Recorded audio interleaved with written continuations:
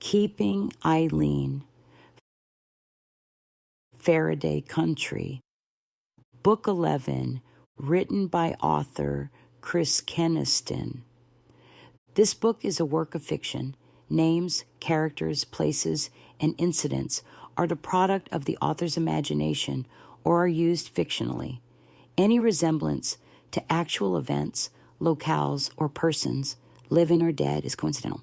Copyright 2025, Christine Baena. All rights reserved, without in any way limiting the author's and publisher's exclusive rights under copyright.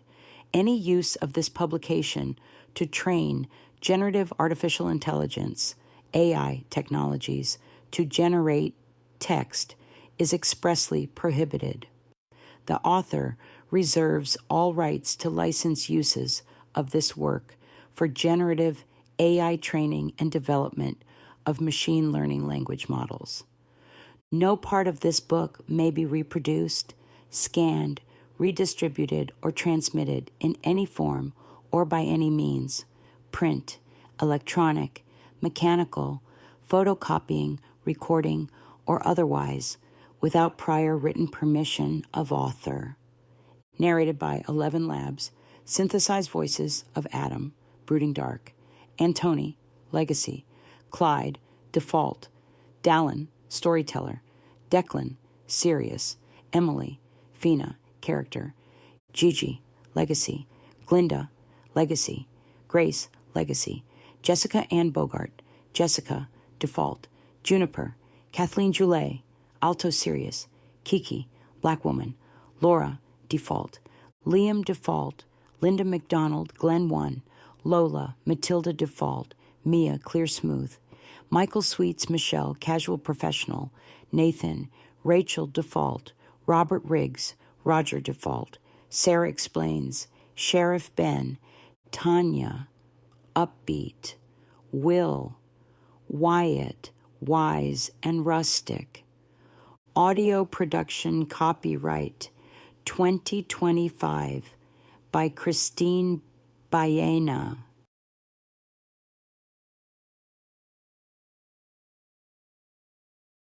Chapter 1.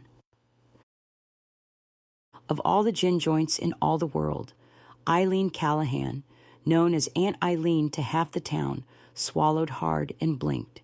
When 2 more steps left, Glenn Baker towering over her table, she squeezed her eyes tightly shut and grabbed onto the edge of the table.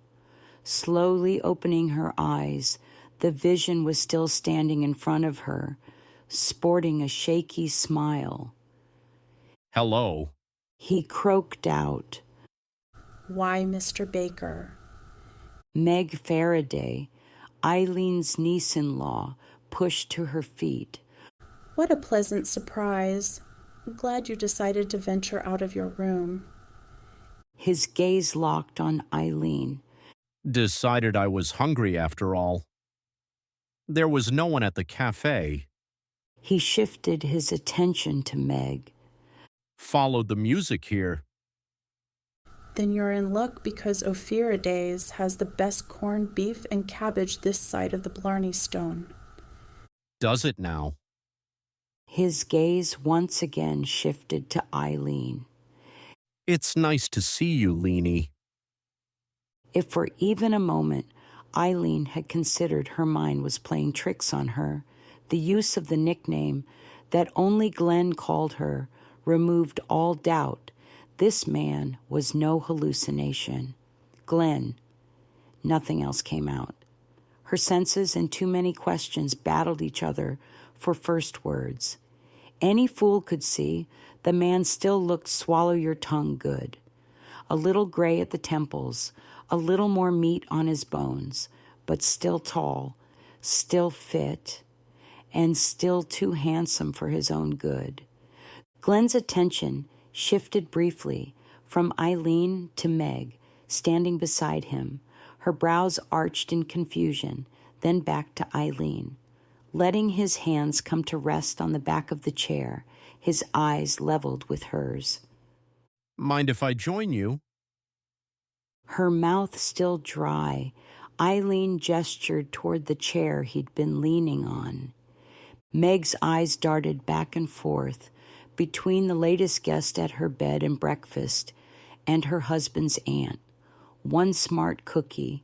Meg opted to have a seat, and rather than ask pointed questions, she continued to observe. Settled into the ladder-back chair, Glenn leaned forward, talking over the music. Would you ladies like another drink? Eileen shook her head, and Meg mumbled, "No, thank you." Turning in his seat, he waved down the waitress, ordered a dark beer, and spun around to face the two women. Forcing a polite smile, Eileen gave words to the one question that had finally jockeyed into lead position, begging to be asked. What are you doing here? The man she'd known so very well, so very long ago, leveled his gaze with hers. I wrote you that I had business in Midland and was hoping to make time to stop by. The letter still sitting in her dresser drawer. You didn't read the letter. His pointed look told her that even after all these years, Glenn just might still be able to read her mind, or perhaps he'd simply become better at guessing. Why would I? She lifted her chin and kept her gaze level with his. I've gotten 2 letters from you in my lifetime. The first over 25 years ago didn't go over so well. I figured, why play with fire? Meg's eyes circled big and round, and Eileen could almost see her efforts to connect the dots. Despite the music playing behind them, Glenn lowered his voice. I should have handled things better. Of course he should have. After she'd postponed the wedding for the second time, he'd had the nerve to hang up on her. She'd been hurt and furious. What had he expected her to do? Her sister was gone, and Eileen was the only mother her infant niece had come to know. Lord knows in those early days, Sean had been so overwhelmed with grief, he'd barely managed to put one foot in front of the other for the sake of the boys. The only one able to care for Grace, the way Helen would have wanted, had been her, and thank heaven for that. Grace had been Eileen's link to her sister, her salve for the heartbreaking grief. I had my hands full. I hadn't understood. Glenn blew out a deep sigh. At least not then. Meg waved the waitress over. I've changed my mind. I think I may need another drink after all. Aunt Eileen? She shook her head. I have 2 daughters. Grown now. Glenn fingered the rim of his long neck. As an infant, Charlotte had colic. I'd pace with her in the middle of the night, try and give Sally a break, but only her mother could ease her discomfort. Eileen bit down hard. For Grace, the hard time had been teething. Eileen paced alone many a night. Pacing, worrying, trying to make Charlotte feel better. Well, sometimes I'd think of Grace. And how you must have felt. He paused, shifted in his seat, and leveled his eyes with hers. I'm sorry. I just didn't understand. Didn't know. A plethora of comebacks danced on the tip of her tongue. Too little, too late. A day late and $1 short. Not worth a plug nickel. Swallowing the words, Eileen opted for the golden rule. If you can't say anything nice, don't say anything at all. And how is Sally? His finger stilled. We lost her almost 3 years ago. Oh, I'm sorry to hear that. She sank against the chair back. Really sorry. I think... Meg's gaze followed the waitress juggling a tray of drinks 2 tables over. I'll go get the drink from Jamie at the bar. Her questioning gaze bore into Eileen. Of course she wouldn't leave without Eileen's assurance. All would be fine. Forcing a brighter smile, she patted her niece's hand. I've changed my mind as well. Ask Jamie to pick something for me. If you'll excuse me. Meg nodded and pushed away from the table. The place was crowded. Not only were the locals standing elbow to elbow, there were plenty of new faces Eileen didn't recognize. Just like Jamie had predicted, a little reminiscent of the movie Field of Dreams. If he brought a taste of Ireland to Texas, folks scattered around the county would come. Who knew Glenn Baker would be one of them?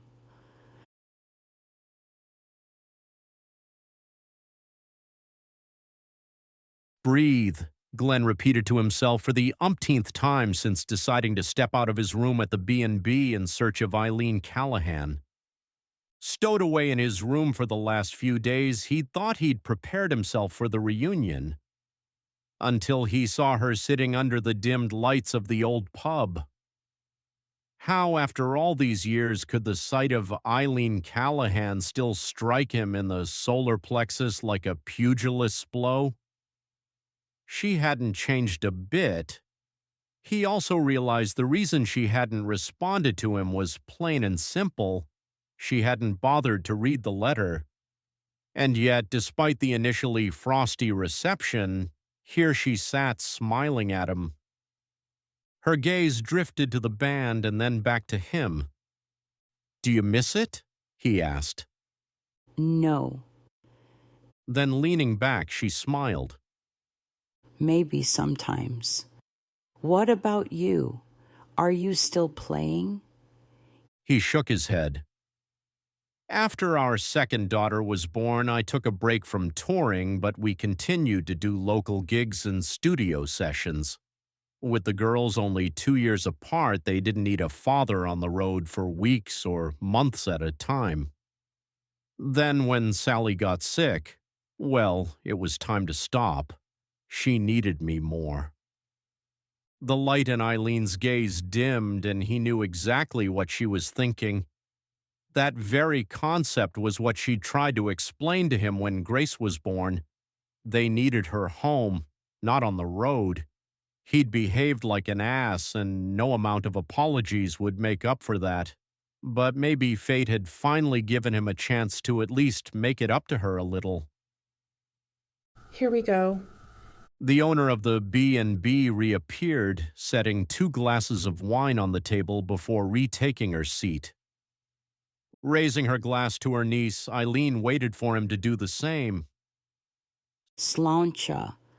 The band chose that moment to shift from Irish to American tunes, starting with Neil Diamond's Sweet Caroline. With the crowd chanting the chorus at the top of their lungs, conversation suddenly became near impossible without shouting. Call him fickle, but he didn't want the entire place to hear what he had to say. Join me for coffee tomorrow. Leaning a fraction closer, she cupped her hand behind her ear. Say that again? Coffee, he said more strongly. Tomorrow. Join me. The way her eyes suddenly popped open, he was pretty sure she'd heard him. Her gaze darted over to the bartender, huddled with another guy staring at them, and back to him. He could see her chest rise with a deep intake of breath and fall again as she exhaled and nodded. 9 o'clock? Make it 10. I've got morning chores, and the ranch is nearly an hour away. Cafe is the only place in town at that hour. Pushing to his feet, he couldn't help the grin that threatened to take over his face before nodding and repeating, 10 o'clock. Turning to Meg, he smiled at her too.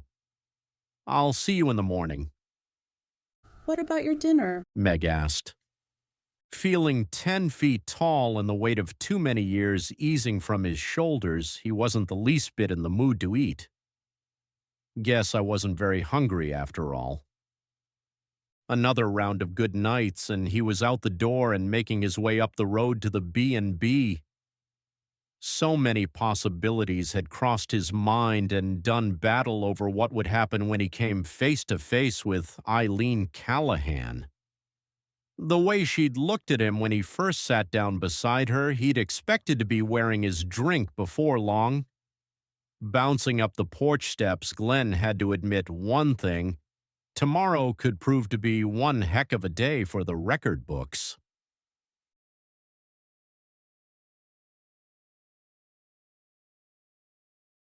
Head in the fridge, Sean Farraday pulled out a stack of leftover storage tubs, slammed them on the counter, and then one by one shoved them back into the refrigerator. Spinning on his boot heel, he stomped to the extra fridge, and in search of a beer, almost yanked the door off the hinges. Maybe bourbon was a better idea. Storming back across the kitchen, he rounded the corner to the living room and almost crashed smack into his youngest son. Lose something? No. He spun about, getting a late-night snack. From the bar? Always a man of few words, Finn crisscrossed the room, gathering a pair of drinking glasses, a gallon of milk, a platter of his aunt's chocolate chip cookies, and setting them on the table, he slid into a seat at the massive kitchen table. Sean stood in the archway connecting the two rooms while Finn filled 2 glasses from the container. The kid had always been the voice of reason in the family, regardless of the turmoil about. Sean didn't know if he'd been born that way, or if it was something he'd had to learn in the midst of the chaos of losing his mother so young. Whatever the cause, right now the last thing Sean felt like doing was sitting down to milking cookies.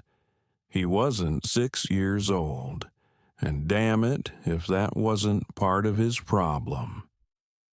Shoving a full glass across the table, Finn dipped a cookie into his own glass. You're making enough noise down here to wake the dead. I was hungry. He still wasn't used to having Finn and Joanna on the first floor. Only recently had they converted the guest rooms off the kitchen into a more private wing until they got around to building their own home on the property.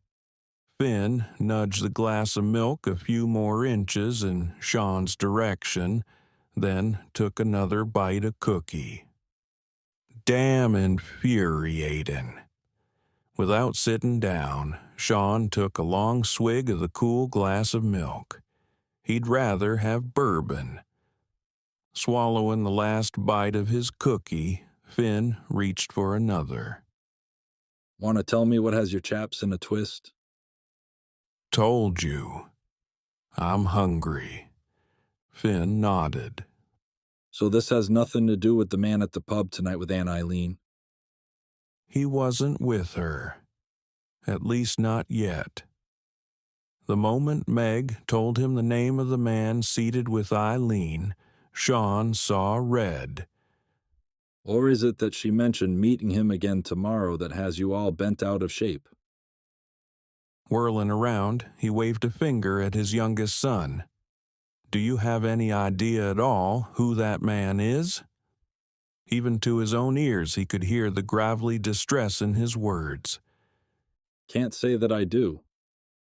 That. Sean bit down on his back teeth. Man, he cursed, is Glenn Baker. Finn nodded. That much we all heard. His name and that, he's here for a short visit. Great, he muttered. Just great. Sorry, Dad, you're losing me again. Want to start from the beginning? It wasn't his place to start from anywhere. Eileen was entitled to her privacy. He gulped down the last of the milk and slammed the glass down hard before remembering Joanna was probably trying to sleep. No. Forearms on the table, Finn leaned forward, shaking his head. If this man is going to bring trouble to Aunt Eileen, then you need to let us in. Farradays take care of Farradays. Except Eileen wasn't a Farraday. She was a Callahan, and if Helen hadn't died so young and he hadn't been so needy, Eileen would be a baker now. Nope. Seething, he strode to the bar for the bourbon. That SOB should have waited for her. If Glenn had truly loved Eileen the way she deserved, he would have waited for her no matter how long it took. Showing up all these years later wasn't fair, not to anyone. Dad. Finn grabbed him by the arm. You're scaring me. Who the hell is this guy? He's the man who broke your aunt's heart.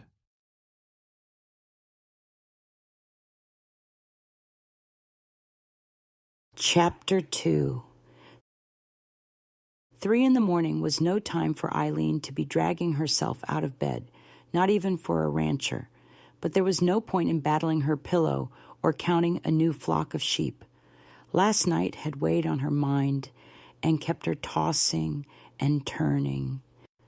Not just the unexpected visit from the bloody ghost of Christmas past, but the prospect of seeing him again today and everything in between. With the excitement over the success of the grand opening and Jameson's proposal to Abby, Glenn's name had barely been mentioned during the car ride home. That had suited her fine, since she hadn't a clue what else to say anyhow. Home, exhausted and a tad overwhelmed, she'd seen the questions in Sean's eyes and simply wasn't up to finding the answers. Instead, she'd forgone her and Sean's nightly ritual of herbal tea before bed and gone straight to her room. Later, she'd heard him still rustling about in the kitchen and considered marching herself downstairs. But when Finn's voice carried to the upstairs hall, she'd closed her door and crawled back into bed for all the good it had done her. Showered and dressed in the near middle of the night, she'd packed a hearty lunch for her men, scrambled up some eggs, and made breakfast burritos for later, since she wouldn't be home when they got in from moving the cattle. Sitting in Sean's truck, she turned the key and the engine roared to life. The sound brought a smile to her face. Back in the day, when she knew nothing at all about ranch life, the only thing she could think of to do for Sean was to warm his truck up from the bitter early morning air. The look of sheer appreciation and gratitude on his face had kept her turning it on through an awful lot of chilled mornings. Even though the night air had yet to reach below freezing, she'd come out here anyhow, and like it or not, it was time to go inside and face the music. Back in the house, she filled the thermos with strong coffee and decided if ever there was a reason to call on the social club at this ungodly hour, Glenn was it. Morning. Sean came to a stop beside her and reached for the coffee pot. Eileen pushed the empty mug closer to him. Morning. Keeping his gaze on his mug, he poured some cream. Are we going to talk about him now? Almost relieved to have someone she trusted to bounce her thoughts and confusion off of, the words simply didn't come. She truly had no idea what to say to the man she'd helped to raise 7 children, discussing schoolyard spats, sibling rivalry, and higher education was a breeze, telling him how her heart nearly stuttered to a stop as her past walked into her present. How could she? She'd barely shared 2 words about her and Glenn's relationship all those years ago, and now all she knew was that the man's daughter had colic as a baby and his wife had died. She didn't even know why Glenn had detoured to Tuckers Bluff. I have things to do before meeting Glenn for coffee, and I need to go now. Lifting his cup, he turned to face her. His normally marble blue eyes had taken on the steely shade of a man with too much on his mind. His gaze shifted out the window into the darkness. No sign of dawn. The door to Finn and Joanna's rooms inched open, and Sean poured another cup for his son, then turned to her. Stay safe. With a nod and deep breath, she grabbed her purse and keys and, clutching her phone, scurried out the door like a scared rabbit. Despite the rancher's hour, her best friend picked up on the first ring and agreed to put on the coffee and call in the other ladies. All right, you got us here at the crack of dawn. Now spit it out. From her spot at the large table in Dorothy's kitchen, Sally Mae skewered Eileen with a piercing glare. Give the woman a chance to absorb some caffeine. Dorothy walked over with a fresh coffee pot in one hand. Eileen held up an empty coffee cup and wondered what, in the name of all that was holy, had possessed her to call a meeting of the social club. Oh, yeah, because her past had just risen from the dead and wanted to share a cup of coffee in. She looked at the clock on the wall. 3 hours. Dorothy filled Eileen's cup and then moved to pour a mug for Sally Mae. A car door slammed, and a few seconds later, Ruth Ann came huffing through the door and hurried into the kitchen. I got here as fast as I could. Who's dying? No one. 3 voices echoed. Ruth Ann dumped her oversized purse in the nearest chair. Her mouth slightly agape, she looked from one friend to the other. Well, I know none of you are pregnant. Any other time, and Eileen would have laughed. Sit. Dorothy pointed to the chair in front of her with an empty coffee mug on the table and filled it, then filled her own and took a seat beside Eileen. With 3 pairs of eyes on her, Eileen almost wished she'd just stayed in bed.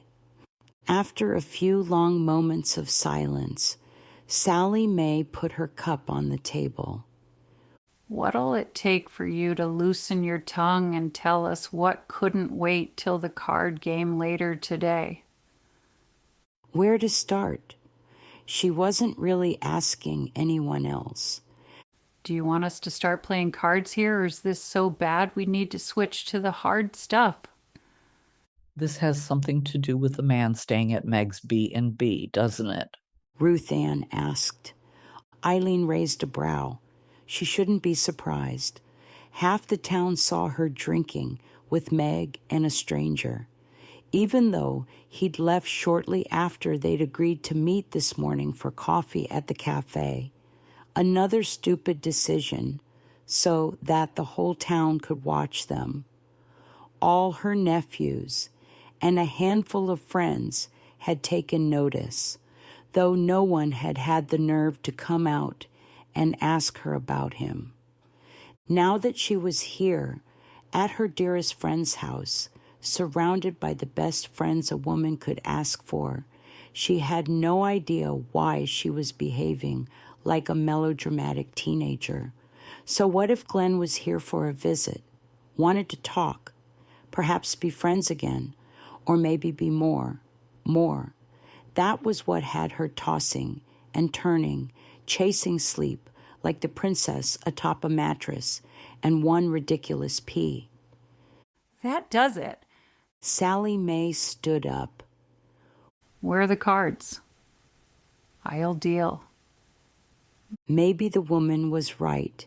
Having something to do with her hands would make this easier, put things into perspective. 5 minutes later, 3 of them sat around a table, playing cards in hand. Dorothy stood holding out a bottle of Bailey's.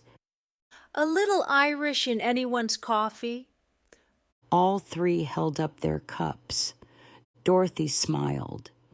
Thought so. Seated and rearranging her cards, Dorothy was the first to speak. I'm in. I'll take 2, and who is he? I'll take 1. Ruth Ann tossed in a chip. A guest at Meg's B&B. Sally Mae dealt Dorothy's and Ruth Ann's cards. He's more than that. I saw the look in his eyes when the lights came on after the music was done, but Roy shuffled me out of there before I could find out. You saw him? Ruth Ann asked. How did I miss it? Dorothy shuffled her cards around in her hand. Because you and Ralph never got off the dance floor long enough to notice anything. How would you know?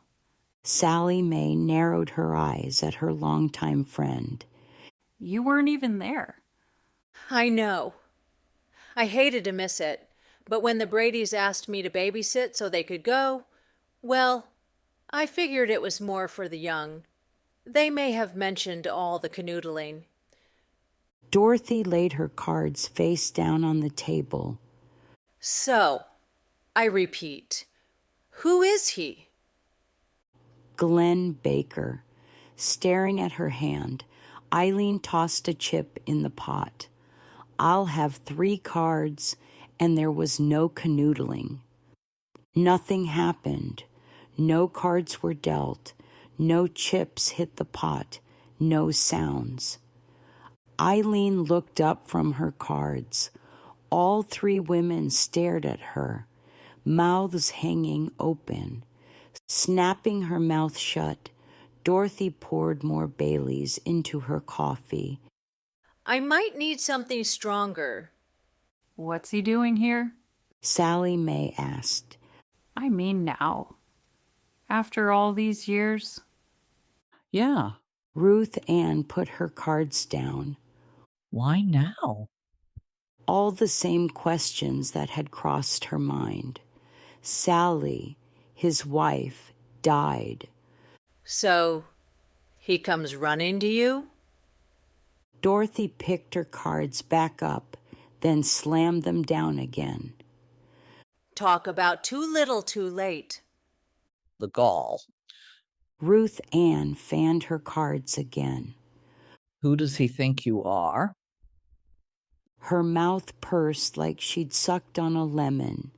Sally Mae shook her head, dealt herself a card, and mumbled, Should be run out of town on a rail. Works for me. Dorothy agreed and tossed a chip into the pot. I'm in for 5. Ruth Ann tossed a chip in the pot with a little more force than was needed, setting the makeshift pot to teetering. I'm in and willing to donate feathers. Ladies, Eileen tossed in a chip. Don't you think you're getting a little carried away? It's not like he compromised my virtue at the turn of the last century or shot my lover in cold blood. Might as well have. Ruth Ann muttered. He should have understood you were needed here.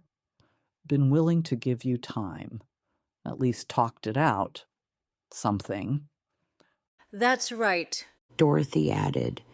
It's not like just anyone could step into a household of 7 children and a grieving father and make it all better in a few weeks. It was months, Eileen said softly. So? Sally Mae said. Maybe, Eileen put her cards down, if I'd let him come. When Helen had gotten so sick from the infection, Eileen hadn't been worried. Doctors and medicine cured infections all the time. Eileen hadn't realized how many women still died in childbirth, even in this day and age. The shock and pain had been nearly unbearable, and yet, when Glenn had said he'd catch the next flight, come, be with her, help, she'd said no. She'd reminded him that the band was just getting a name for themselves. People were starting to recognize them, him. The upcoming gigs were important. He had to do them, couldn't step away. We went over this 20-something years ago, Dorothy said. It wasn't your fault. Even if he didn't come, he didn't have to marry the other singer. No. She picked up her cards. He wanted to bring Gloria up to sing for me. Did I mention that? Probably. Ruth Ann said. Eileen nodded. He did. I told him Sally had the stronger voice. She was the better replacement for me. On stage, honey. Sally Mae slammed the cards again. Not in life. He apologized. All eyes shifted toward her.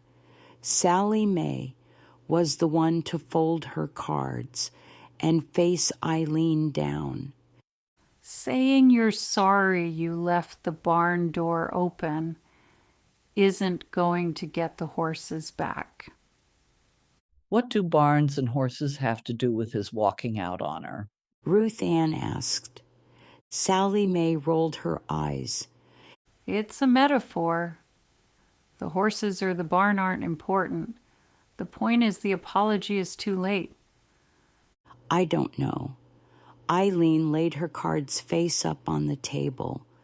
2 pair. It's my turn to go first. Dorothy laid her cards down. 3 of a kind, and what do you mean you don't know?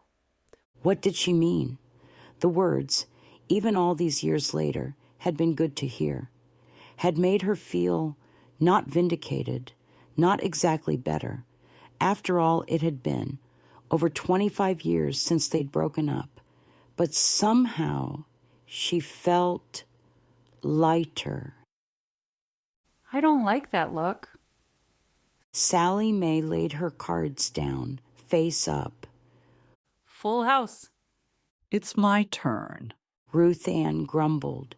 Not that it matters. Your full house beats my 2 pair aces high. Her hand stilled and she turned to face Eileen. Wait. What? Look. Dorothy sighed. The one that says she's forgiven him. She has? Ruth Ann asked. Why? Forgive, schmorgive. Sally Mae gathered the cards on the table into a pile. He could have apologized over the phone, like 20 years ago. I'll give him this much. Dorothy helped collect the cards. It says something for him that he came in person, but I don't know that I like that look in your eyes either. I don't have a look. And now that we've talked it out, I don't know why I'm making such a big deal of having a cup of coffee with him. You're having coffee? Ruth Ann asked. Eileen nodded. Today at 10 at the cafe. He wants to talk to me about something. He better not think you've just been sitting around waiting for him to waltz back into your life and sweep you off your feet. Sally Mae passed the deck to Dorothy to shuffle. Your life is here, with your friends and your family. Her life. Once upon a time, her life had been on a stage with the talented man of her dreams. Once upon a time.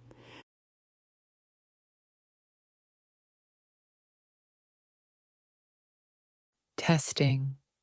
1, 2, 3. Fancy's soft voice came through the speakers loud and clear. This would be Toe the Line's first gig in the new country music hall, and she was more than a little nervous. Sounds good. Their sound man removed the headsets and set them down. Fans are gonna love this place. Yes. She couldn't agree more. The last year had been a whirlwind of mind-boggling success. 2 years ago, if anyone had asked her where she saw herself in the future, lead female singer for a chart-topping country music band would not have been her answer. You okay? Garrett, an original member of Toe the Line, asked. Me? Sure. Don't tell me you're nervous about tonight. They're going to love the new songs. I know that. No one writes songs like Gil. The man is a musical genius. Agreed. They'll love his songs, and they'll love you. Would they? Sometimes she felt like such an imposter. Maybe. Hey, That low, dreamy voice that had wooed fans for years spoke softly, soothing her uneasy nerves. She would never have made it this far without his friendship. have you changed your mind? How do you do that? Sometimes I feel like you're inside my brain. Shaking her head, she flashed him her best effort at a smile. It's just, we're getting closer. We are. Have you told your sister you're coming yet? Not exactly. Garrett's brows lifted, making his already big blue eyes seem enormous. Exactly what have you told her? I sent a birthday card to Brittany and mentioned I'd hope to see her soon. Those two brows inched slightly higher. So, your sister has no idea you're on your way or what you want. She shook her head. Some habits die hard. Talking to her sister hadn't come easily since she was 12, before her mother died. Fancy, He shifted around to face her. you have been sending postcards for months but haven't spoken to Allison once. Don't you think she deserves to know what's going on in that pretty little head of yours? This time, hers were the brows, to shoot up high. This is all so hard. Her voice trailed off, and crossing her arms, she roughly brushed away a non-existent chill. Would she ever get things right from the start? Outside of singing, she didn't seem to be able to do anything right. Well, maybe one thing. Brittany Farraday.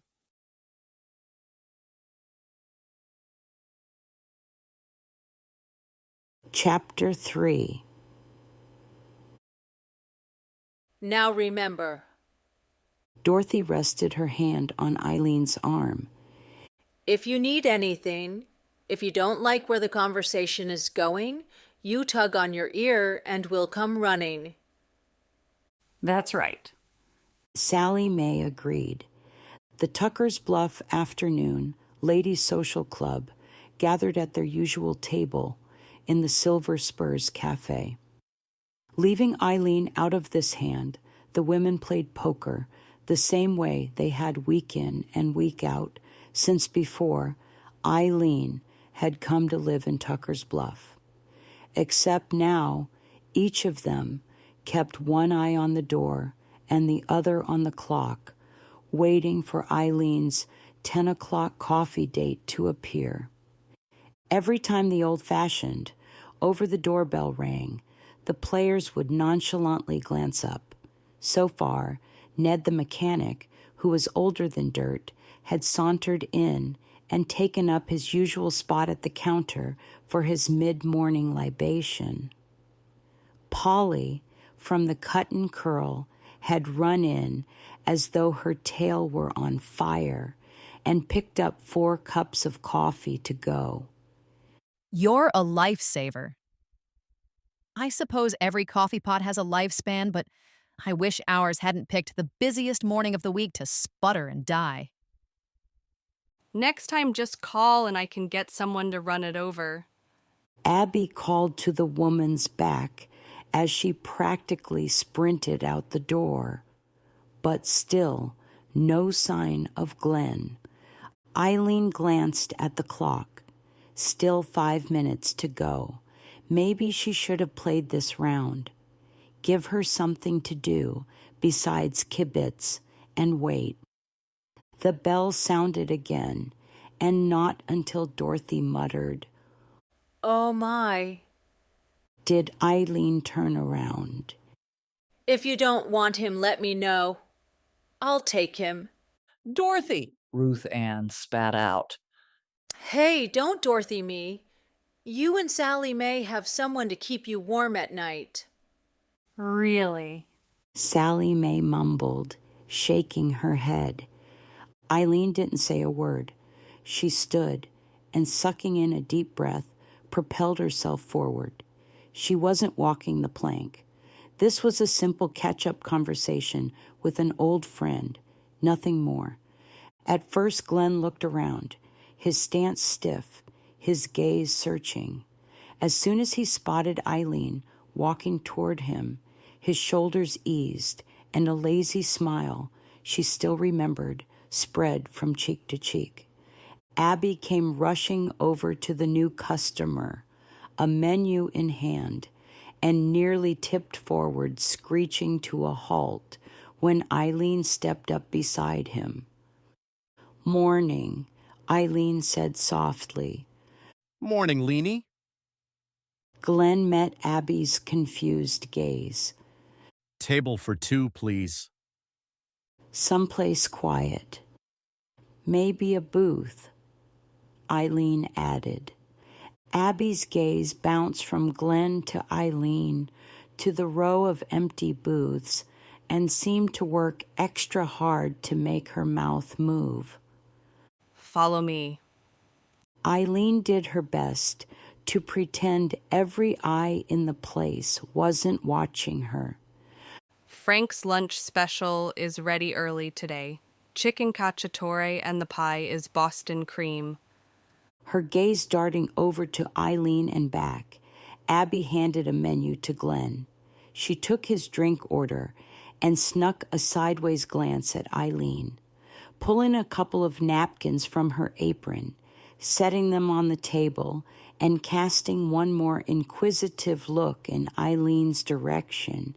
She announced, "I'll be back in a jiff with your drinks and to take your orders." "Thank you, Abby." Eileen did her best to offer Jameson's, as of last night. Fiancé, a casual, all is well with the world smile, and prayed it didn't look like she was about to heave her breakfast. "Meg's been telling me all about the Farradays." Glenn started. "She has?" "I've been in town for a couple of days." A hint of pink tinged his cheeks.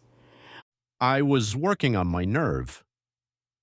Anyhow, at breakfast, at least one of your nephews, or their wives, came up in conversation.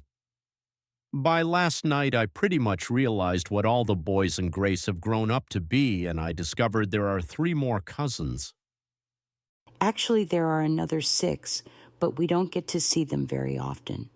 Hannah, Ian, and Jameson are Sean's cousin Brian's brood. They were raised here in Texas, not far from Austin. Brian's brother Patrick did a bit of wandering before he finally settled down in Wyoming. "And your Aunt Eileen to all of them." She nodded. Even though Brian and Patrick's clans had no true relation to Eileen, she'd been their aunt as much as she'd been one to her sister's children. Hey. Jameson, Brian's eldest son, strolled up to the table and leaned over to give his aunt a kiss on the cheek. How's it going? Fine. Eileen smiled. She knew what her nephew was up to.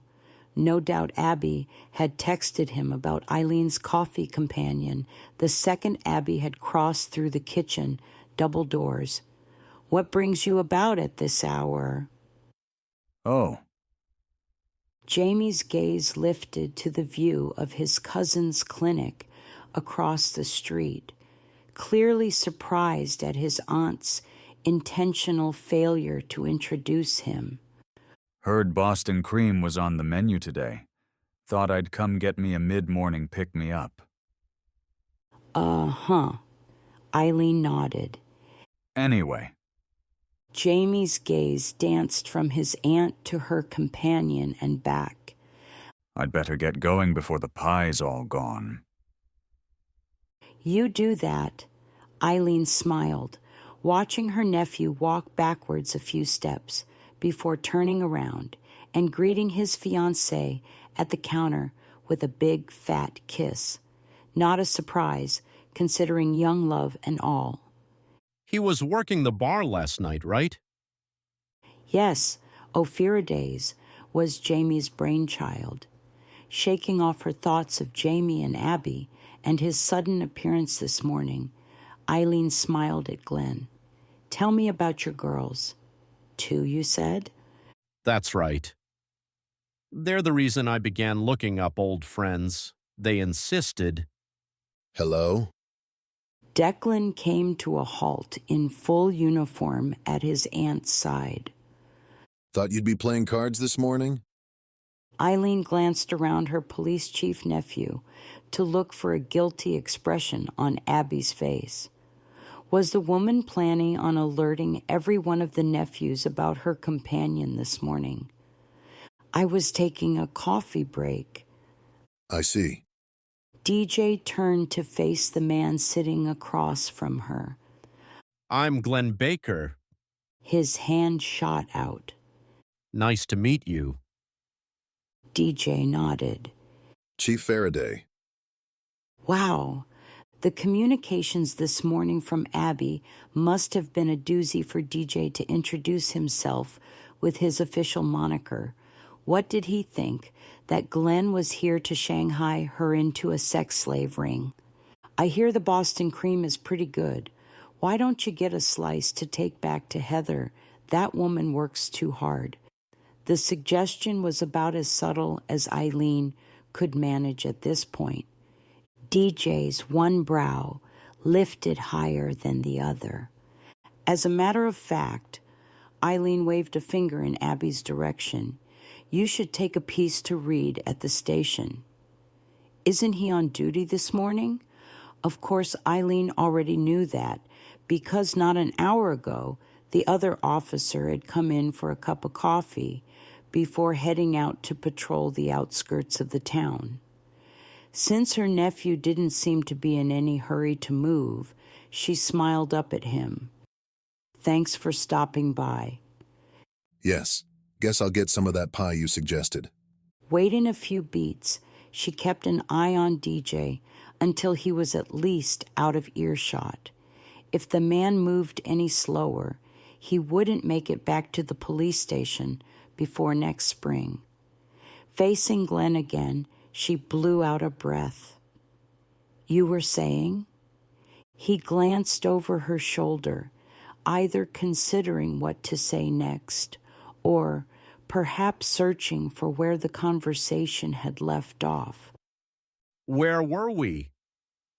Your daughters are the reason. Yes. He nodded and paused as Abby set a cup of coffee in front of each of them. Would you two be wanting to eat something? Actually.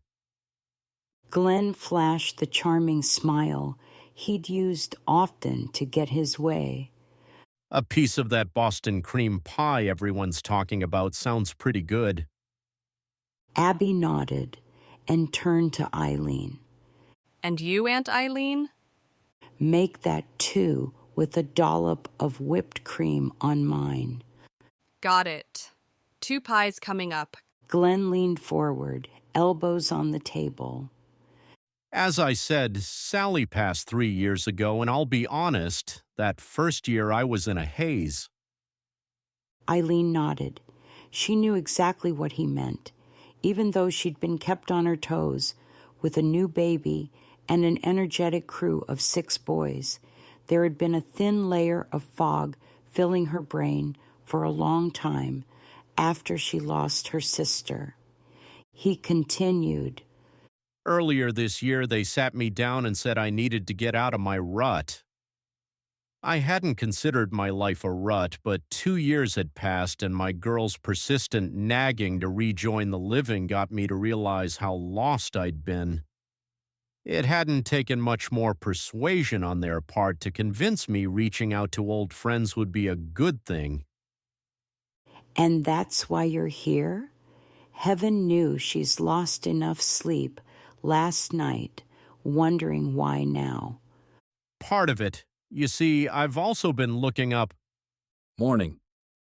Finn took off his hat, smacked it on his side, and grinned at his aunt.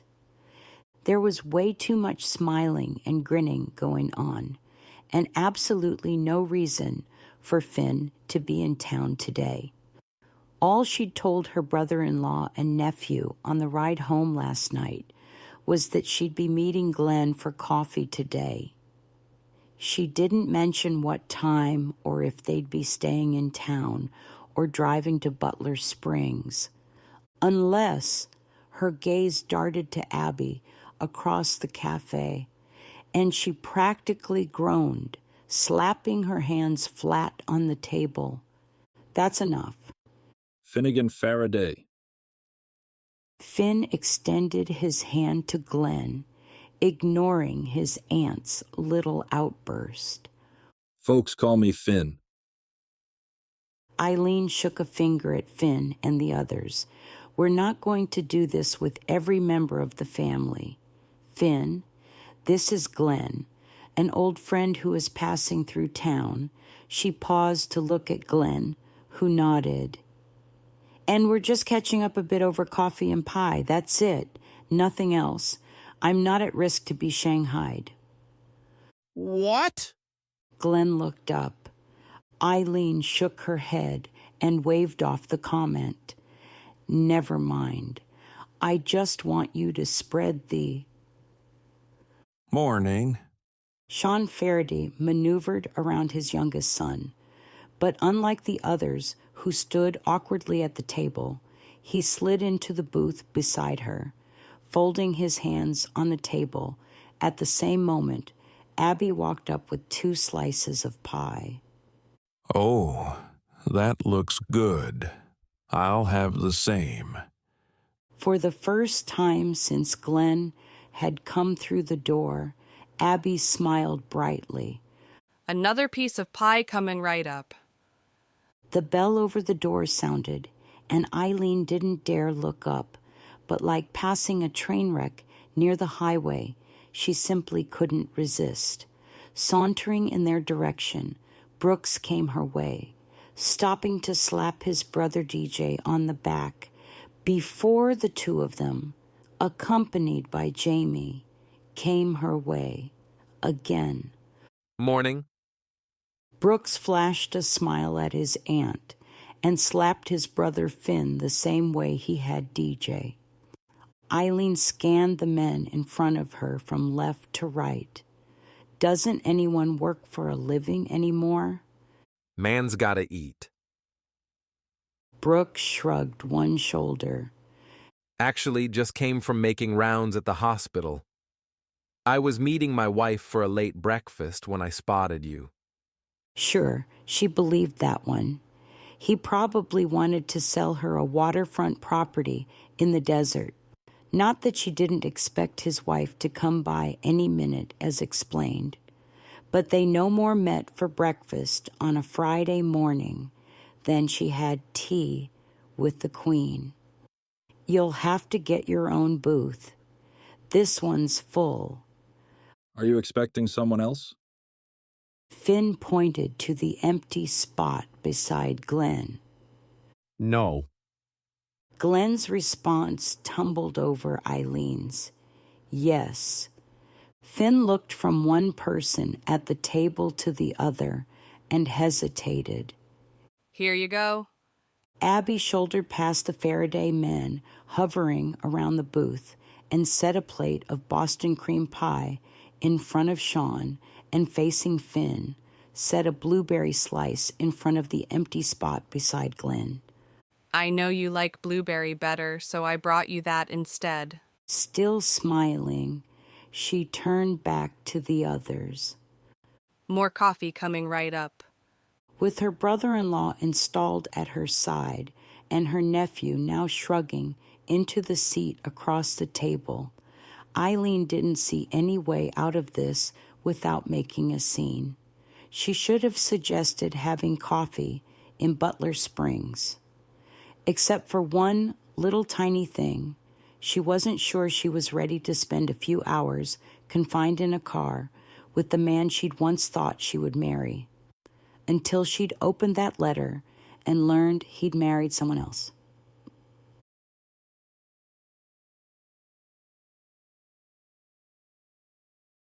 For a few minutes, Sean was sure Eileen was going to kick him out of the booth, or maybe clear out of the state of Texas.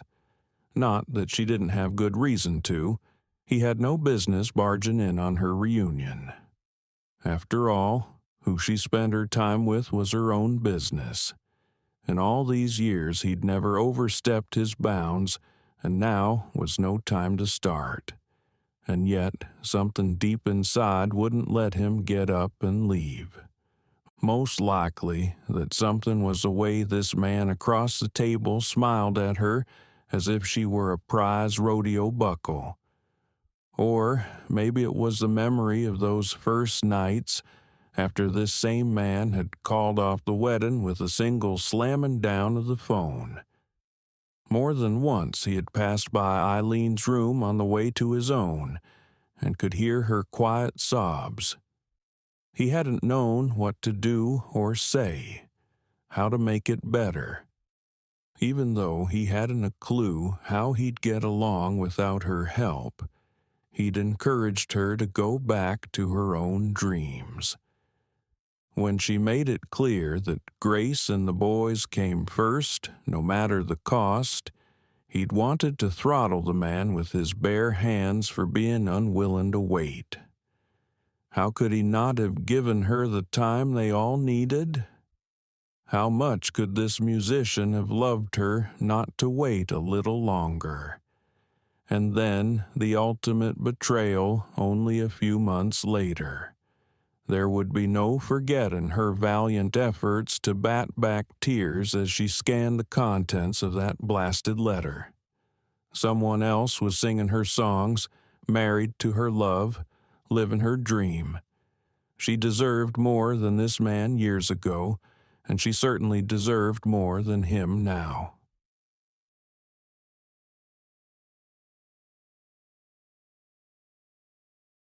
Except for Finn, who had eased his way into the booth with his father once Eileen read the riot act, any and all relatives were immediately dispatched across the cafe.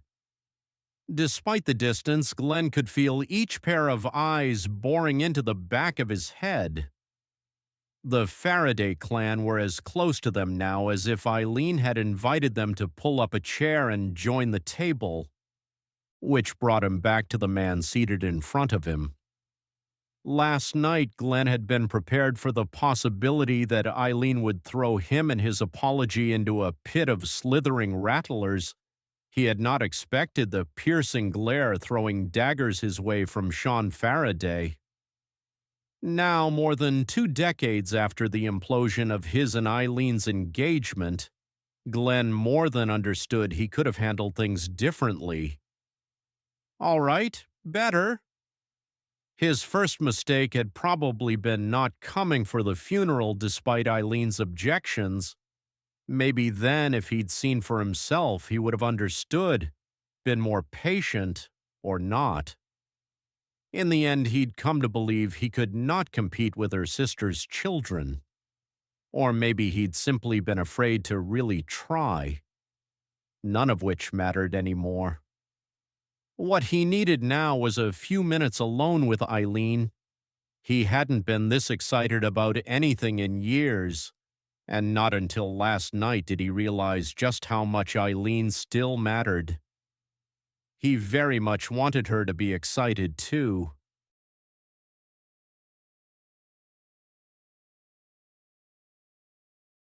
Chapter 4. Listening to Finn, Pepper Glen, with questions under the guise of conversation. Eileen wondered, when did her quiet, pensive nephew become so talkative? Also, what would happen if she stabbed someone with a fork? Honestly, any more politely stiff conversation, and she might just stab herself with a fork to get the day over with. So this is your first time in Texas? Finn asked. No. Glenn fiddled with the last bite of pie on his plate. But it's been many years since we played in Texas. Played? Finn's brows crinkled. You're an athlete. Glenn tipped his head back with laughter. Hardly. I'm a jazz pianist. And a dang good one. A familiar sense of pride bubbled inside her. At least you used to be. Still am, thank you, even if I haven't played for an audience since... His words trailed off, and his hand stilled momentarily before he stabbed at the last piece and forced a smile in Eileen's direction. Do you remember the Blue Tortoise? The name seemed vaguely familiar. It had been so many years since they'd performed together, always on the road, from town to town, night after... Wait, wasn't that in Austin? The club with the huge stuffed turtle, right? Tortoise, yes. And between sets, the waitresses would get up on the bars and do those hand jive moves. That's right. I remember. They booked us a couple of times. Content in the memory, Eileen leaned back, her arm barely brushing against Sean's as she relaxed a bit for the first time since the Farraday clan arrived. The owner's favorite song was Miss Otis Regrets. Glenn eased his head from side to side, grinning. Some nights I'd lose track of how many times he'd have you sing that song. Some nights I wondered if he'd let us get in a whole set without it, though I did often wonder why he seemed so fond of the woman who strayed on Lover's Lane and pulled a gun from under her velvet gown. One of Cole Porter's more entertaining tunes. Glenn chuckled. Finn opened and closed his mouth a few times before finally spitting out. You sang. I mean, professionally? Don't look so horrified. Eileen felt indignation inch up her spine. Your voice is golden. For the first time since Finn began his ill-disguised attempt at casual questions, Sean entered the conversation, sharing that barely there lift to one side of his mouth that almost all his sons had inherited. You just don't sing much anymore. She shook her head. Give her a few glasses of wine and a really big party, and she couldn't resist. At just about every Farraday wedding over the last year or so, at some point she'd picked up a mic and sung to her heart's content. How did I not know this? Finn leaned forward, resting his arms on the table. I mean, I know you and Aunt Ann can sing all night, but wait, did Aunt Ann used to sing professionally too? Were y'all some sort of girls' singing group? Eileen swallowed a laugh. Don't know many jazz girls singing groups. And no, your aunt has a fabulous voice, but except for a wedding or two, she's never set foot on a stage. Did you know? Finn looked to his dad. How could I not know? Finn's father bobbed his head. Your mother was so very proud that she would play their album over and over and over. I'm surprised she didn't wear it out. Eileen turned her head sideways, staring at her brother-in-law. I didn't know that. I didn't even know she had a copy. Yep. Sean set his fork down on the cleaned pie plate. We probably still have it.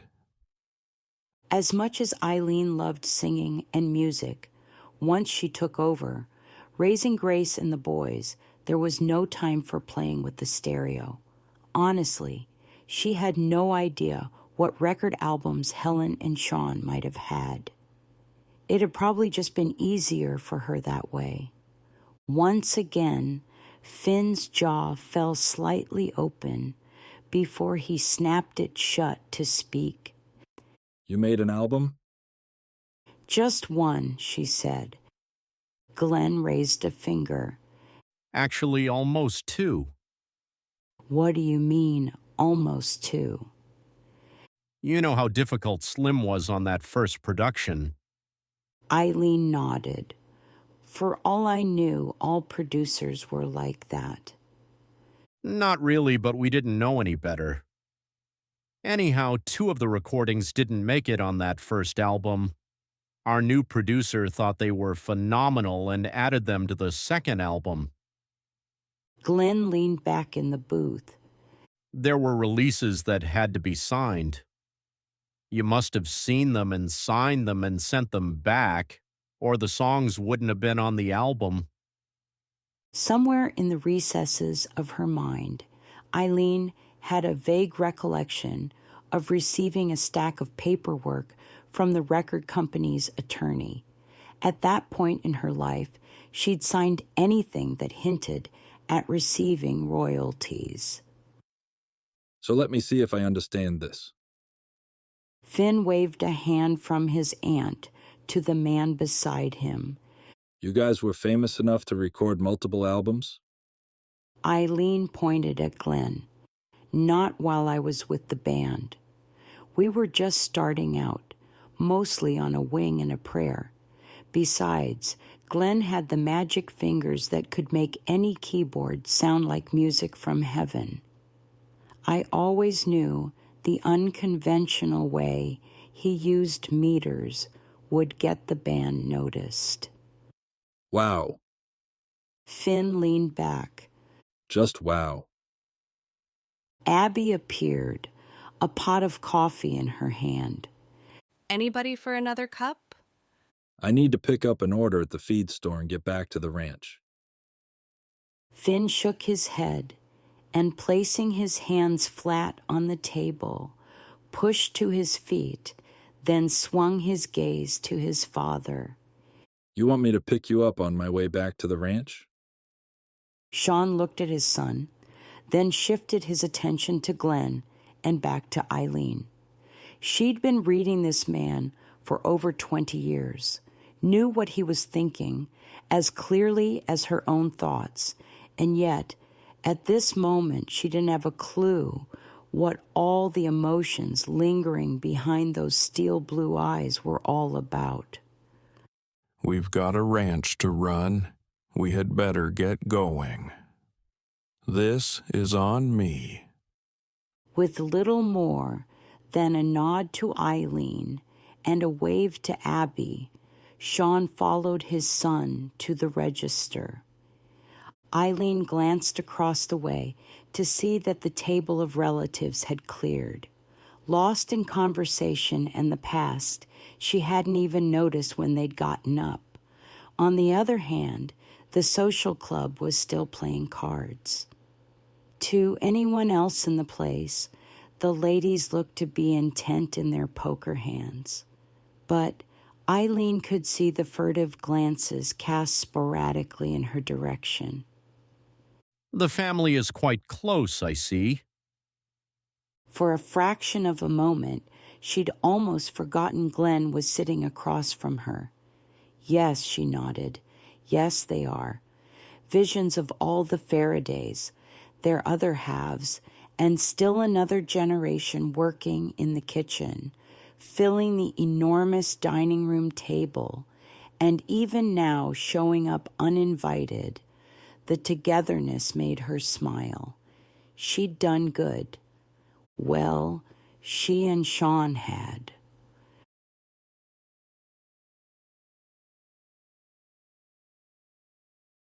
All it had taken was one text from Finn to have almost every Farraday in Tuckers Bluff gathered around the kitchen at Meg's or on their way. All right.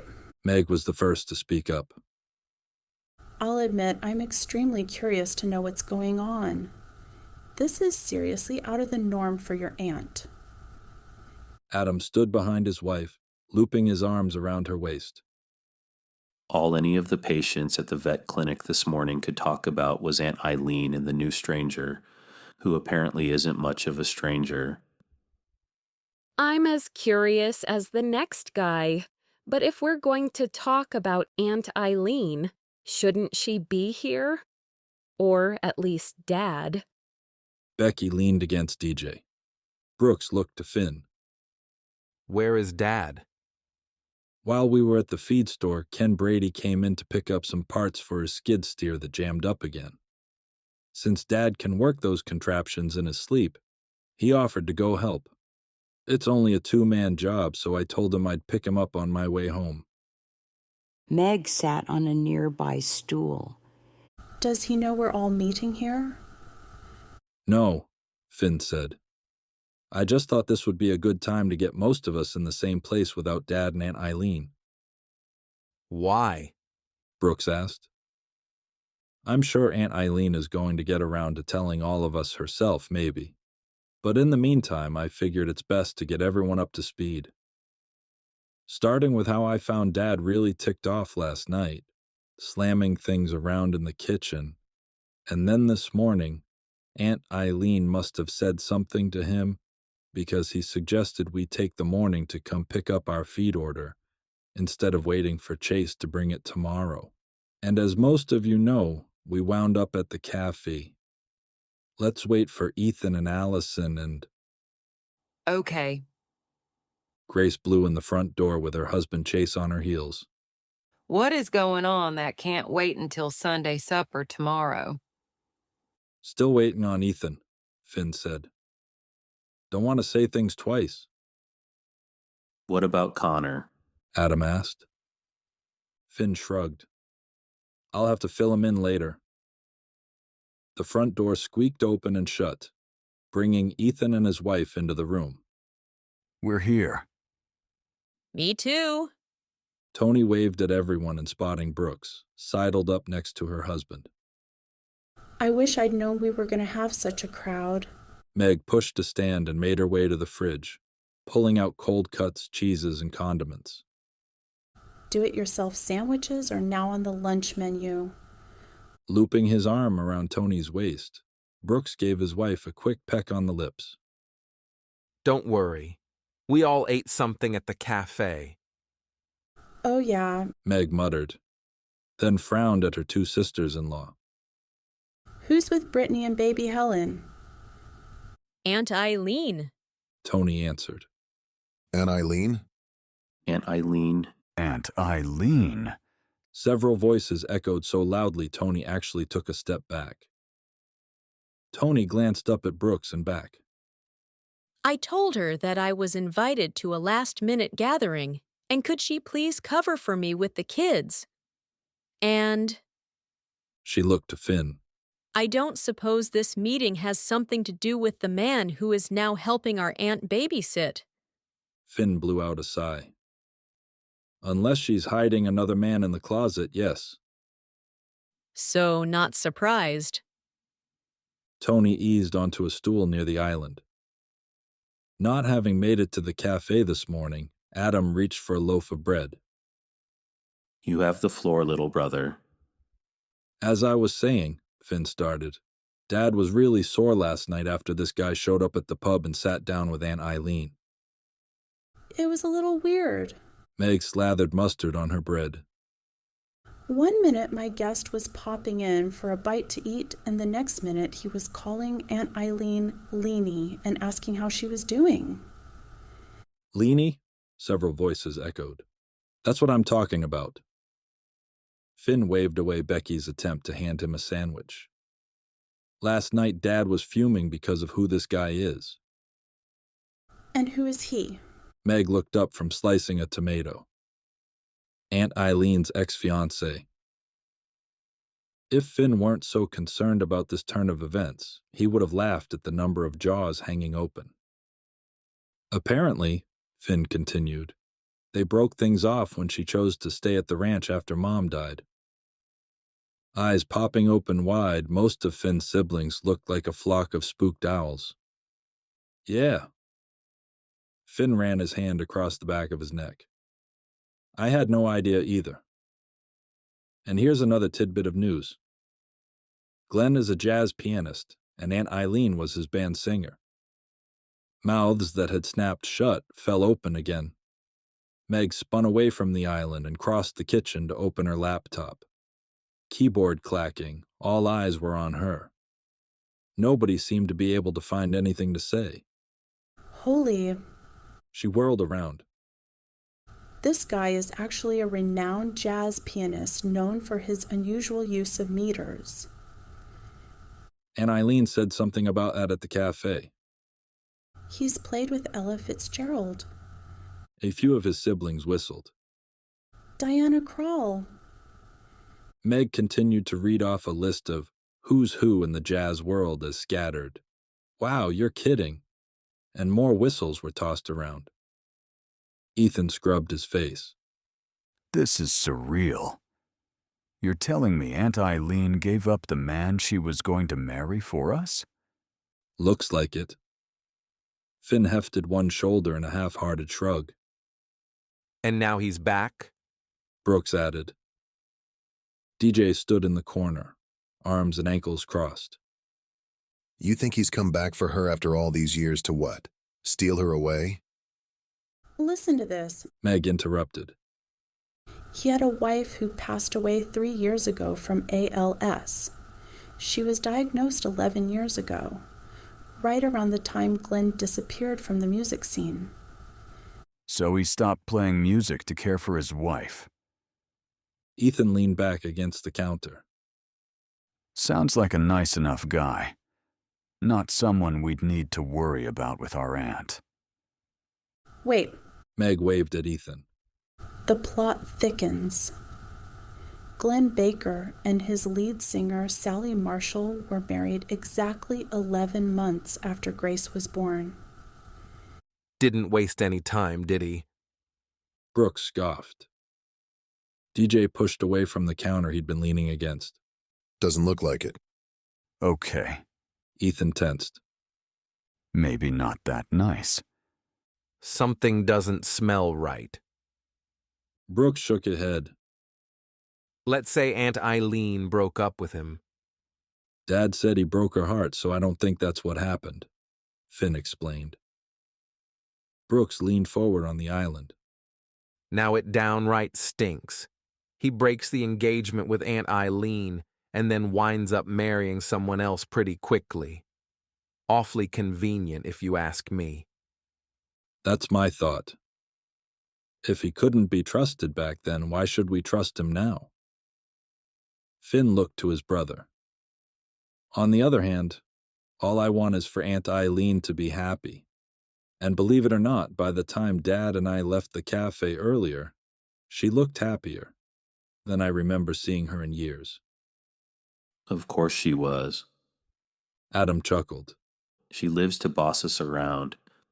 True, Finn smiled, but I think there's more to it. If this guy has come back for Aunt Eileen and he makes her happy, then I'm all for it. Adam leaned back against the counter and crossed his arms. Meg held her hand up. I love you, honey, but let's not go jumping to conclusions. There could be any number of reasons Glenn is here, and we have no way of knowing if he's here for her or some other reason, or if having him in her life again is something she even wants. Silence hung for a few moments as Meg's words sank in. As far as Finn was concerned, he wanted his aunt happy, but he'd rather have her happy in Tuckers Bluff. I'm not convinced it's any of our business. Tony stole a slice of baked ham from the countertop. She is a grown woman, after all. She has a right to do whatever she wants, with whomever she wants. A few of the brothers squeezed their eyes shut. One of them mumbled, TMI. Let's not get carried away here. Finn raised his hand. It's not like we're going to lock her up in a chastity belt.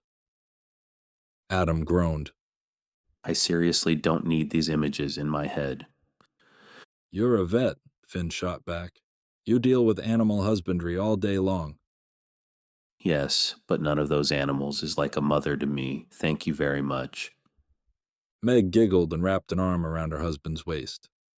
That's all right, sweetie. We'll just have to get your mind on something else. Adam's nostrils flared, and not a soul in the room doubted where his mind had just gone. Maybe I should dig a little deeper, TJ suggested. The brothers looked from one to another. Pushing away from the counter behind him, Finn nodded. Whatever you do, don't let Aunt Eileen find out, or no matter how old we are, none of us will be able to sit for a week. That made a few of his brothers laugh under their breaths. So now what? Adam asked. We just hang around and wait? Finn nodded. And in the meantime, keep an eye on the man. Brooks sighed. So, we're laying odds that after all these years, he's come back for the one that got away? That's my best bet. Finn had kicked this around since his dad's tirade last night, again the morning at home and later at the cafe. Nothing else made sense. If all he'd wanted was to catch up, that's what the internet or phone was for. A face-to-face meeting, halfway across the country. I mean, what else could make the man travel all the way to the middle of West Texas?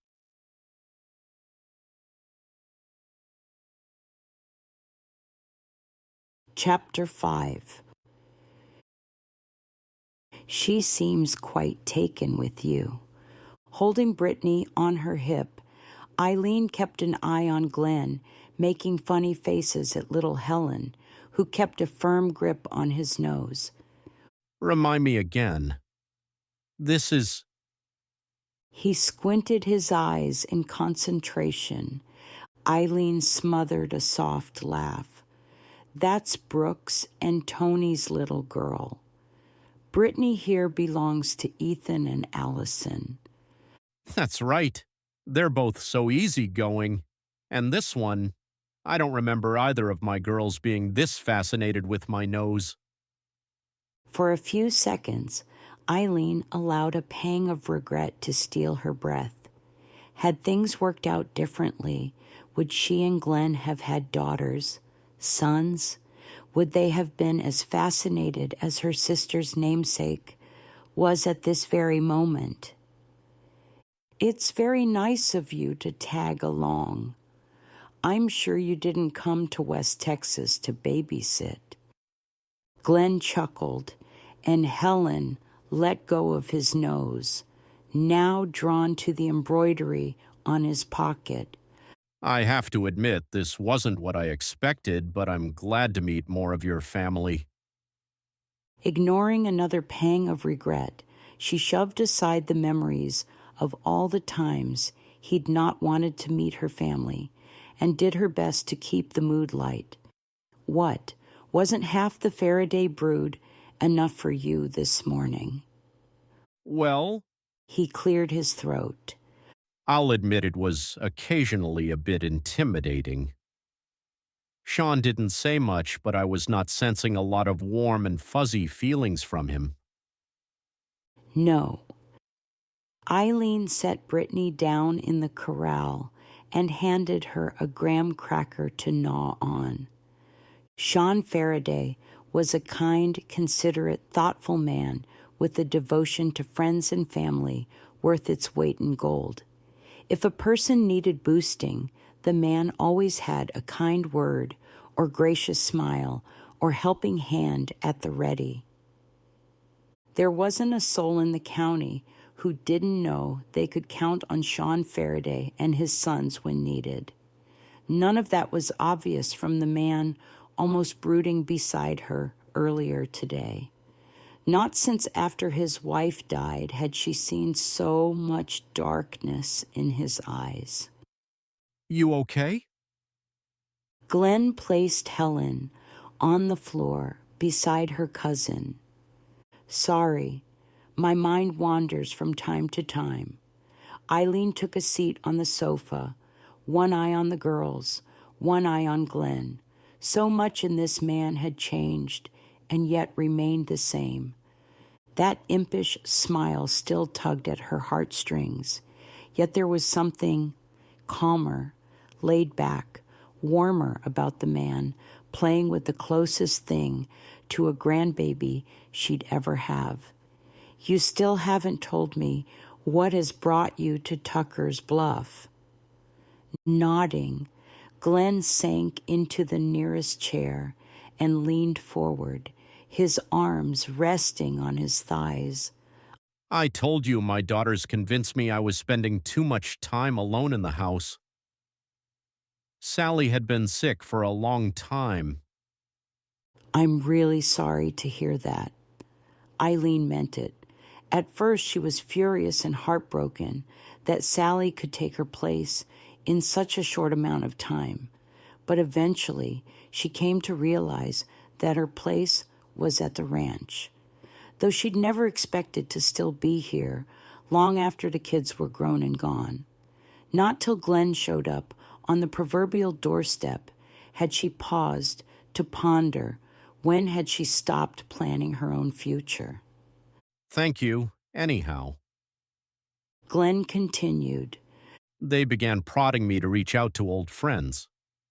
The last couple of years we'd closed ourselves off from everyone. Then after she passed, well, seeing our friends was too hard. Eileen nodded. She could only imagine. So much had seemed strange at the ranch without Helen. Learning to do the things Helen had always done was difficult at first in so many ways. Then I got a call from a local journalism student who happened to be a jazz fan. He tracked down that I still lived in the Chicago area and asked to do an interview. Talking about the old days had given me the most pleasure I'd had in years. My older daughter picked up on it and convinced me to call some of the band members. Turns out it wasn't nearly as hard as I would have thought it to be. The internet is an amazing thing. First I found Bill. After only a few minutes of conversation, I'd felt a little bit more alert, alive. One by one, I searched the gang out, and with each person I talked to, I realized just how right my daughters had been. I thought I'd prepared myself for losing Sally, but all I had done was close myself off. So you managed to track everyone down? Just about. I even made it to Florida. Scott and Johnny are still in the biz. They were working with a new singer. I even got to sit in on a couple of songs. Really? Eileen felt an odd surge of something frightfully close to envy. I'll admit it was nice. Not the same as when we were together, but nice. Like riding a bike? She teased. Pretty much. When she sang Somewhere, I actually started to do your arrangement without even thinking. That was one of her favorite songs to sing from West Side Story. Scott had found a way to bring in the sultry jazz rhythm and the snappy feel of the gang conflict from the original Broadway show that was irresistible to her. It had gone on the first album and gained her some fantastic reviews from the critics. And now, here you are with me. He chuckled and leaned back. You were a bit more challenging to locate. First, I had to screw up the courage to reach out. That hard? She bit back a smile. Was it wrong of her to feel a hint of satisfaction that he knew walking away when she needed him most and straight into the arms of her one-time friend was beyond a crappy thing to do? Clearing his throat, he bobbed his head, and a flash of remorse dimmed the light in his eyes. I had expected you might have married, moved on, so when I finally began to search for you in earnest, I was looking for Callahan as a maiden name. When I couldn't track you down on any of the social media avenues and was sure you hadn't gone back to singing, I finally realized the best place to find you would be the last place you'd been. And here I am. Still taking care of little ones. His soft smile told her the words had not been said with malice. It does make me very happy to have little ones around again. You really don't miss singing at all. At all. That would be a lie. The first few years, she couldn't even listen to music, some music, without longing to go back. Eventually, that feeling went away as the sorrow of losing her dream and her sister all in the same year gave way to the joys of friends and family and small-town living. Besides, she'd gotten plenty of chances to tickle her tonsils at family gatherings, especially the big fun weddings of late. But to sing in front of an audience to an arrangement made just for her, feel the rush, the music beating in her veins, the applause. Not till 5 minutes ago did she remember how much she'd loved it. Until today, she shook her head. Not really. His smile spread into a sly grin. So that means you're open to the idea. What idea?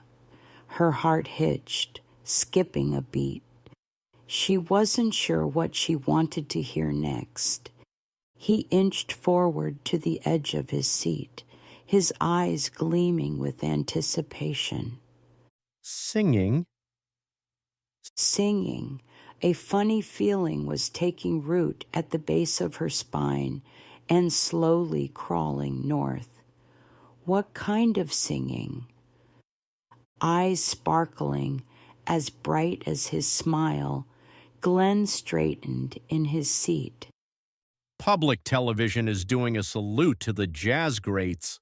The best musicians, old and new, are participating. Our band, the original band, has been invited to do a reunion performance. They want us to do somewhere, our way. Your way, Leanie.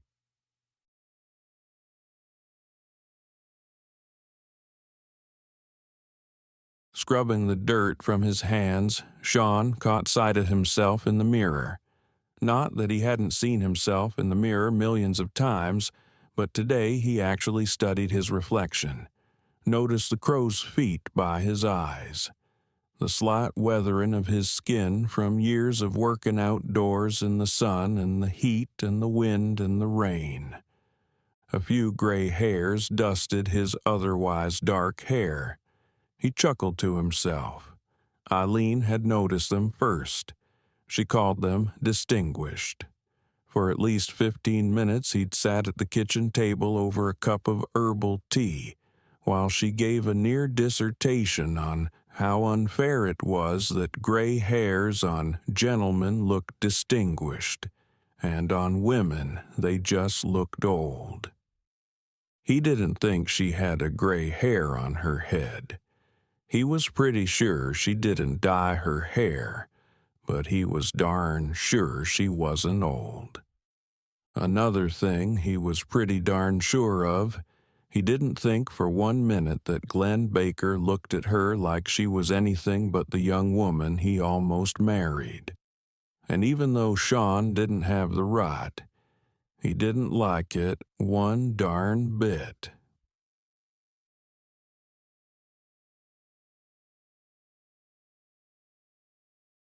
Glenn splashed water in his face, blindly reaching for the sink-side towel. He didn't understand what was going on.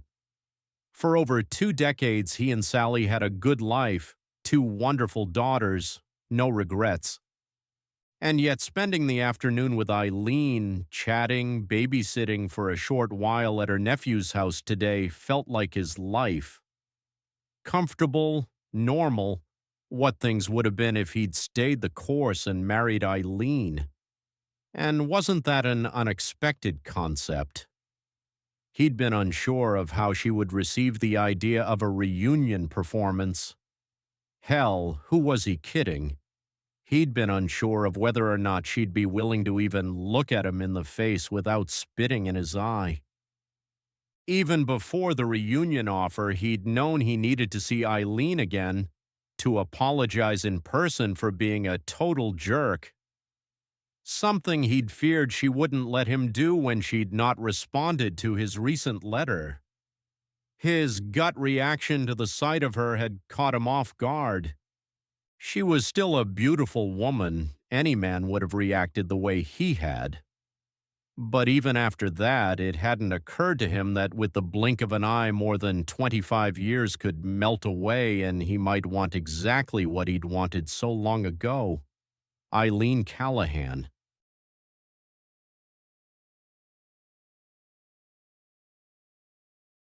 Chapter 6. Eileen sucked in a deep breath, turned the ignition off, and gathering her purse and her wits, exited the car. Reunion performance. Ever since she'd heard those words, they'd echoed in her mind like a plea for help in a vacuous cavern. Nothing else could be heard. Nearly as stunned at Glenn's declaration as she'd been to see him standing in the doorway of a Faraday's last night, she'd remained practically tongue-tied when Tony came home to take over care of the youngest Farraday girls. For the last hour, another question regurgitated in her mind over and over. Did she want to do it? Did she? She didn't have any better idea now than she'd had hours ago when Glenn posed the question. So much to consider. Her entire world would change. Standing in front of the ranch house she'd called home for so long, another question popped into her head. Not did she want to sing again, but could she leave? Could she? All she knew was that Sean and Finn should be coming in from the afternoon's work any minute now, and she needed to get her head out of the past and into fixing dinner. The sound of movement in the kitchen caught her off guard. Dropping her purse on the entry table, she followed the conversational sounds coming from the kitchen. Hi. Catherine, Connor's wife, waved one hand at Eileen over her shoulder as she shoved a container into the second fridge. I hoped you wouldn't mind. We ran out of room in our fridge. Sure, but why all the extra food? The compressor on the freezer went out. Oh, Eileen muttered. Well, it wouldn't have been such a big deal had I noticed before today. What a surprise I got when I opened the freezer this morning to pull out dinner and discovered that pretty much everything had come to a near thaw. Eileen scanned the countertop from left to right. That's an awful lot of meat. Oh, this is nothing. I've got 4 meatloaves, 2 pork chop casseroles, and a crock pot full of sausage and peppers, stuffed in the fridge, waiting for the new freezer's arrival tomorrow. Y'all are now the proud owners of 2 roasted chickens and a King Ranch casserole. I've pretty much been cooking all day. But steaks you have to eat when you grill them. Figured these'll keep in the fridge overnight and we can do a barbecue tomorrow. Works for me. Eileen nodded.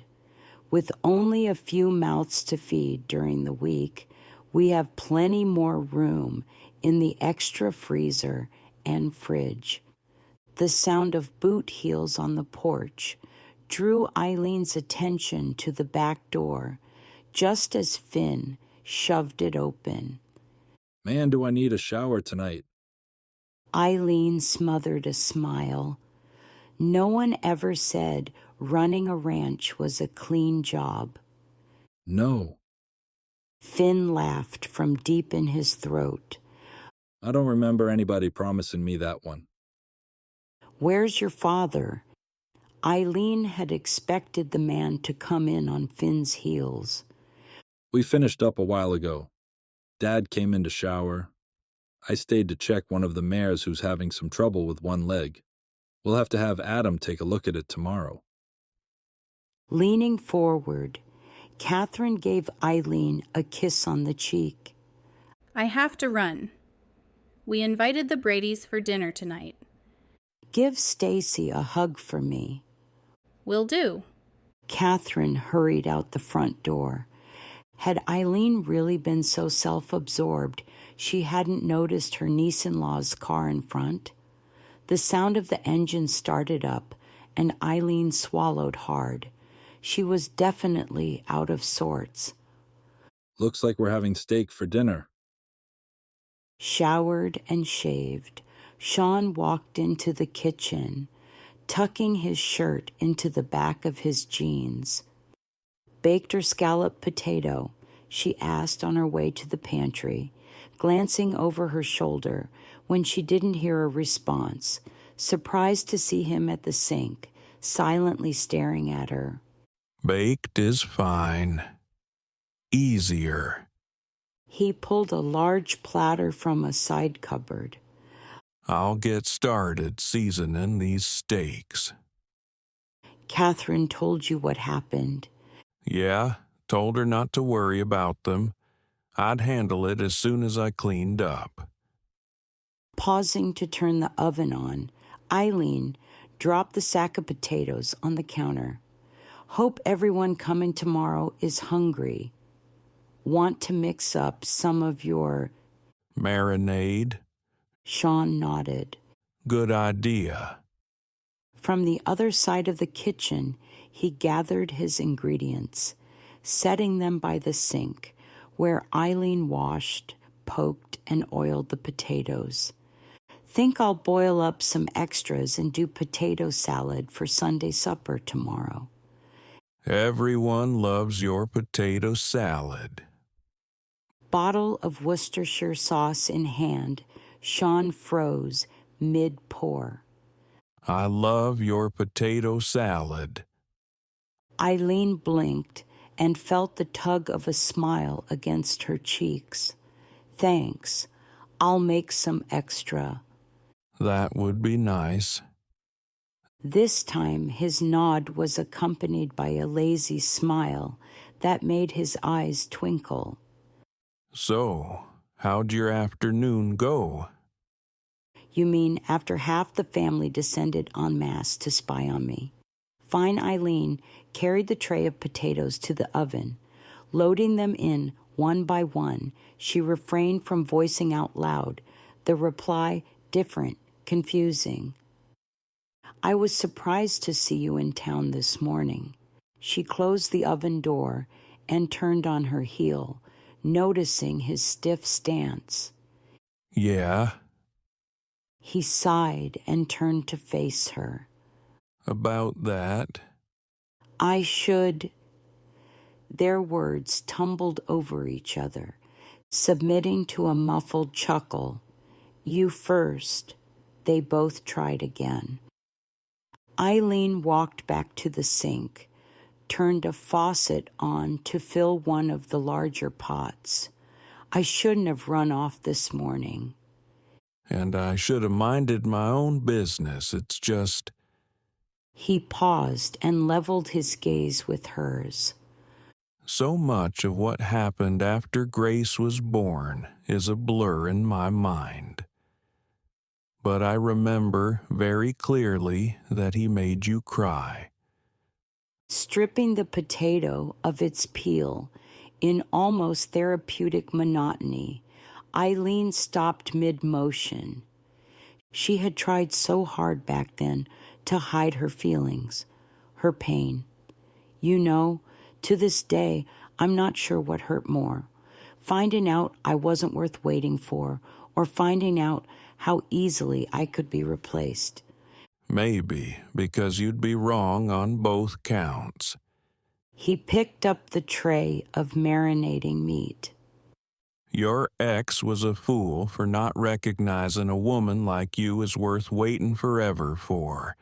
And he's an idiot for not having learned you are irreplaceable. Sean turned away. But it irks me to no end that he just waltzed back here after all these years. Eileen returned to the rhythmic peeling of potatoes. "I'd like to think you're right, and it irked the heck out of me last night, too." As far as the waltzing back into her life, she wasn't sure what to think of that. Not sure at all. So many feelings, old and new, scrambled around inside her. But... Sean shoved the tray into the fridge and closed the door. Not this morning. I was here with you and Helen for the birth of every one of those boys. Dating Glenn didn't stop me from taking time off to be here. Being engaged to him didn't stop me. And when I returned to Chicago, he was always happily waiting. Never once complained about my being gone. But he never came with you. This morning was the first time I got a good look at the man. He hadn't wanted to intrude. At least, that's what he'd always said whenever she'd invite him, come along for a visit, and she'd never questioned him. Her hand stopped. Why hadn't she questioned him? Long before her sister's tragedy, he should have wanted to meet her sister, her family. Well... Sean broke into her thoughts. Doesn't seem to mind meeting us all now. He pulled out a knife and began chopping potatoes beside her. Thanks to Abby and her fast finger texting to Jamie, the second Glenn met me at the door of the cafe. He didn't have much of a choice. I'm sorry. Sean tossed the first potato into the pot of water. Me too. After all these years, you deserve to know what's going on.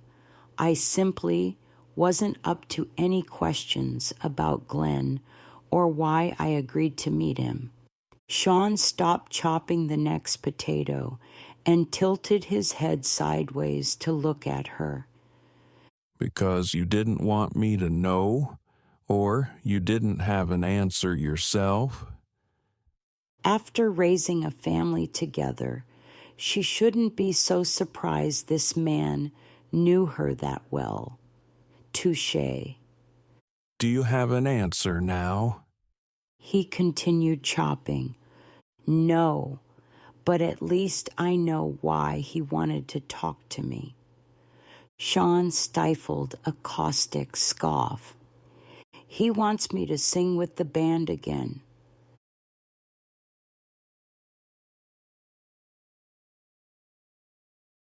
Sing? There were many reasons Sean would expect a red-blooded man to want to spend time with Eileen. For years, he'd been baffled why more of the men in town hadn't come courting. But this put the hairs at the back of his neck on alert. I see. For a television special. She set another potato beside him. Television? Sean froze in place, the words startling him almost as much as the idea of an old flame swooping in and flying off with Eileen. Today was apparently going to be just filled with surprises. Though this last tidbit of information inched up the scale from startled to a tiny bit scared. The appearance of Glenn Baker was enough to set any man's protective instincts on alert. Eileen was a beautiful, warm-hearted, and very smart woman. Not a member of this family didn't know that and more. Her backbone, her tenacity. But only he knew her dream, the one she gave up to raise his children. Her gaze remained steady on the potato she was peeling. A salute to jazz artists and songwriters. The knots slowly tightening in his stomach loosened slightly at the lack of permanence in her words. So, it's just a one-time thing. Maybe. He stopped chopping and reminded himself to breathe. Maybe? Some of the original band members are still in the biz. Glenn sat in on a session with them once before tracking me down. They've been kicking around the idea of getting back together. And they want you? Strangling the knife handle in a tight grip, he couldn't bring himself to move. A grin eased across her face. We were pretty damn good. He couldn't argue with that. He'd heard the album they'd made. Helen would play it over and over, sometimes rocking the kids to sleep to the tunes of their Aunt Eileen. Sean was actually a little surprised none of his sons remembered that. Or perhaps they didn't know the sultry tunes came from their mama's sister. So, that's what you want to do? Might be nice. At least once. She faced him, holding the peeler up in the air. Maybe, like talking to Glenn this morning, to find closure to the way everything ended, maybe it would be nice to see how the rest of the dream would have played out. I see. He swallowed the uneasiness creeping up his throat. Her dream. Her gift. What right does he have to stand in the way of that?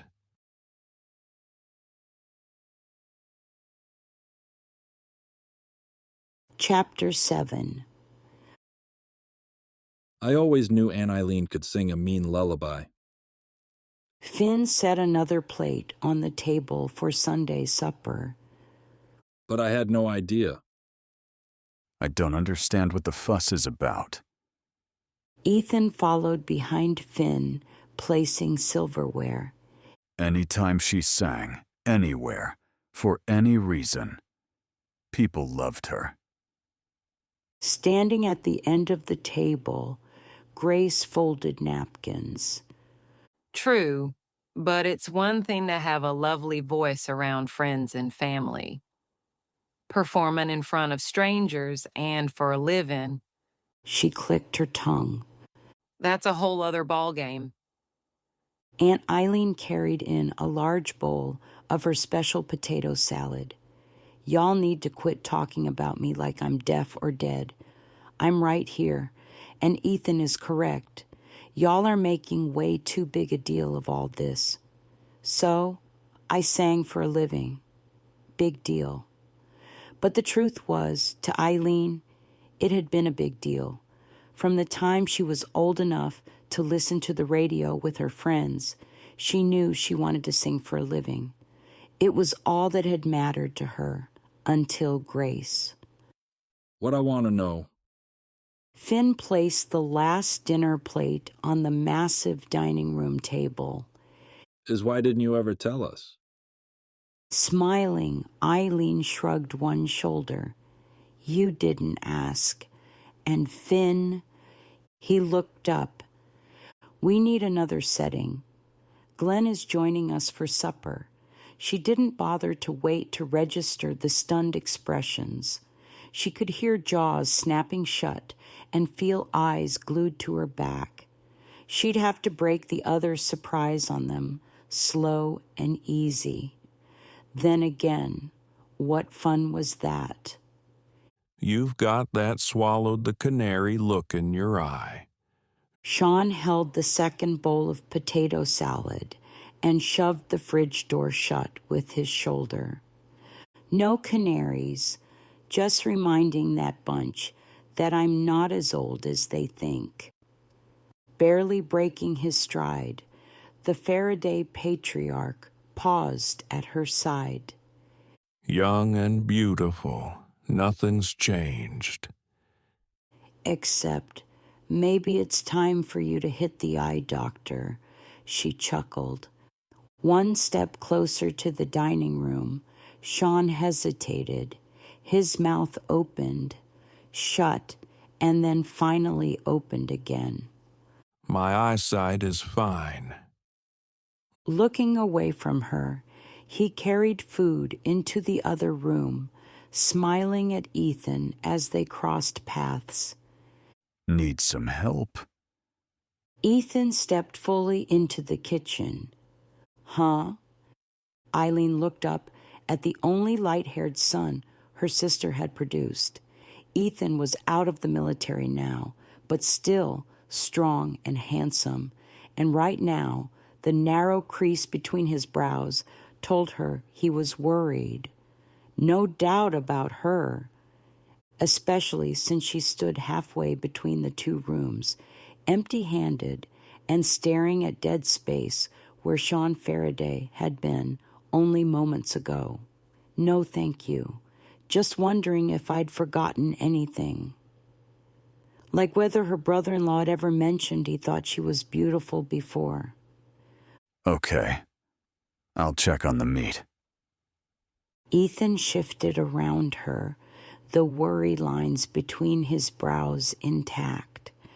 Eileen had only a moment to consider what was up with him before Ethan's wife, Allison, weaved between them, holding a tray of grilled corn on the cob over her head to make shimmying between them easier. Beep, beep. Reaching up with one arm to steady the plate, Ethan slung his other arm around his wife's waist, planted a hard and fast kiss on her lips, and shot her an impish grin that promised more to come without an audience, and whispered, Are you okay? One of these days, I'm going to drop a dish right on your head and we'll both end up in the ER. Her tone was off, overly playful, hiding something. Eileen could feel it. Then Allison blinked and barely nodded, and Eileen was sure something was up, and not in a good way. ER, huh? He winked, widening that dazzling smile. It's worth it. Men, Allison mumbled, but the huge grin that had replaced the hitch in her voice said she didn't seem to mind them at all, at least not this one. Maybe Eileen was reading too much into the exchange. If anything was seriously wrong, she couldn't imagine it slipping by with a wink and a smile, even from Ethan. Every time Eileen saw the love zinging between her nephews and their wives, it made her heart nearly melt with happiness. She couldn't help but wonder, had she beamed that way when she was with Glenn? Had he looked at her the way Ethan stood following Allison's every move, sporting a smile that made his eyes twinkle like the North Star? Could they possibly have another chance? The chiming of the doorbell snapped her out of her musings. She'd done way too much thinking the last 2 days, too much living in the past.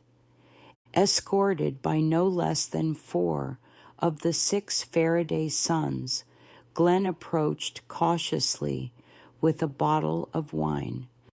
Pinot Grigio. You remembered. She tried hard to swallow a knot suddenly lodged in her throat. Glenn shrugged. Took a chance it was still your favorite. It is. For the first time in 2 days, her heart gave a little kick, a kick she hadn't felt in a very, very long time. Supper's almost ready. Sean strode into the kitchen. His step faltered and his smile slipped for only a moment before he moved more casually, smiled brighter. Welcome. How do you like your steak? Medium. A hint of confusion took over Glenn's face. She couldn't blame him. This warm and friendly Sean, the man everyone loved and respected, was not the brooding, silent man who had shared a booth at the cafe with them yesterday. Good. Sean held the welcoming smile that didn't quite reach his eyes. I'll tell DJ. He and Connor are in charge of the grill today. Eileen jetted her chin toward the back door, pretending this was any Sunday supper, and the man she'd almost married wasn't standing at her side. Make sure they're paying attention to the meat and not ogling their wives. Last time we left DJ and Becky in charge of the grill, all the steaks came out like shoe leather. Yes, ma'am. Sean saluted with one hand and yanked the door open with the other. Would you like something to drink? Finn came up behind Glenn. No thanks, I'm fine for now. You sure? Aunt Eileen makes a killer lemonade, or Dad keeps the fridge stocked with a selection from the new brewery in town. Maybe later. Finn nodded and scanned the counter. Looks like all we need now are the steaks. Sorry we're late. Jamie called from the front door. Here we go. DJ came through the back door. Take your places. Sizzling beef coming through. Connor followed behind. I've got the well done for the traitorous beef eaters. Guess it's a good thing I like medium. Glenn whispered to her. They'd have forgiven you. She chuckled. Maybe. By the time the chaos of seating adults, guests, and children had passed, the next commotion of passing platters and grown brothers pretending to stab each other with forks as if they were still 8 years old ensued until Sean blessed the meal.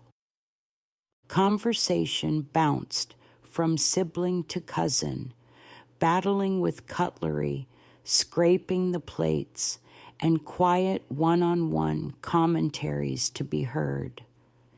After each of her nephews had taken a turn peppering Glenn with questions about a musician's life on the road, the conversation turned to Aunt Eileen on the road, and with a little deft distraction, Eileen managed to turn the talk back on the kids.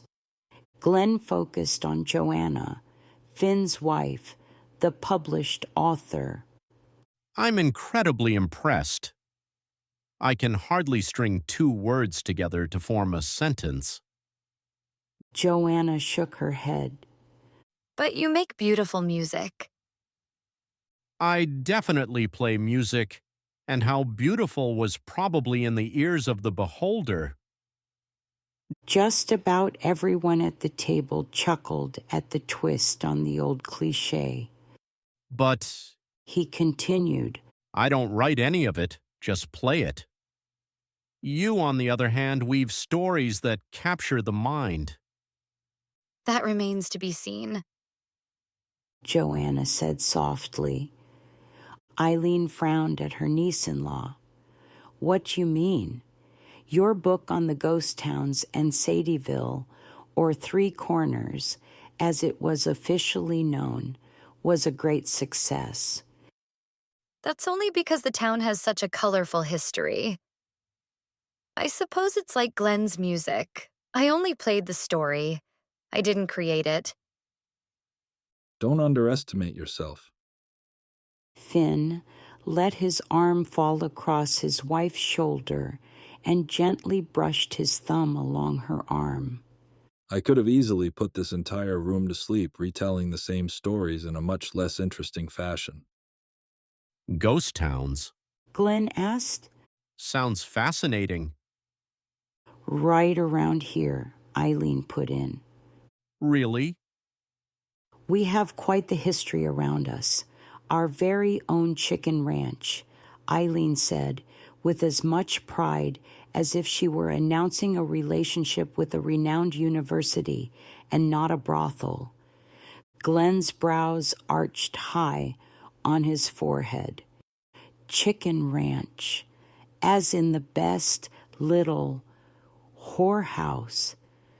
Don't look so astonished. It was, after all, a true story. Eileen held back her own laughter. Oh, this I've got to read about. I can do better than that. Before Eileen could finish her sentence, she noticed half the eyes in the room circling wide and could almost hear their jaws clicking open. We can go see the old ghost town. Oh. Joanna almost squeaked. Yes, Three Corners is pretty much intact. A little dirty, a little dusty, but if you like history, it could be fun. Finn shot a quick glance at DJ. Of course, you'll want one of us to go with you. For the snakes. Nonsense. Eileen waved him off and faced Glenn. Will you still be here tomorrow? Glenn smiled at her. How can I pass up a real live, sort of, ghost town? Then tomorrow we'll go. If you can wait another day. DJ said. I can ride shotgun. You know, for the snakes. Joanna's face scrunched up a little. They were a bit of a problem. Don't be ridiculous. Eileen frowned at her nephews. I've lived here long enough to be able to handle a little old snake. Or two, Joanna added. Or two, Eileen agreed. Glenn nodded at his former fiancée. Works for me. Then tomorrow it is. Eileen tossed a glare at her nephews across the table, almost daring them to contradict her. Glenn smiled at her. I think visiting the ghost town should be a hoot. Ignoring her nephews, Eileen grinned at Glenn. So did she. Didn't she?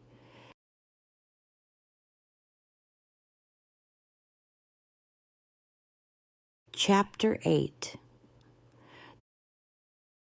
Despite the momentary difference of opinion over whether or not Eileen and Glenn needed a chaperone for a day of sightseeing, the remainder of Sunday supper had gone off without a hitch. It actually surprised Eileen how well Glenn seemed to fit in, teasing and joking with her nephews, playing with the little ones. She couldn't help revisiting what would their lives have been like if Helen were still here. Now that it's just family. Ethan shifted to where his wife was putting away dishes and slid an arm around her waist. There's been a new development that we need y'all to be aware of. If not for the dour expressions on both their faces, Eileen would have taken wagers there was going to be a new Farraday added to the clan. Instead, She braced herself for what might have put that frown on Ethan's face. Please don't tell me Aunt Eileen has another man hiding in the closet. Grace tried for a hint of humor until Sean shot his daughter a paternal glare of reproof that had her contritely easing back against her husband. Sorry, Aunt Eileen. No worries, Eileen answered. Glenn had to be one heck of a surprise for everyone. I promise to give y'all fair warning next time an old flame comes calling. Sean nearly choked on his coffee. A couple of her nephews gaped wide-eyed, and Meg and Tony shot her a thumbs up. Shoulders shaking from repressed laughter, Grace nodded at her aunt. Deal. Doing her best to smile at the teasing, Allison leaned into her husband. I wish it were. This time it's fancy. That got the crowd's attention. Every person in the room stood pin straight. All sense of humor and teasing wiped away. What about her? DJ asked. Allison looked to Ethan. He nodded and squeezed her against him. I don't hear from her very often. When I first came to Texas, some of you might remember the only news I'd received from her were in the form of 2 texts. I can't do this. And later, I've changed my mind. Right. DJ nodded. That was when you guys decided to work together to make sure your sister didn't regain custody of Brittany. Yes. She stretched out her arm and grabbed hold of his free hand, squeezing it. All I've received since is a postcard or 2 after her country music group had a few hits on the radio. They're actually pretty good, Grace added. I bought an album. She does have a lovely voice. Allison smiled a moment. This morning she called while I was in surgery. She sucked in another deep breath. She left me a voicemail. They're performing in Dallas tonight.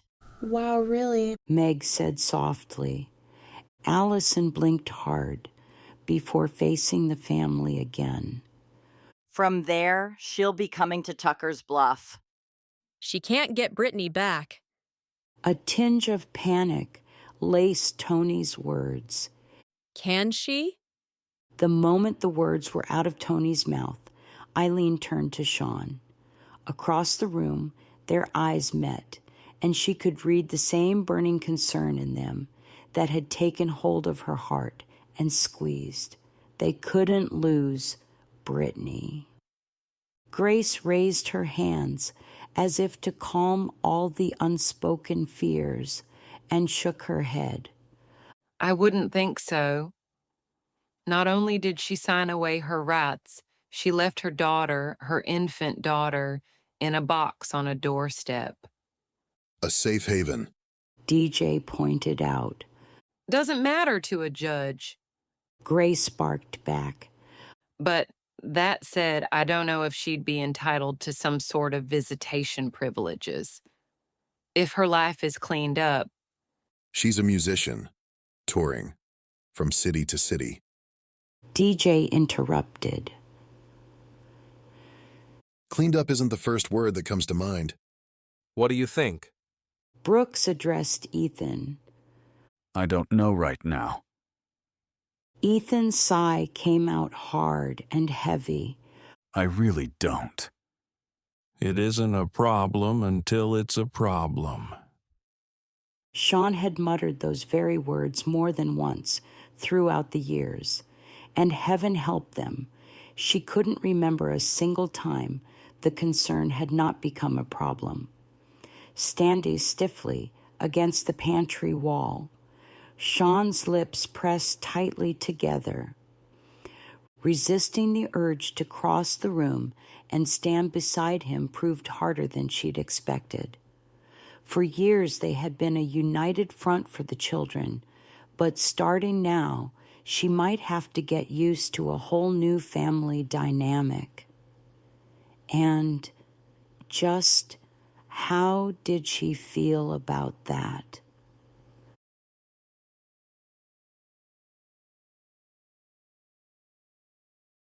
This should be fun.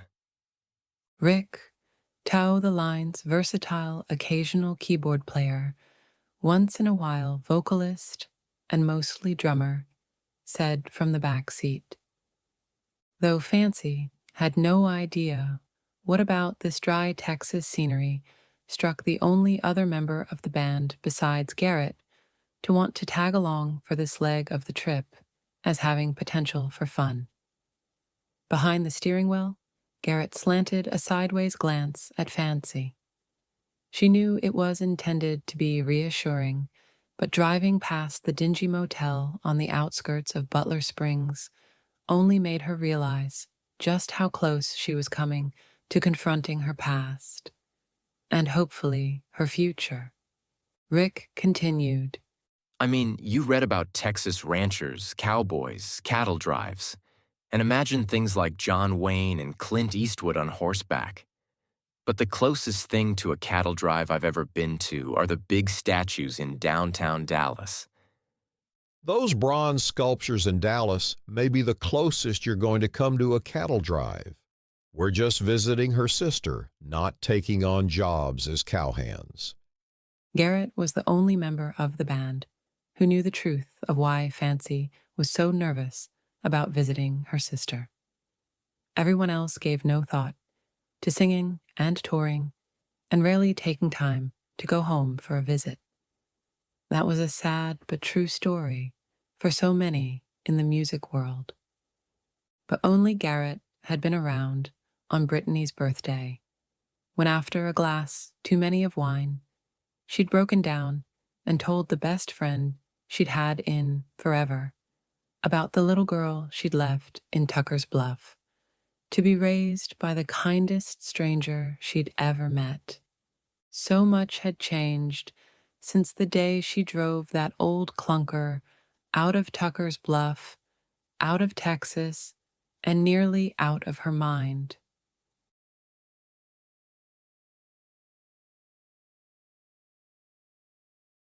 Penny, for your thoughts. Sean stepped into the living room, not completely sure he wanted to know the answer to that particular question. Eileen held out the item she'd been cradling in her hands, a photograph of Ethan and Allison the day Brittany was christened. They're a good family. Yes, they are. I don't want to see them lose that. We can't let Allison's sister have Brittany. No. Sean sank into the sofa beside Eileen. But we don't know what she wants, and there's no sense fixing a problem until we know we have a problem. Setting the framed photograph on the coffee table, he glanced at the album flipped open beside it. Not an album, a scrapbook. I haven't seen that in years. Eileen swallowed and nodded. I remember being so tired. Helen used to tell me that God had the good sense to not let a pregnant woman sleep through the night without waking up a few times to use the bathroom. She called it boot camp for future new moms. I remember.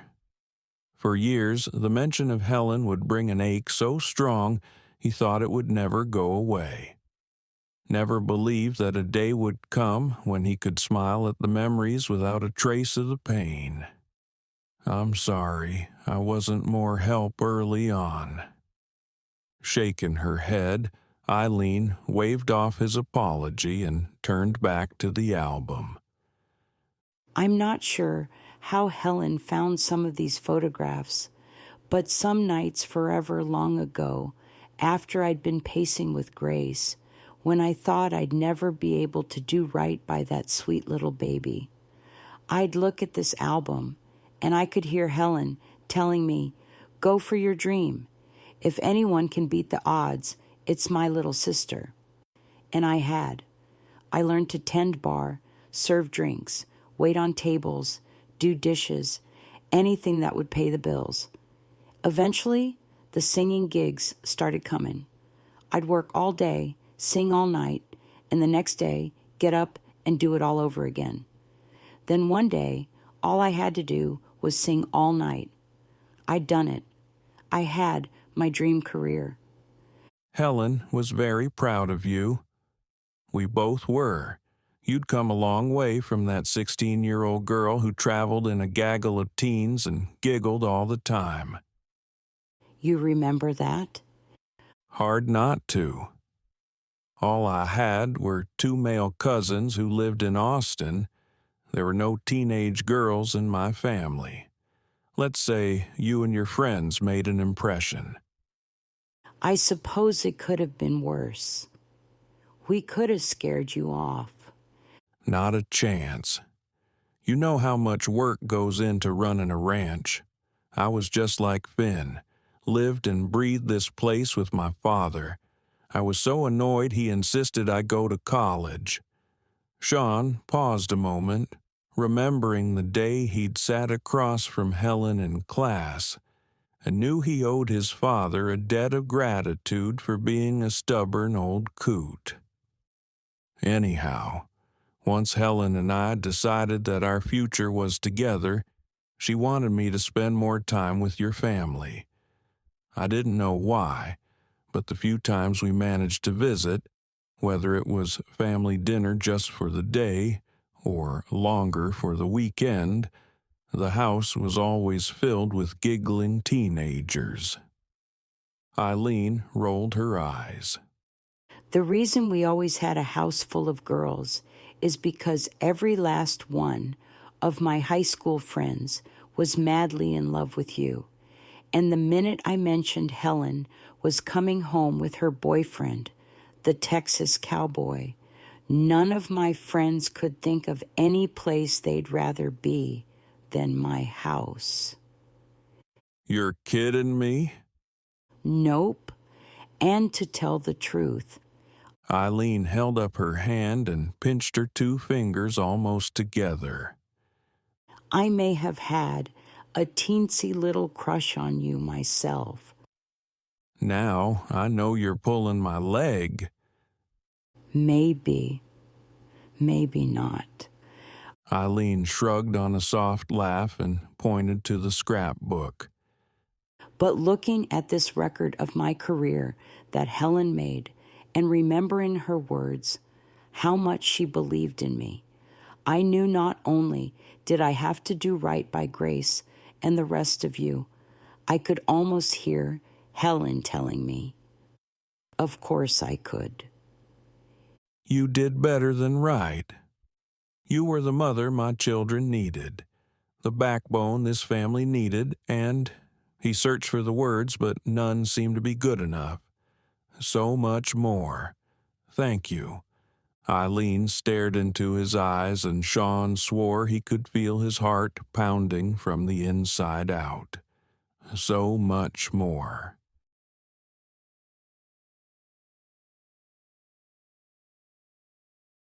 Chapter 9. Your family was teasing about the snakes, right? Eileen briefly took her eyes off the road to look at Glenn. No. I see. The expression of complete and utter horror on his face was almost laughable. So what do we do if we, see one? Shoot it. She slanted another sneak peek at her passenger and bit back a smile. Never before had she actually seen anyone turn so close to sheet white. Don't worry. I know how to hit what I'm aiming at. This time his eyes rounded so big and wide. For a few seconds, she considered if his eyeballs really could fall out of his head. You shoot? Chuckling, Eileen nodded. Very well, actually. I see. His gaze returned to the road ahead, and silence hung for a few more minutes. Not sure which makes me more nervous, a rattlesnake or you with a gun. Did you bring one? This is West Texas. Leaving your ranch without a gun is like driving off in a truck without gasoline. She could feel his gaze burning into her. What else do you know how to do? I mean, that you didn't do before. Well, she blew out a breath and tipped her head in thought. I guess the most important thing is I know how to cook and feed 20 or more people. That I noticed. Even though the steaks were grilled outside, I could see who was actually running the kitchen. Plus, several people oohed and awed at the mention of your special potato salad. Not much to making that. He seemed to relax a little in his seat. Better than you used to be able to do. True. She chuckled a little louder, remembering how often her meals had been charbroiled, even without a grill. What else? I also can ride a horse and not fall off. I can assist with birthing calves and foals, even though I rarely have to, especially with Adam in the family. He could tend to any sickly critter, almost since he was out of diapers. I'm impressed. I'm afraid if you put me on a horse, I'd fall off the other side. That's been known to happen. She resisted the urge to rub her hip that had hit hard Texas dirt, more times than she cared to remember. But it's not so bad, once you get the hang of it. And you got the hang of it? I did. How long it took her, not to spook at the sight of animals twice as tall as her, who rocked like a bough about to break when they walked, was a story for another time. And you like it? She cocked her head to one side, keeping one eye on the road and the other on him. Yes, I love my life here, my boys and Grace. It had taken years, but she'd gotten used to the dirt and the dust and manure and hard work. And the music? Yes, what about the music? I'd be lying if I said this opportunity didn't intrigue me. I suppose intrigue is better than a flat-out no. Did you expect me to say no? You haven't said yes. He shifted in his seat, angling more in her direction. I've been trying to read you, and sometimes I think you really want to do this. And then others I think I'm reading you all wrong and you could not care less. And sometimes I'm not sure you're paying any attention at all. She was paying attention now, mostly, except for the part of her mind that was clear across the county, in Tuckers Bluff, wondering was it something in the stars, some type of retrograde that was bringing all these surprise visitors to town. And would surprise visitor, Fancy the singer, prove to be a problem? Like now. Glenn straightened. Eileen. The sound of her name shifted her thoughts. Yes? You're here, but your mind is somewhere else. Want to share? Did she? Once upon a time, she would have shared anything with this man. Now, she didn't have a clue. And, even if she was inclined to talk, Sean had said it best, there isn't a problem until it's a problem. So, whatever was happening in Tuckers Bluff could be handled without her. All the parties involved were legal and intelligent adults. At least Ethan and Allison were. She couldn't attest to the abilities of a woman who left her child in a box. Either way, hovering wouldn't make any difference. None of her family were young children, where a kiss from Aunt Eileen or a Band-Aid could make things all better. Nope, the kids needed to solve their own problems, no matter how much she wanted to hog-tie Fancy and lock her in the closet until Brittany was 21. Eileen? He repeated. She blinked twice. Yes, I was just thinking Ethan and the others are all grown up. Glenn chuckled. Looked that way to me. Grown and married and raising families of their own. They should and can handle their own problems without her interference. Maybe Glenn's arrival was serendipitous. Perhaps Fancy showing up was fate working to show her that her boys didn't need her anymore, that it was time to finally live her own life, to move on. Patiently waiting in silence, Glenn merely watched her put her thoughts together. That had been one of the things she'd once loved about him. She could be whoever she wanted to be, do whatever she wanted, until staying with her sister was one thing too much. None of this ruminating was helping her make up her mind. Which life did she want to live? Only one way to find out, and visiting a ghost town was as good a place as any to start.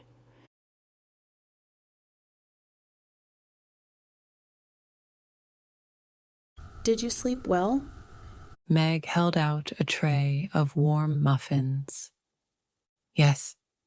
Fancy hoped the owner of the B&B wasn't terribly observant. The dark circles under Fancy's eyes, from not one but several nights spent tossing and turning, would belie the single positive response. This is a lovely home. Meg beamed. Her husband, Ethan's brother, and Brittany's uncle remained unreadable. These are fantastic. Rick mumbled around a mouth filled with blueberry muffins. My sister-in-law bakes them. Sister-in-law? Surely it couldn't be her sister. Allison was brilliant, but she'd never shown any interest in the kitchen. Besides, what surgeon baked for a bed and breakfast? Meg nodded. Tony is married to my husband's brother, Brooks. Running through her memory banks from her time in Tuckers Bluff, Fancy did her best to place which of the 6 siblings was Brooks. Reaching for a second muffin, Rick freely moaned with delight. Does she have a sister? Yes, but word on the street is she can't bake worth a darn. Rick shook his head. Too bad. It could have been true love. Fancy, on the other hand, hadn't felt like eating. So far, she'd swirled her eggs in the syrup from the French toast, but didn't think she'd actually taken a bite of breakfast. Her mind was counting down the minutes until her sister's arrival.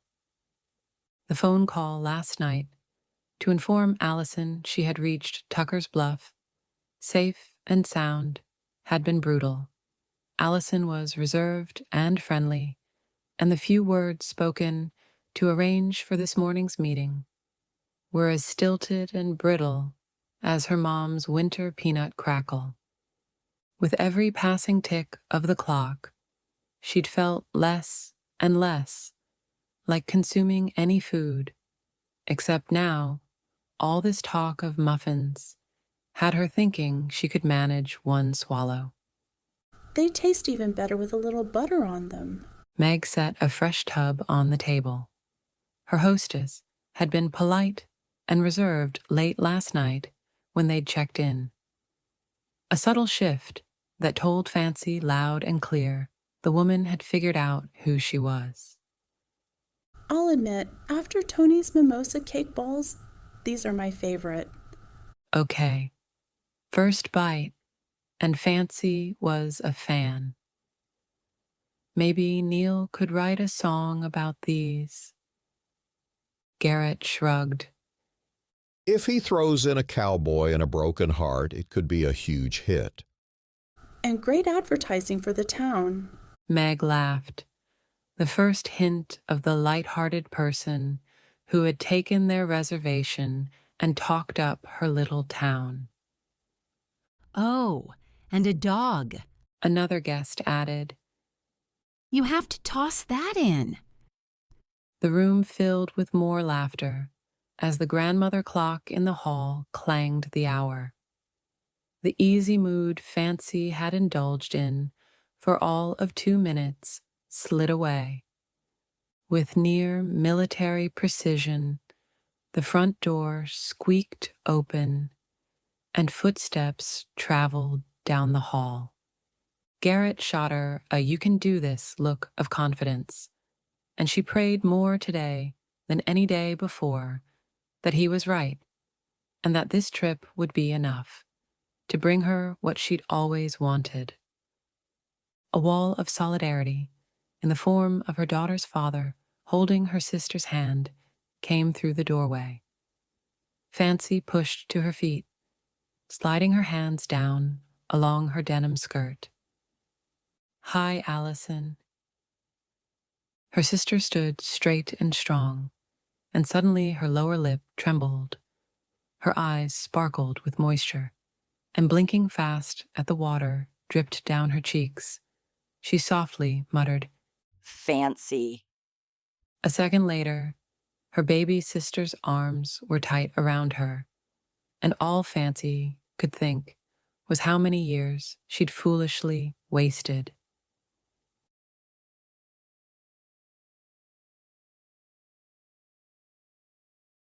Okay.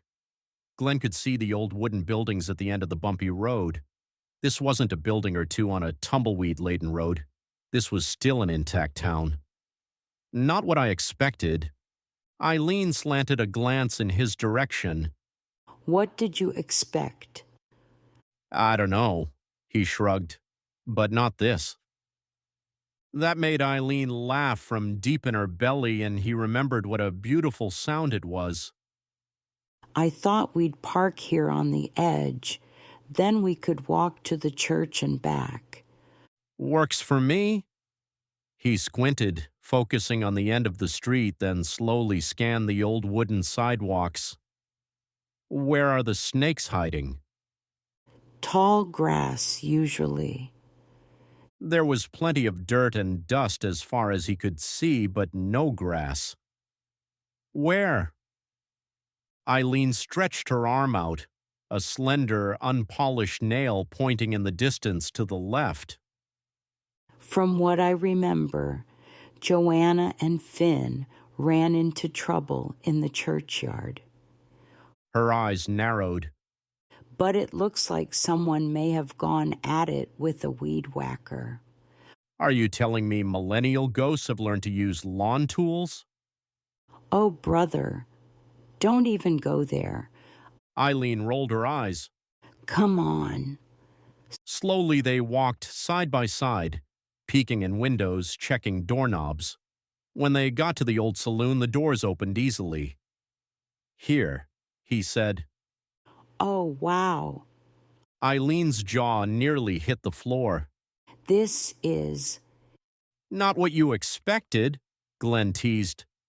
Someone's been having a field day with a broom and scrub brush. Glenn sniffed the air. Lemon cleaner, too. So what we have here is a savvy and neat freak ghost. We do not have a ghost. Eileen ran her hand across the neat as a pin and shiny bar top, and for a second he thought he saw her shiver. The floors were well worn but clean. Only a few scattered tables and sundry chairs filled the large room, most likely a fraction of the original furniture. This is a little creepy. Eileen brushed her arms.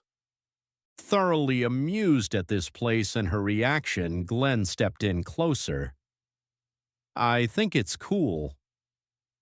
Rolling her eyes at him once more, Eileen shook her head and spun on her heel, mumbling, Men.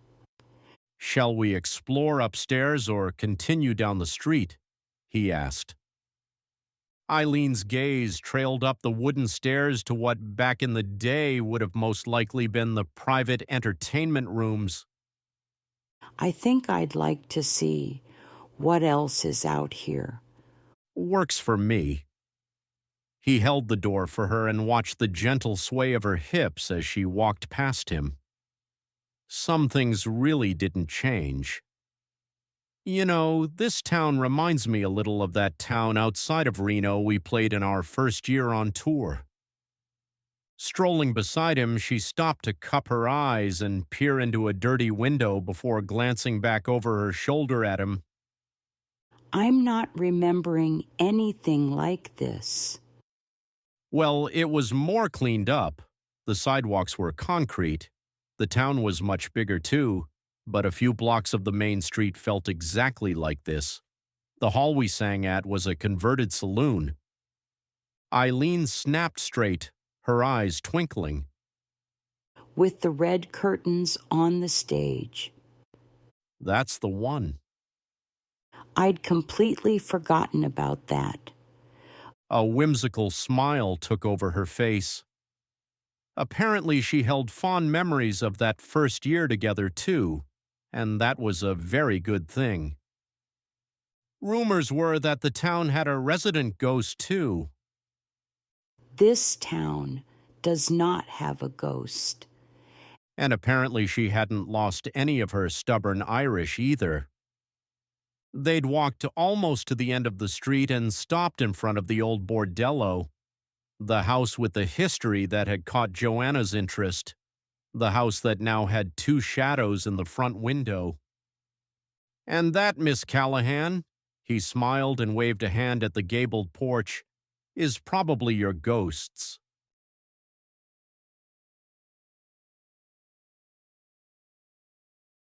Chapter 10. Holy Casper. Eileen stopped dead in her tracks. There was no such thing as ghosts. Absolutely no such thing. Absolutely. "Shall we go look?" Glenn waved his arm along the walkway toward the front door. "Could be interesting."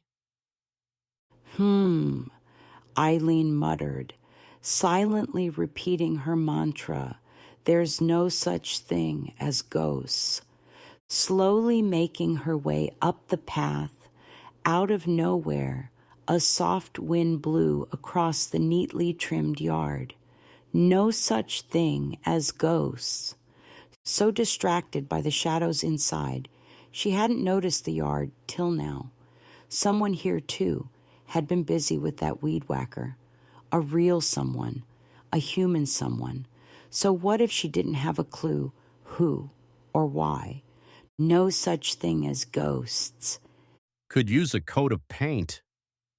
Glenn's soft whisper sent a shiver down Eileen's spine. When his fingers reached out and touched her arm, she jumped almost a foot forward. "Sorry," he added. "Not a problem." She was being absolutely ridiculous. There was a perfectly logical explanation. She just wasn't all that sure she cared to know what it was. At this particular moment, a nice hot cup of tea in Tuckers Bluff was sounding wonderful. The front door creaked slowly open, and instinctively stepping back, Eileen bumped into Glenn. His breath hitched, and for the first time since he started teasing her, she got the impression he was a bit concerned. He might not be teasing, after all. The creak grew louder. With every inch the door eased back out of the way, and waving her arm behind her, Eileen finally latched onto Glenn's hand. No such thing as ghosts. A tall, carrot-topped, slender figure appeared in the doorway, only to have a short, round blonde squirm to the front. Sisters. Letting out a long, deep breath, Eileen softly muttered, "There's no such thing as ghosts. Maybe next time she wouldn't let her imagination run away with her." Well, now, isn't this a nice surprise?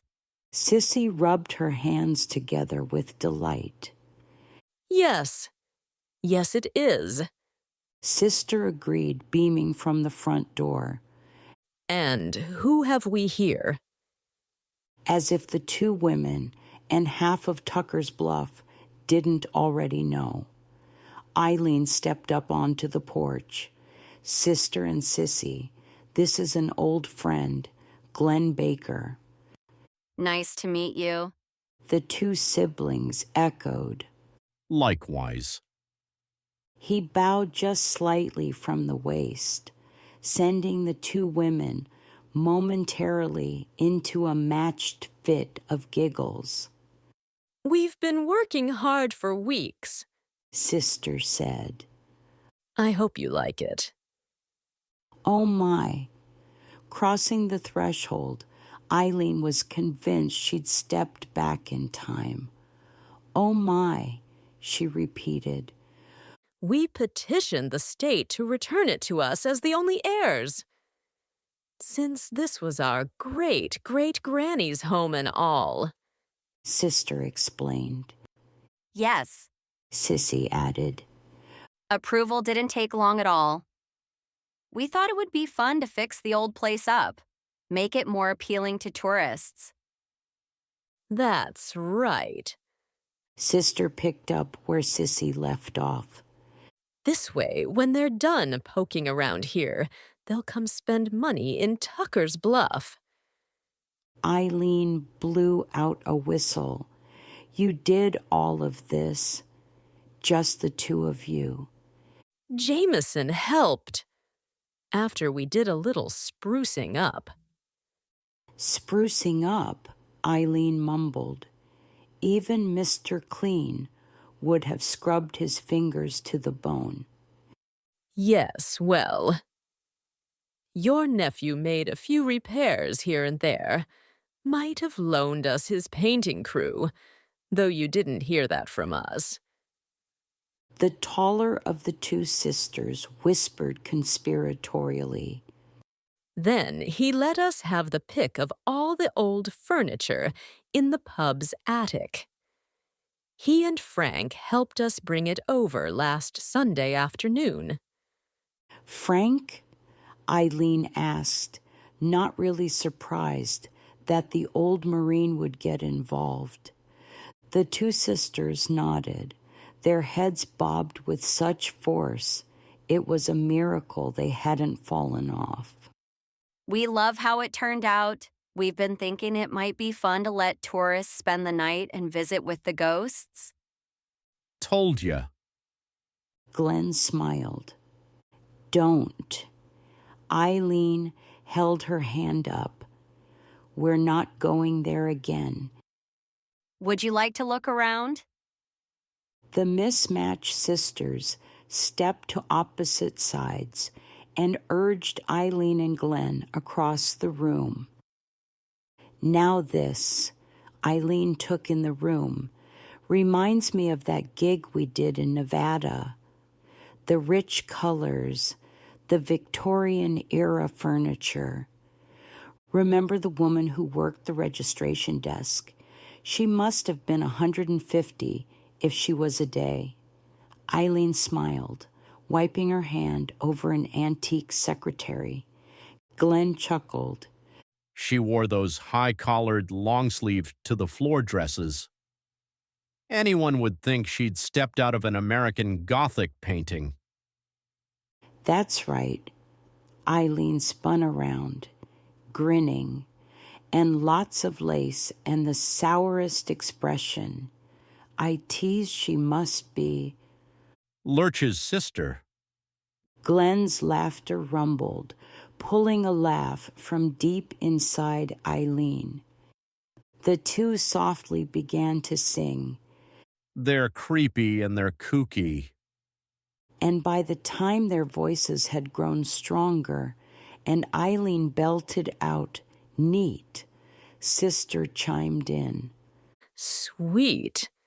And Sissy managed, "Petite," before all three burst into a fit of giggles. Almost doubled over with laughter, Glenn slid his arm around Eileen's waist. Those were fun years. Yes, her cheeks ached from laughing. They were very good years. Sister and Sissy continued singing the theme song from the old TV show while leading the way up the stairs. Eileen couldn't get over what a wonderful job they'd done restoring the old place. Oh my! Just to the left of the top of the stairs, Eileen froze in front of a large frame photograph. Sissy and Sister stopped and spun about, both women frowning at the delay and then taking in Eileen's interest in the photograph. The sisters instantly sported matching smiles, considering their difference in height, shape, and coloring. Their smile was just about the only thing that matched. Sister stepped in closer and pointed to the large gilded frame. "That's our great-great-grandmother, Lilibeth, and her sister, Cicely. Both were mail-order brides back in the day." Yes, Eileen nodded. I remember that story, but when Joanna was sorting through all the photos, I don't ever remember seeing this one. "No?" Sissy asked. "Well, it's one of our favorites." "Those are beautiful dogs," Glenn noticed. "Yes," Sister agreed. "Part shepherd of some kind and part wolf. According to the diaries we found, they were from the same litter. The family stories say the dogs are the reason the two sisters found their perfect husbands. Even after our Lilibeth's sister married a miner and moved to California, the diaries said sometimes Lilibeth swore she'd still see both dogs romping about on the prairie." Her sister moved to California, Eileen asked. Sissy nodded and took the dog. A strange idea was forming in the back of her mind. One of those dogs looked an awful lot like Gray, and she'd bet her last dime that if she showed the photograph to Ethan and Allison, the other dog would bear a resemblance to the San Diego matchmaker. What were the odds that offspring of these two dogs were still wandering around today? She rolled back on her heels. Interesting indeed. Don't you look like the cat who swallowed the canary? Glenn inched closer. Care to share? It's nothing. Just nice to know some things never change.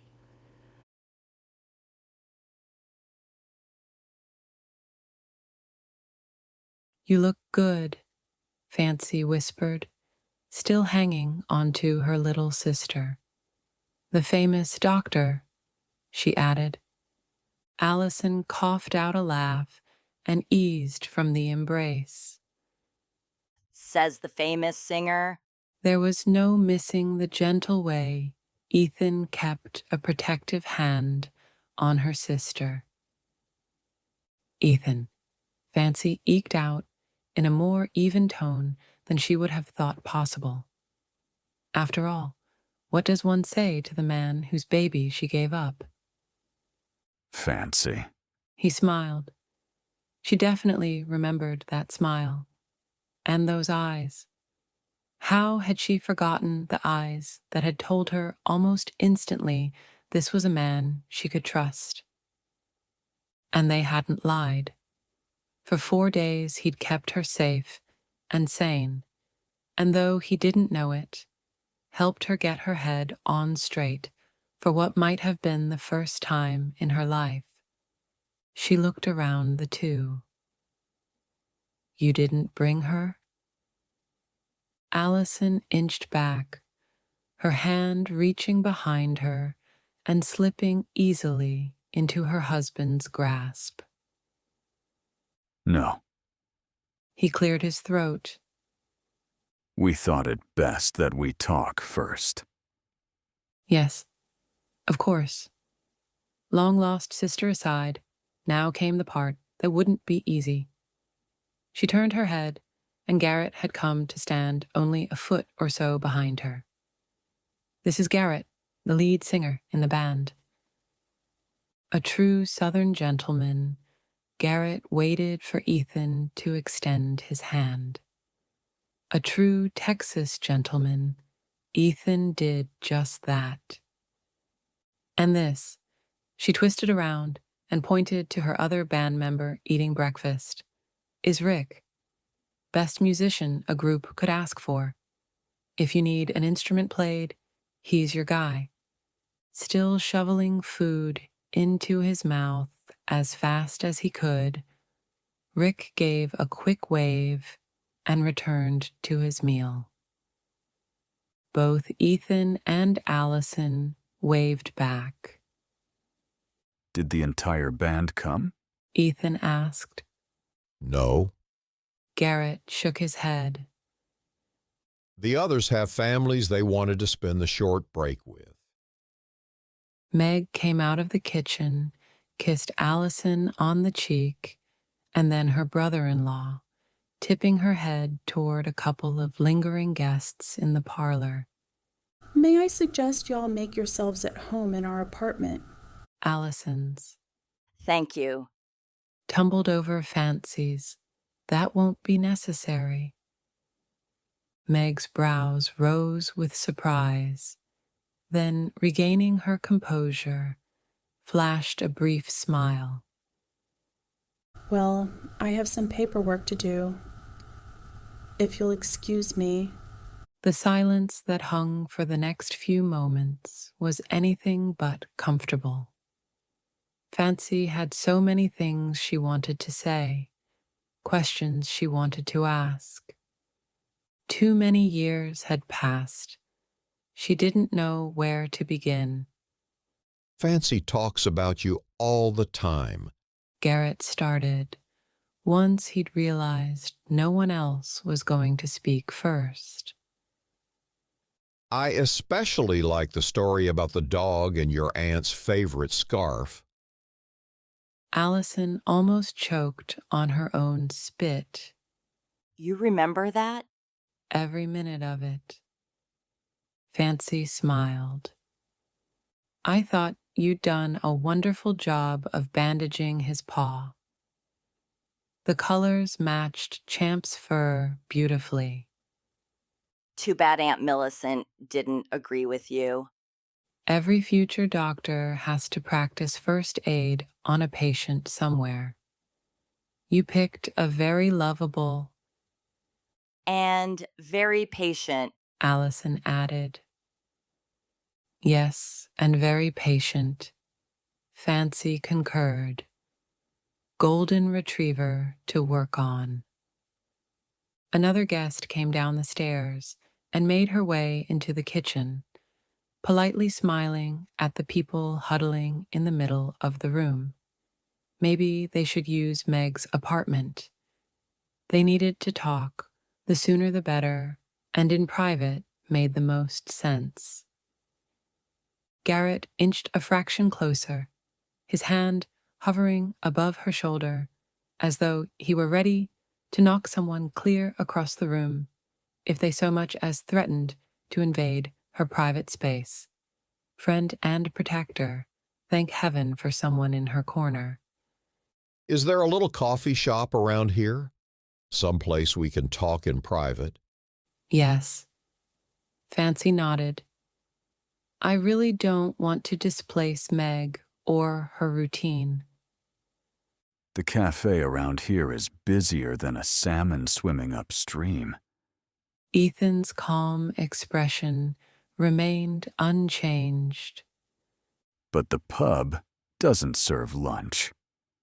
At least not to the general public. It's a short walk if you don't have any objections. He let his words linger. Did someone say pub? Rick swallowed his last bite quickly and appeared on Fancy's other side. Garrett rolled his eyes. It's only 10 o'clock in the morning. As the saying goes, it's 5 o'clock somewhere. Ethan slid his phone from his pocket. Well then, if we're all in agreement, I'll just give Jamie a call. The man spends most of his day in the office doing whatever it is pub owners do at a desk. The last to step outside, Rick looked up and down Main Street. As far as sleepy little towns go, this one is pretty cool. We think so. Allison walked in, step by her husband. It still rattled Fancy's senses that her sister had wound up with Brittany's father. It also made her heart swell. She'd loved her kid sister more than anything in the world. That had been one of the reasons Fancy had kept her distance, and the nickname bestowed upon her. Allison had so much potential, and Fancy feared her influence could only hold her kid sister back, knowing in the end her sister wound up with the world's most perfect man, in the most perfect place, meant everything to her, more than she would have thought a few days ago. As a matter of fact, nothing felt the same as it had a few days ago. From behind large paned glass windows, store owners waved at Ethan and Allison as they passed by. Comments like, "Lovely day for a walk," or "Nice to see you in town," could be heard from the other side of a few open doors. They strolled past the police station, and a snake of recollection slithered to the forefront of her mind. Leaving Brittany behind may have been the best thing she could have done for the baby girl at the time, but it had been the hardest damn day of Fancy's life. She'd had no idea how much any one person could love another tiny human being. All she'd ever wanted for her little girl was to have the best life could offer, and at the time, that wasn't with Fancy. Here we are. Ethan waved an arm at the massive dark wood door. Oh. Fancy glanced up at the sign. This is new. 2 deep furrows slid between his brows. Yes. My cousin opened it recently, with a little help from some of the family. Ophira days, she said softly. Still frowning, Ethan held the door for everyone to pass through. That was the original spelling of the Farraday name back in Ireland. Of course it is. Fancy sighed. The perfect man, the perfect town, the perfect family. What was she thinking coming back for her little girl?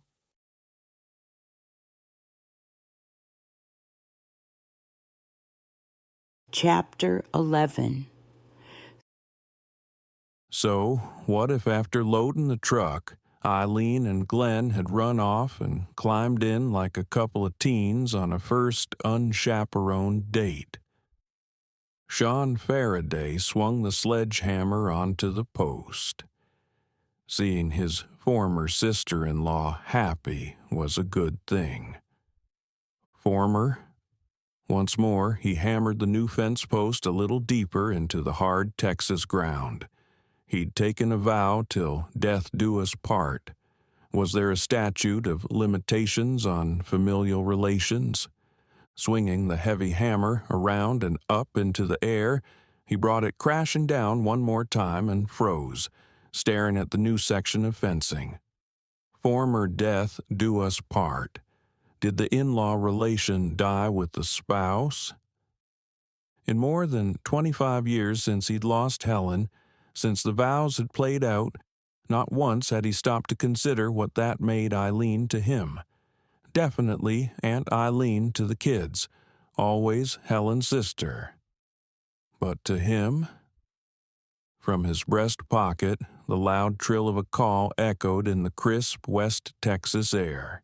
He and Finn were supposed to work this fence line together, but reports of mountain lions near one of the back pastures had him and the ranch foreman, Sam, riding the line for any signs of trouble. The kid was probably checking up on his old man, seeing if he remembered how to repair a fence. Kid. That made him laugh. Finn was a married man. Every one of Sean's children were all grown up, and a few raising families of their own now. Finn probably wouldn't be too far behind on that count. While there was no talk of babies, Sean recognized the look in Joanna's eyes every time she got close to one of his grandbabies. Yep, it wouldn't be long now. I still have all 10 of my fingers. He laughed into the phone. Good to know. The voice belonged to Ethan, not Finn. Are you at a point where you can stop and do us a favor? Even if he wasn't, unless it was something absurd like a craving for a root beer float, nothing was more important than being there for his children. Never had been, never would be. What you need? Tony took the girls over to Connor's for the new toddler and horses program and can't leave.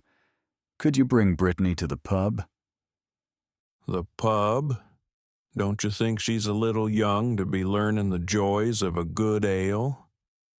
Ethan's voice lowered. Fancy is here. We've agreed she can see Brittany. Oh. Sean swallowed hard.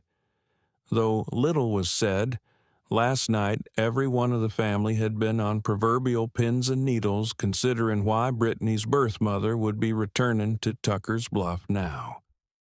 Though, deep down, they all knew the answer they didn't want to face. For now, we don't want her at the ranch. Of course. Not that Sean understood what difference it would make, but his son was a grown man married to a smart woman. If this was what they wanted, I'll be on my way as soon as I wash up a bit. Thanks, Dad. The call disconnected, and Sean looked over the rolling land that had been referred to as Farraday country since the days his grandparents first settled the area.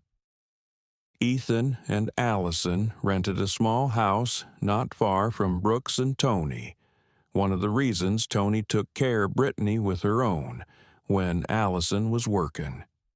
Plans were in the making for Ethan and Allison to build on a nice piece of land close to the new hospital.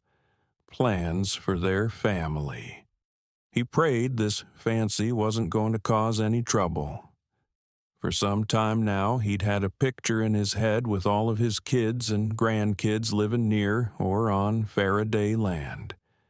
He didn't want some woman swooping in and tearing apart his son's life. He liked the picture in his head just fine. His children happy and settled. Him and Eileen manning the homestead to keep the family together. Him and Eileen.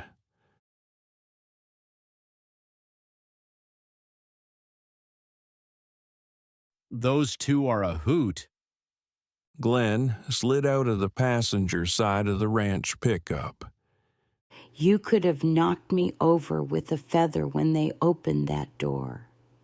Eileen slammed the door and scooted around to the back, not mentioning that the touch of his hand had almost sent her flying into the next county. Talk about letting her imagination run away with her. This place looks different in daylight. Glenn came around to meet Eileen, glancing sideways at the pub windows. Your timing was perfect. You arrived on opening night. Eileen popped the lids off the 2 ice chests and reached inside, handing off a foil-covered tray. Might as well make yourself useful. No problem, Miss Kitty. He teased. You know, Eileen couldn't decide if she found Glenn's play on Miss Kitty and Marshall Dillon amusing or ridiculous, though somewhere deep down she was eating up the flattering attention. You really need to get out more. Glenn chuckled softly. What are these for? I promised Jamie a couple trays of my rice pudding. Your rice pudding? He balanced the tray on one hand and opened the pub door with the other. Don't look so shocked. I told you I learned to cook for 20 or more people. This was my mother's recipe. My sister Helen tweaked it a bit, and after all these years, the whole town knows it's the best. Now anyone dining here from out of town will know too. Eileen stuttered to a halt at the people seated inside. She'd expected to have to hunt Finn down in the back. Oh, hi. Glenn's attention went straight to the man tinkering at the piano in the corner. Most folks were huddled around one table. Jamie was behind the bar, shining brass fixtures. Immediately, Eileen's heart caught in her throat. The strawberry blonde woman she'd never met before had to be Allison's sister, Francine. Fancy. Let me help you with that. Ethan sprang from his seat and arrived at her side in a flash, removing the large tray from her hands. Angling her head and lowering her voice, Eileen whispered, "Is everything all right?" So far. He whispered back. I've got this. Jamie relieved Glenn of the tray. Thanks. Handing the tray over and following the pub owner, Glenn glanced at the man and the piano. Looks like an oldie. Yeah, it was in the back. I was shocked that it played as well as it did. Had a piano restorer come in from Butler Springs, and he was just as surprised it wasn't in worse shape. Mind if I take a closer look? Suit yourself. Jamie called over his shoulder. The moment the piano man stopped tinkering, Glenn ran his finger along a few of the keys. These are ivory. The man seated pushed back and stuck out his hand. Rick Mason. Want to give it a whirl? The way Glenn eased onto the bench, anyone would think he hadn't seen a piano in years. She suspected that one session with the band was on a keyboard, not a piano. Both made music, but even she knew there was something different about playing an honest-to-goodness piano. His fingers curled over the keys, and beautiful sounds seeped across the nearly empty pub. Wow. Ethan mumbled beside Eileen. A smile tugged at the corners of her lips. She'd actually forgotten how well he could make music out of just about any instrument. The rambling of notes flowed into a very specific tune, one she remembered so well. Her fingers began to snap with the rhythm of the music, and her feet brought her closer to the piano. She could feel every note from her fingertips to her toes. Lord, how she'd miss this.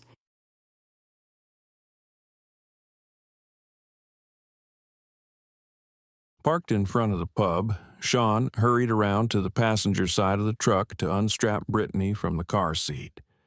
For decades, ranch kids had ridden in the back seat, front seat, bed, heck, a time or two he'd been known.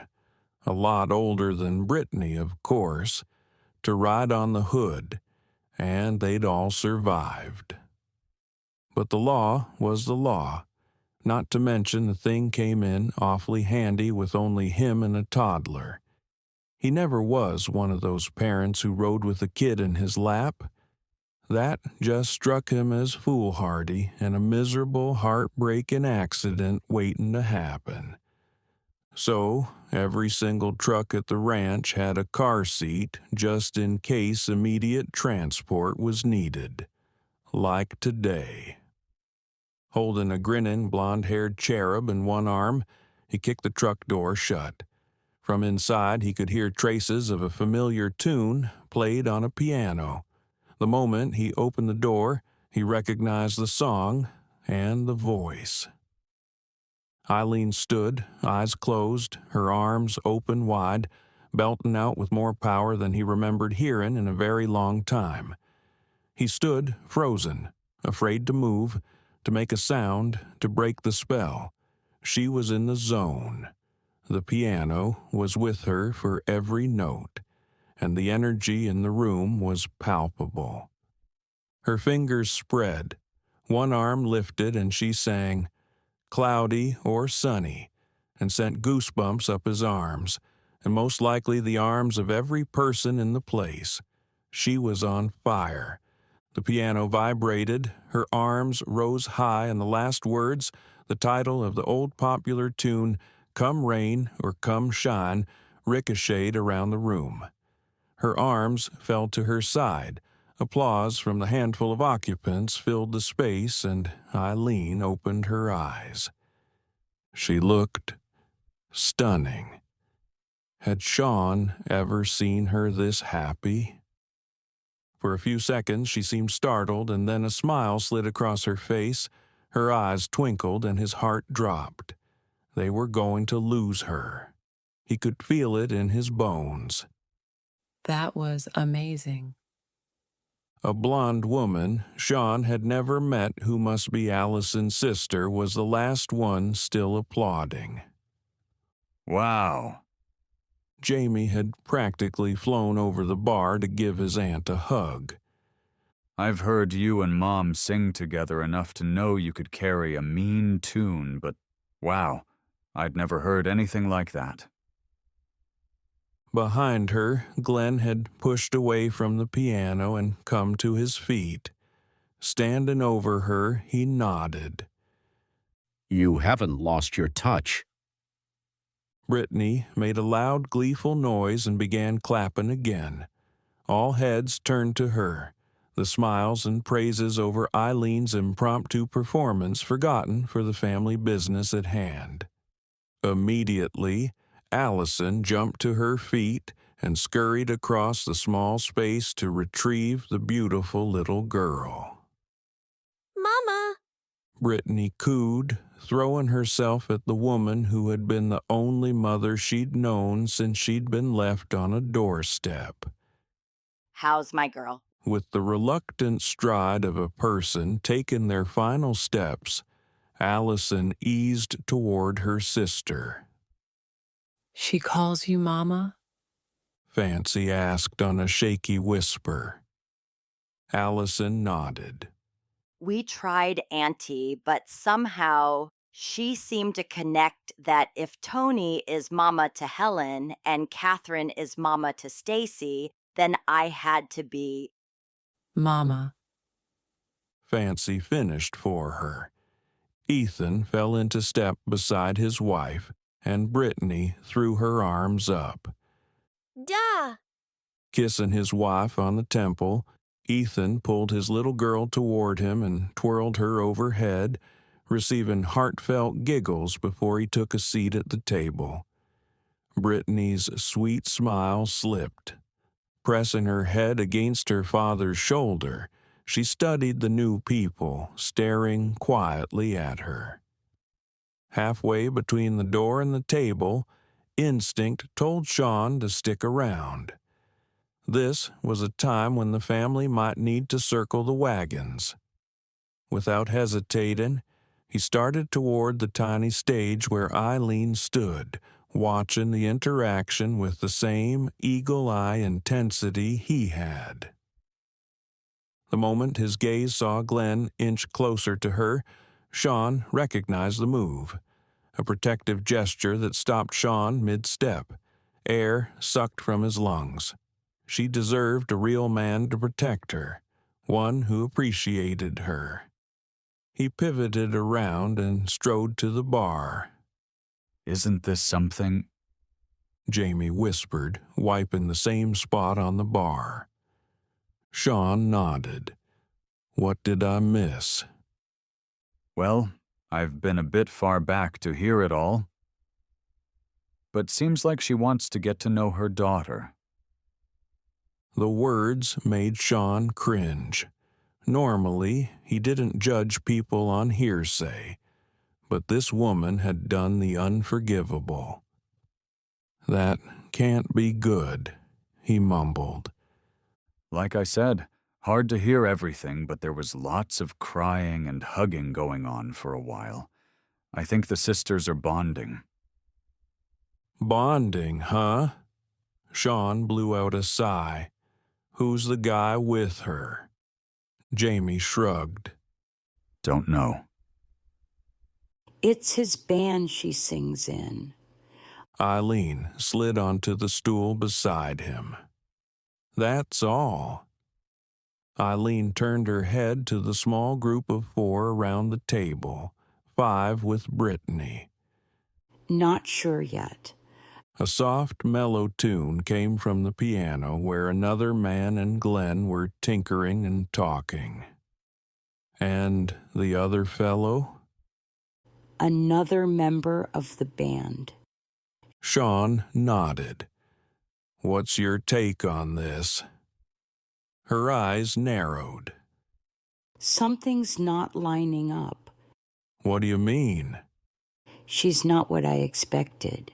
Her tone of voice, her eyes, the few things she said, doesn't sound like a woman who would drop a helpless baby on a doorstep. Sean studied the woman in question. One thing he'd learned to trust all these years was Eileen's instincts. The woman had a sixth sense that could get her and anyone else in or out of trouble, but she usually hit the nail on the head. He'd come to rely on that instinct more than once, raising 7 kids alone. No, not alone, at least not yet.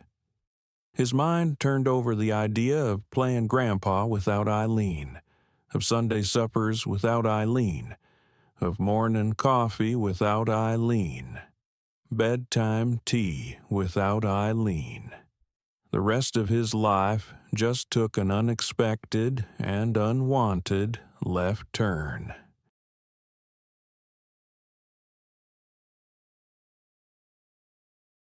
Chapter 12. For the first time in her life, Fancy understood the expression heart-stopping. This little girl, her little girl, was so much more than beautiful. "She looks like you." Fancy glanced at Ethan for only a minute before returning her attention to the toddling cherub. Ethan ducked his chin and placed a feather-light kiss atop Brittany's head. "Hi, Peanut." Speaking softly, Fancy curled and uncurled her fingers in a more entertaining wave hello. "I brought you something." Brittany's eyes widened with interest. Her father's, on the other hand, narrowed with concern. Somewhere deep down, Fancy knew she would have to win over everyone's trust if she was going to accomplish what she wanted, what she thought she wanted. Just now, when so many feelings bubbled to the surface at the sight of her sister, her daughter, and the family bond held by the 3, Fancy realized how much she had underestimated. The look on father and daughter's faces made that perfectly clear. Allison looked totally torn, But somehow, eventually, Fancy would show them she'd changed. She simply had to. From the bag beside her, Fancy retrieved a small, fluffy lamb. I understand this little guy from a TV show is popular with kids. Brittany reached forward, poked one finger at the stuffed toy, and then giggled before clutching it tightly to her chest. She liked it. Her little girl liked the present. Garrett barely set a reassuring hand on hers, smiled, and quickly let go. Always a support. He'd spent the hour or longer with her in the store, walking the aisles, asking questions of the sales staff and the moms shopping, and finally going with the suggestion of one little girl. Well, as much of a suggestion as a 2.5-year-old could make when she grinned at the 2 stuffed animals Fancy had shown her mother, and grabbing at the white one, yelled, "Lambie!" Once the mother had explained that her Lambie was at home waiting for her, Fancy had her present for her daughter. At least one of them. What do you say? Allison coaxed. Brittany managed to grin even wider, kick her feet, and bounce on her dad's lap. Tank Chew! "You're welcome," Fancy responded. The 2 little almost words swelled her heart. "She seems very happy." She is. Ethan's words came out low and firm. Fancy nodded. She hadn't meant to upset him. She'd only meant, "I knew she would be. I just knew it."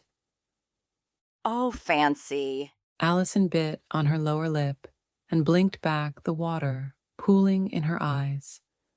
The censure said everything her words did not. How could you? "I didn't have a choice." She answered the unspoken question. Garrett shook his head and lowered his voice, gesturing to her daughter with his chin. This isn't the time. No, not with Brittany sitting on her daddy's lap. All morning she and Allison shared memory after memory of the good times, the sad times, Aunt Millicent, and the 100 reasons Fancy ran away. They caught up on all of Allison's adventures, and the entire time Ethan kept a hand on his wife in silent support. They'd hugged, they'd cried, they'd laughed, but the only mention of Brittany came when Fancy asked to please see her. Now she'd have to wait for another time, another chance, to convince her sister and her daughter's father that she could be a good thing for Brittany. "Excuse us." Eileen stepped up to the table. "I need to get Glenn back to the ranch. He left his car there and has to be in his hotel room for a video conference in a couple of hours." That makes 2 of us. Ethan's father stopped beside the aunt with the golden voice.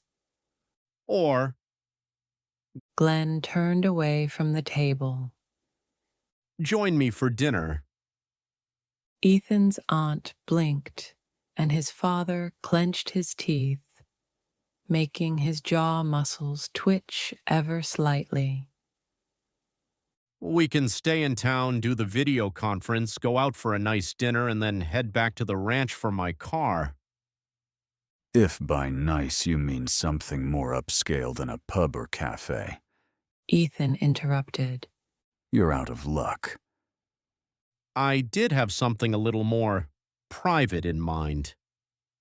That would be the Lake House. It's a steakhouse at the edge of town in Butler Springs. Allison smiled. They have a nice little dance floor, too. You up for a ride to... He looked at Allison again. Butler Springs. She provided. Butler Springs? Glenn finished. The aunt's face bloomed. The smile on Glenn's face rivaled that of Ethan's aunt, and Allison seemed to be quite pleased with the prospect. On the other hand, Ethan seemed to be teetering between giving his blessing and throwing the first punch, remembering the fire in Ethan's eyes, the night he'd rescued her from that drunken sailor. Fancy hoped for this guy's sake that Ethan went for minding his own business. At the moment, the aunt bobbed her head. Yes, the senior Mr. Faraday's gaze took on the same look Fancy had seen in his son, what felt like eons ago. When it came to picking men for herself, she'd always had lousy judgment. Not even when she'd stumbled onto an outstanding specimen like Ethan Farraday had she had the good sense to latch on for dear life. But she was darn good at that outside the glass, looking in thing, and something was going on here that had nothing to do with the loving, tight-knit family Ethan spoke of for days in San Diego. Nope, something very interesting was simmering around here, and she hoped she'd get to stick around long enough to figure out who was going to win.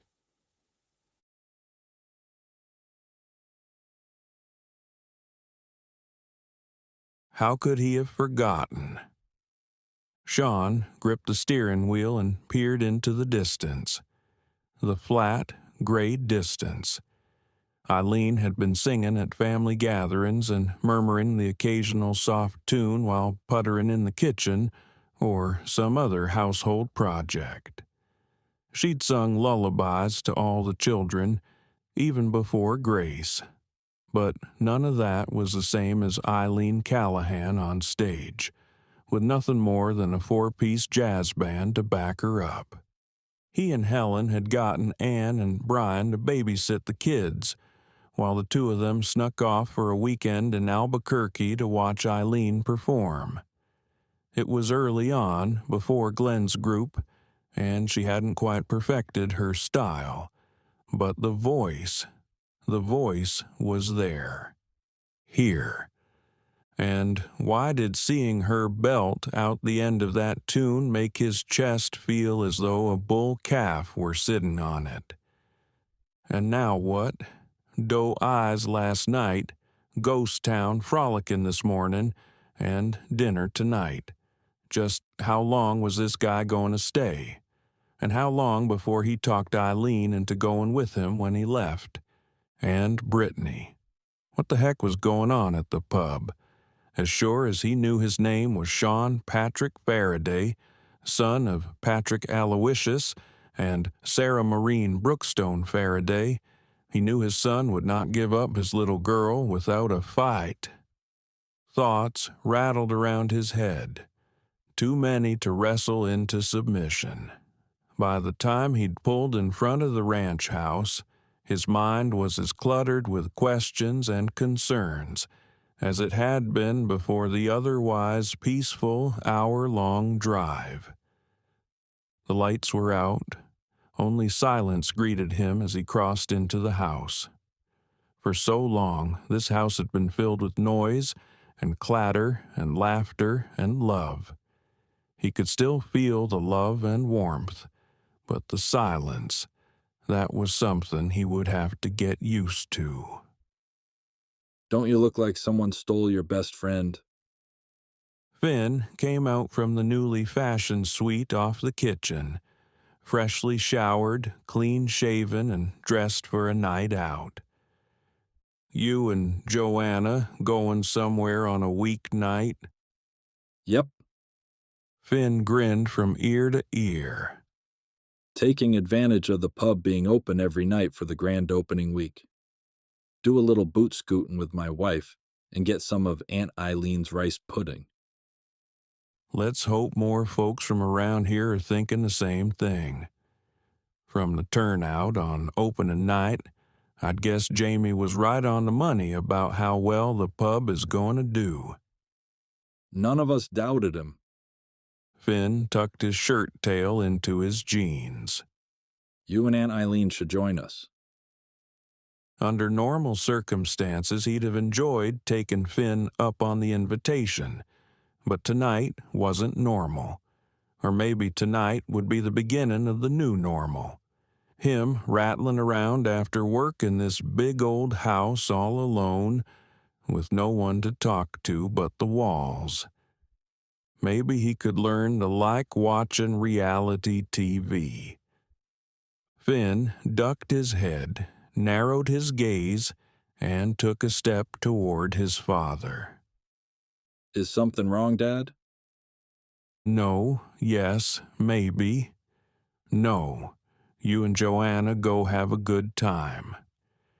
She's coming in from an afternoon photo shoot with the sisters at the ghost town. They have a huge tourist plan in the making. I'm meeting her at the pub. Finn took another step closer. Dad, you're not telling me something. Sean shook his head. This was just the cycle of life.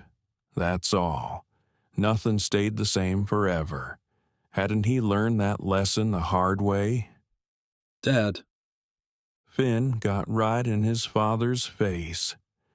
You are scaring me. I've never seen that look on you before. What's happened? Is someone hurt? Finn looked over Sean's shoulder to the empty living room and then back to the empty stove, his eyes widening. Is it Aunt Eileen? Did something happen to her? Did that man? An increasing hint of panic punctuated every word. No, nothing like that. Sean glanced around the empty kitchen. Memories of Eileen trying desperately to cook for the family and ranch hands. The pitiful look of frustration and determination as she stood covered in flour, carefully following Helen's biscuit recipe. The first attempts had made it straight to the trash can. Eventually, they'd gotten more and more tasty until one day he'd come home and there wasn't a lick of flour anywhere in the kitchen. Eileen held out a dish of warm biscuits, grinned from ear to ear, and calmly declared, "I think I've got the hang of it." Nothing like what? Concern remained etched on Finn's face. "Tonight, your aunt is on a..." The words stuck in his mouth. "Date." Finn nodded, but didn't say anything. Taking a few steps in retreat, he leaned against the kitchen counter, waiting. Not sure what else to say, Sean turned to the fridge and pulled out a covered dish, then put it back. He wasn't really hungry anymore. Same thing with the beer. He'd held it in his hand, reading the label as though he'd never seen it before, and set it back in the fridge. Maybe tonight would be a good night to go to sleep with the sun. Finn crossed his ankles and cleared his throat. I'm guessing I wouldn't be far off the mark if I said that idea isn't sitting well with you. It's not the what, it's the who. Sean ran his hand roughly across the back of his neck. He doesn't deserve her. I see. Do you? He took the lid off the cookie jar and pulled out a couple of oatmeal raisin cookies. Not that he was hungry or craving sweets. Holding on to it and chewing gave him something to do. Yes, I think I do, but I'm wondering if you do. Sean offered his youngest son, the wise old sage in a youthful body since the day he was born, a cookie.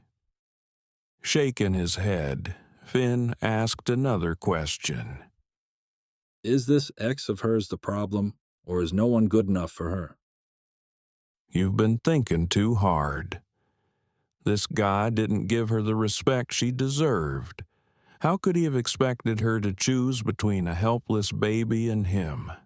All she'd asked for was more time. It's not like they had one foot in the grave and one on a banana peel. Time was on their side. She had postponed the wedding more than once. Things happen that are out of our control. Maybe he thought she didn't really love him. Hogwash. She cried for weeks after he hung up on her, refusing to push the date back again. Weeks? Finn raised a brow. Doesn't seem like all that much sulking for losing the love of her life. He wasn't the love of her life. Sean spun around, reaching for another cookie. Or maybe the guy had changed. Maybe Glenn could be that special someone. And maybe he should have that beer after all. Then I'm not seeing the problem. The problem is... Sean stopped and stared at his son. Eyes twinkling with delight, the kid was almost smiling. This isn't a laughing matter. No. He swallowed the grin, threatening to take over his face. But I wondered what it would take to open your eyes. Open my eyes? You're talking in riddles. No, it's really quite simple and quite clear. At least it has been to most of us the last few years. Again, more riddles. Dad. He spoke as though he were about to explain rocket science to a 4-year-old. For over 20 years, you've been married to Aunt Eileen in every sense except for a shared bedroom. We never. Finn held his hand up. I know that. We all know that. But that doesn't change the facts. You have relied on each other for support through thick and thin, through pain and sorrow, through chicken pox and mono, through hard times and good times, basically in sickness and in health. And before today, you both probably believed until death do you part. You're crazy. I've always known someday the right man for your aunt would come along. By the time Grace reached high school, I was surprised that someone hadn't come yet. Why would they? She didn't need a husband's companionship. She's always had you. He whirled around and practically shouted, "She does not have me." Dad. Finn pushed to his feet. You can argue with any one of us from now till the second coming, but it won't change reality.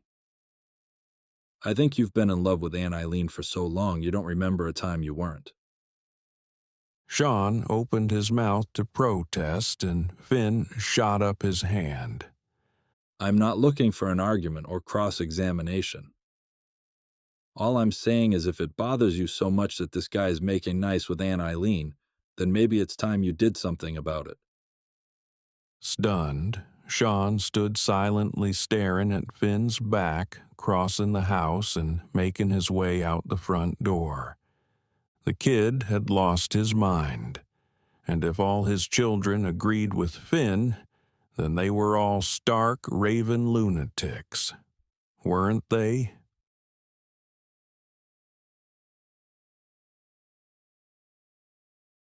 Chapter 13. Layers of black clouds appeared out of nowhere. This wouldn't be the first or last time a storm brewed unexpectedly.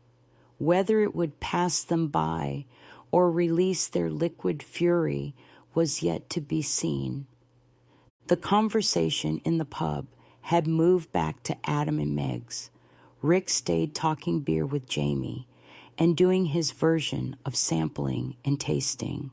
Sean had taken Brittany back to Connor's, and Garrett came with Fancy.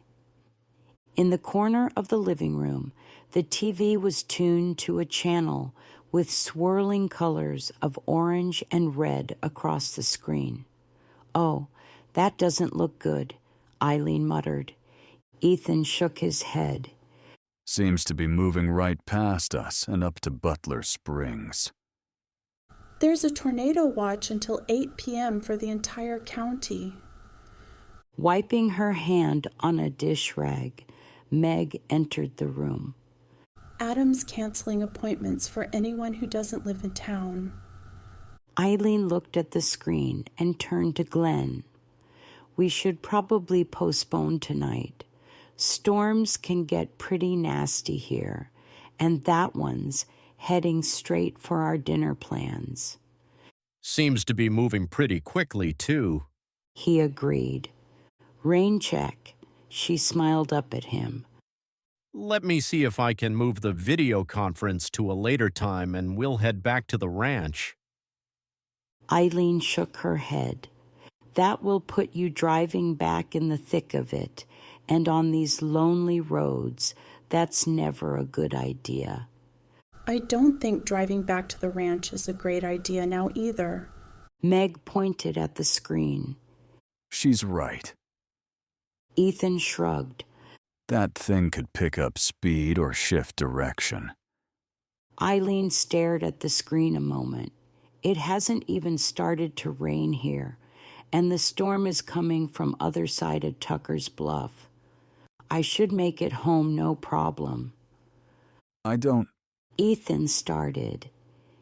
Ethan Patrick Farraday, I have been driving these West Texas roads for as long as you've been talking. I'll be fine in that big old truck. I don't want to waste time jawing with you. I need to get on the road. The way Ethan bit down on his back teeth, she knew he wasn't happy about it, but she also knew that he wouldn't argue anymore. She turned to say goodbye and spotted Garrett, his gaze skipping from the screen back to his lead singer. The way the man looked at Fancy made Eileen's mind wander once again to a long time ago. Had Glenn looked at her that way? If you're going to go... Ethan interrupted her thoughts. You'd better go now, and call when you get home. Aye, Captain. She refrained from saluting. Ethan only rolled his eyes. She wished she could stick around for the conversation that had to be had over Brittany, but a bigger part of her needed to be home. Turning, she waved goodbye to everyone, paused to smile at Glenn. Call when you're done with your video conference, and we'll arrange to get your car back to you. Lips pressed tightly together, Glenn glanced out the living room window and back before nodding. Stay safe. Not the first time, in the last few days, a man had said that to her. Will do. And with that, she hurried out to the truck. The clouds were growing darker, and she needed to boogie. Concerns about lightning and hail and power outages and generators scrambled around with music arrangements, singing, canceled weddings, and resurging dreams. The dreams is what got her. Singing. No, performing. This wasn't the same as singing along at the supermarket or at a family wedding.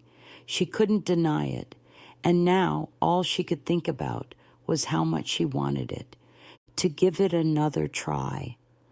A flash of lightning jagged across the sky and brought new thoughts to mind. Was singing all she wanted? She'd had fun today with Glenn. Even though the sisters had almost scared the bejesus out of her, having Glenn at her back had been nice. The wall from so many years of anger and hurt cracked enough for long-forgotten memories of happier times to resurface. She and Glenn had made a good pair. At the mouth of the driveway, a boom rattled the windows. Moments before, another flash of light brightened the inside of the truck. Definitely too close for comfort. Pulling up to the side of the ranch house, she grabbed her purse and darted to the front porch. Seconds before pellets of rainwater hammered down. Another minute, and she would have had her second shower of the day. Stomping the dust off her boots on the porch, Eileen listened to the sound of the rain bouncing off the roof and music. Music. For a split second, she hesitated, turning the knob. Were Finn and Joanna having a private evening? She retraced her steps, peering around the edge of the house in search of her nephew's truck. Gone. So was Joanna's car, but the other ranch truck was in its usual place. Sean never played music. Turning back, she listened more carefully, the occasional downpour drowning out the melodies on the other side of the wall. Slowly turning the knob, she pushed the door open far enough to hear the familiar tune. Anne's voice. Her voice.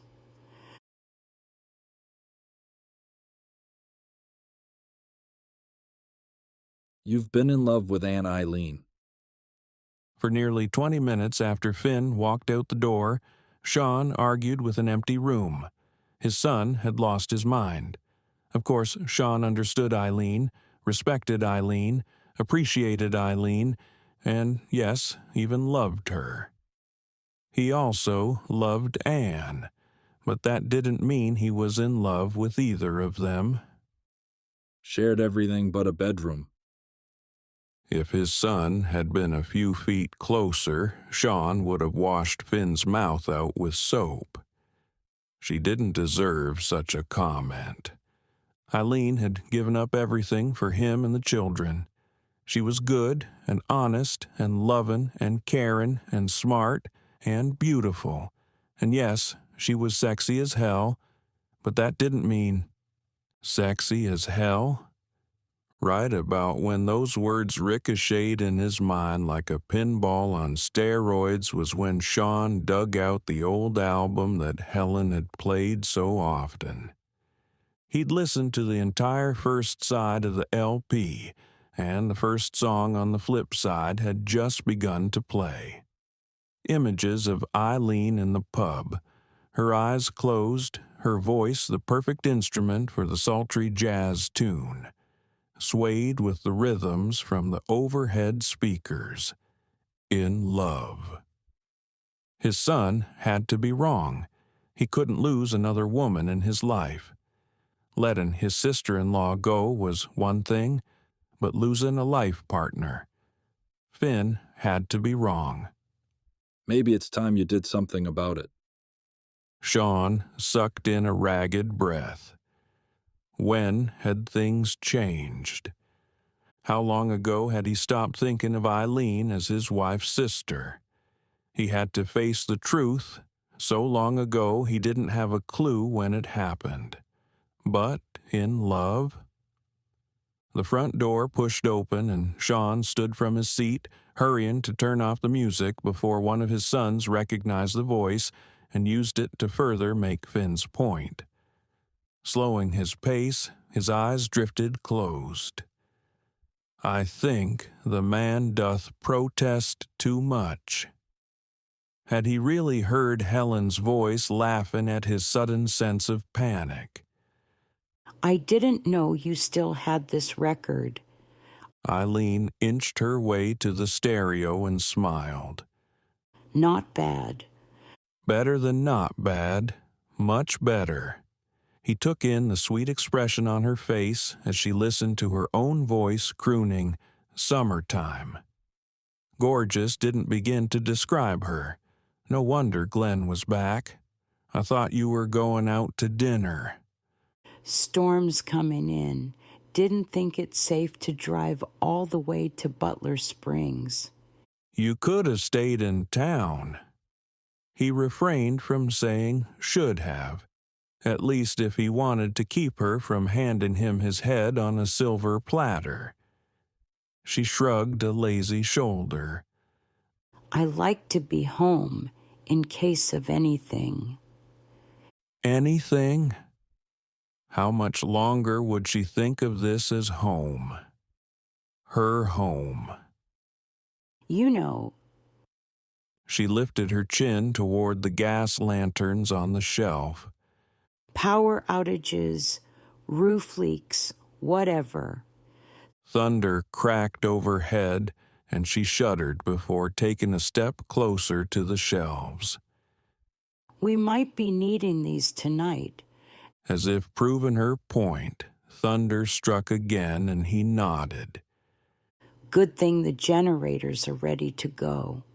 Stretching his arm forward, his hand brushed against hers, and for the first time ever, he'd have sworn the static electricity in the room was off the charts. By the way, Eileen's hand jerked away and her gaze leveled with his. He'd have sworn in court that she felt it too. On an awkward huff, he took a step back and regrouped. He was letting his imagination run away with him. The power of suggestion, Finn's suggestion, was getting the better of him. He set the gas lamp on the center of the coffee table. Eileen set the other across the room on the side table by the stereo. I'll fix us something to eat. Sean nodded and followed her into the kitchen. Not that he could eat a bite. His head and his heart were completely off balance. Throughout the next song, they moved side by side. Sean chopped cucumbers for a salad. Eileen transferred a small casserole from the fridge to the oven.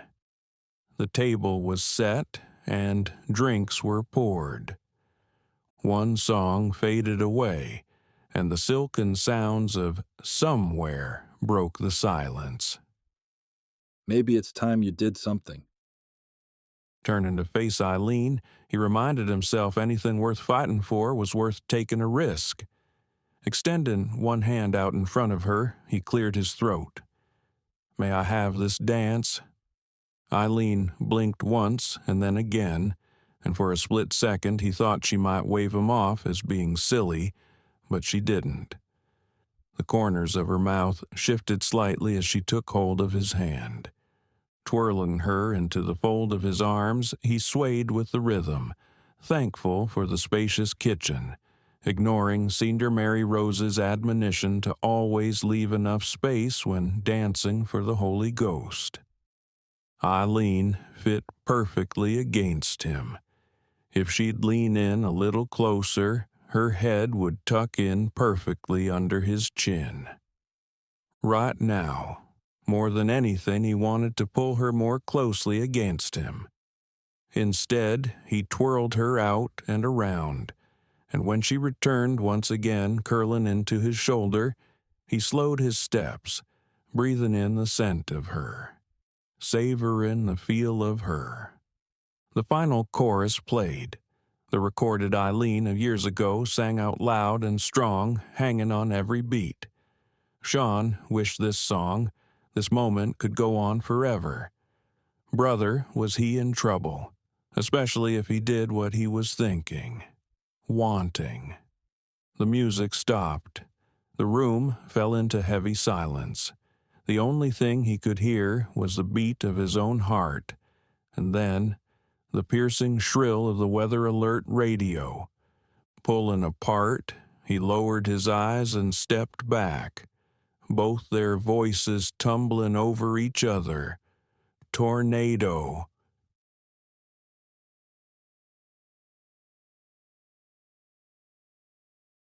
Tornado warning. Ethan sprang from his spot on the sofa. Fancy blinked. Tornado? Warning. Ethan repeated. Fancy turned to Garrett, who merely waved his hands and shrugged. Laundry room, now. Meg pointed down the hall, spun around, and hurried to the base of the stairs in time to see Glenn tearing down the steps. Is that what I think it is? He asked, following Meg back to the kitchen. Allison looked to the staircase. Anyone else in the house? No. Without slowing, Meg grabbed a flashlight from above a shelf in the kitchen and kept moving. Everyone else checked out by lunchtime. Following the crowd, Fancy figured this was something like earthquakes in California, only instead of standing in a doorway, they were heading for the laundry room. That part she wasn't terribly sure of why. Her confusion must have shown on her face. The second she crossed the doorway into the surprisingly large laundry room, Ethan closed the door behind them and explained, Tornado watch means that the weather conditions are good for tornadoes. Warning means one's been spotted nearby, and we need to take cover. The laundry room, she mumbled. For us, yes, Meg said. It's the only windowless room in the center of the house on the first level. Some of the old ranch houses have actual storm cellars, but this is the best we have. In the closed room, Fancy stood against the wall to one side of her and with Garrett on the other. Opening cabinet doors that revealed a large storage closet, Meg pulled out multiple cushions, blankets, and more flashlights. If anyone gets hungry, I have snacks and water in here too. How long do you expect to be stuck here? Garrett asked. Arms laden down with more cushions, Meg spun her head over her shoulder. If the tornado doesn't reach us, not long. Maybe less than an hour till we get the all clear. And if it does reach us? Fancy found the idea of a tornado even more unsettling than earthquakes. Ethan, Allison, and Meg exchanged a quick glance, but Ethan was the one who answered. Pray for the best. What about Adam? Fancy's gaze shot to the closed door. Meg set what looked like outdoor patio cushions on the ground. He'll be hunkered down at the clinic with his staff and any animals. Oh, the dog, Fancy gasped. Dog! Meg froze mid-toss of a cushion. What dog? The beautiful wolfhound. This time, more than one head spun around to stare at her.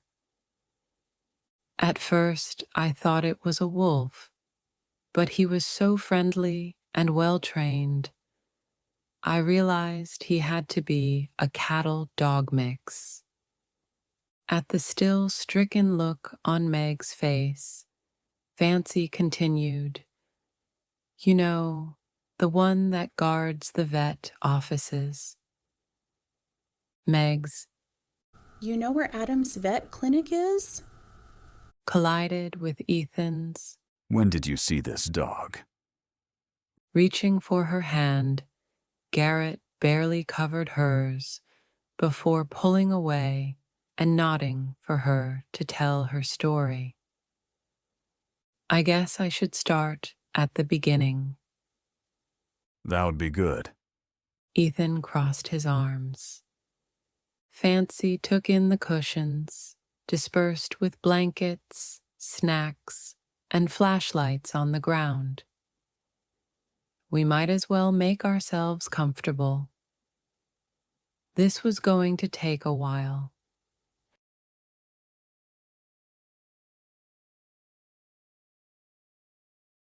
Chapter 14. The back door to the ranch banged open, and Connor flew in, cradling Stacy in his arms, with Catherine on his heels, with Brittany snuggled against her.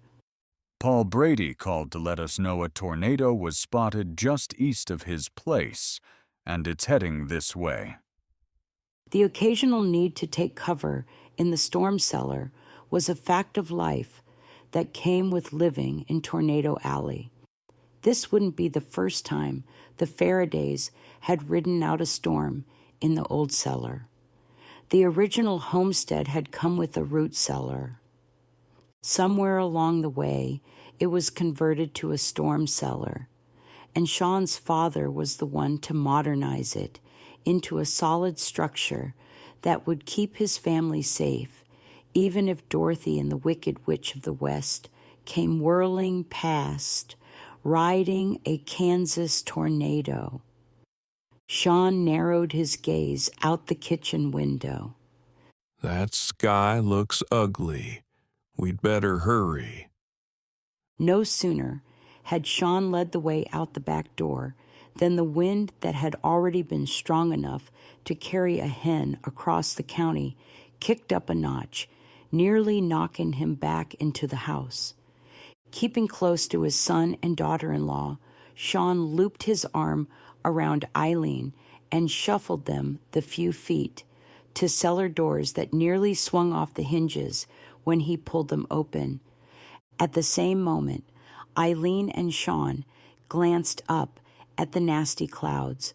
She could almost feel the air, still as each of them sucked in a breath and failed to exhale, until they softly muttered, "Oh, shit." One of the first things she'd learned about storms in Texas was that if you see a tornado moving across the horizon, you'll be fine. On the other hand, if it appears to be standing still, run for the hills as the thing is coming straight at you. This skinny funnel in the distance was dancing in place.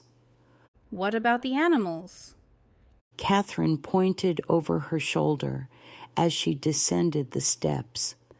Eileen huddled behind Connor, following Catherine downstairs, and not till the doors closed and were bolted behind them did Sean answer. They're safer in the stalls.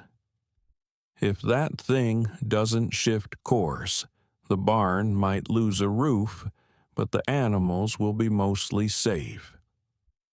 Frowning, it was obvious Catherine believed her father-in-law, but didn't understand why. All the senses that tell a horse where to go under normal weather conditions disappear in the turmoil of an impending tornado. On top of that, the flying debris from fence posts and missing roofs can be as deadly as the tornado. They'll be fine where they are.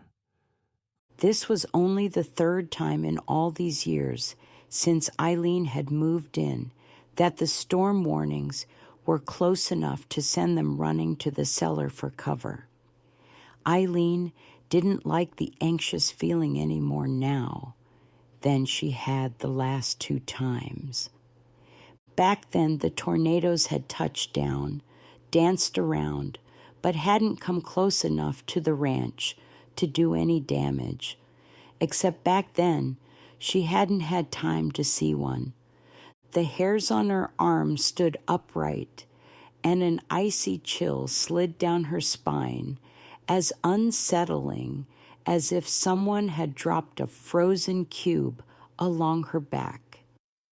At this moment, she didn't give a hoot about the singing, the show, Glenn, or her forgotten dreams. All she wanted was for her family to be safe, each and every one of them. Her gaze shifted to the man seated beside her, his arm protectively draped around her, his gaze staring up at the doors, concentration and concern clearly painted on his face. And maybe she wouldn't mind another dance with Sean Farraday.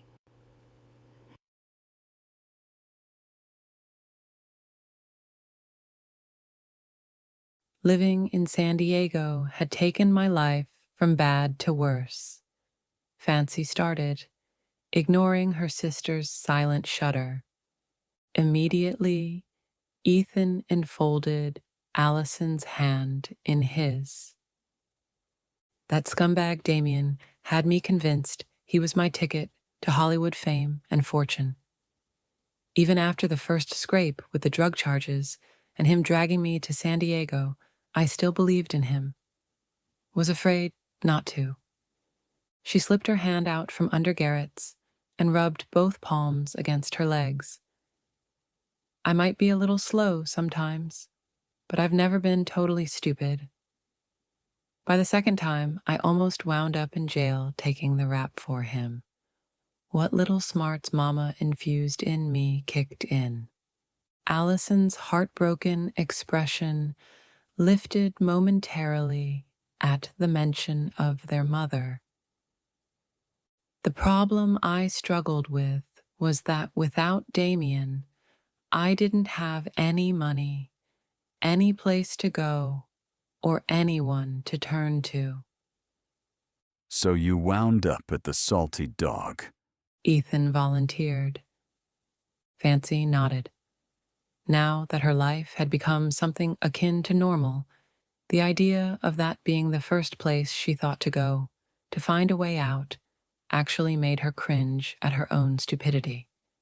Well, maybe not totally stupid. She did find Ethan. Desperation makes a person do things no sane human being would.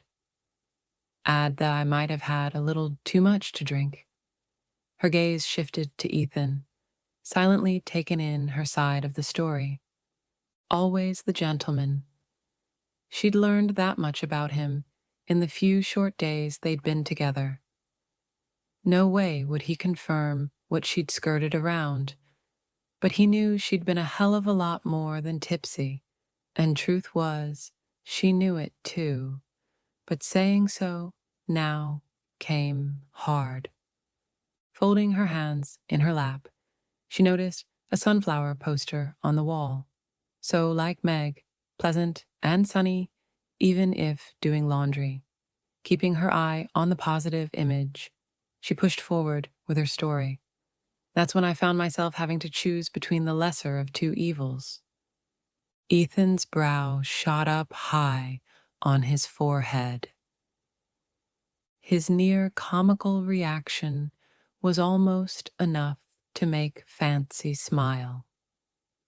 Almost.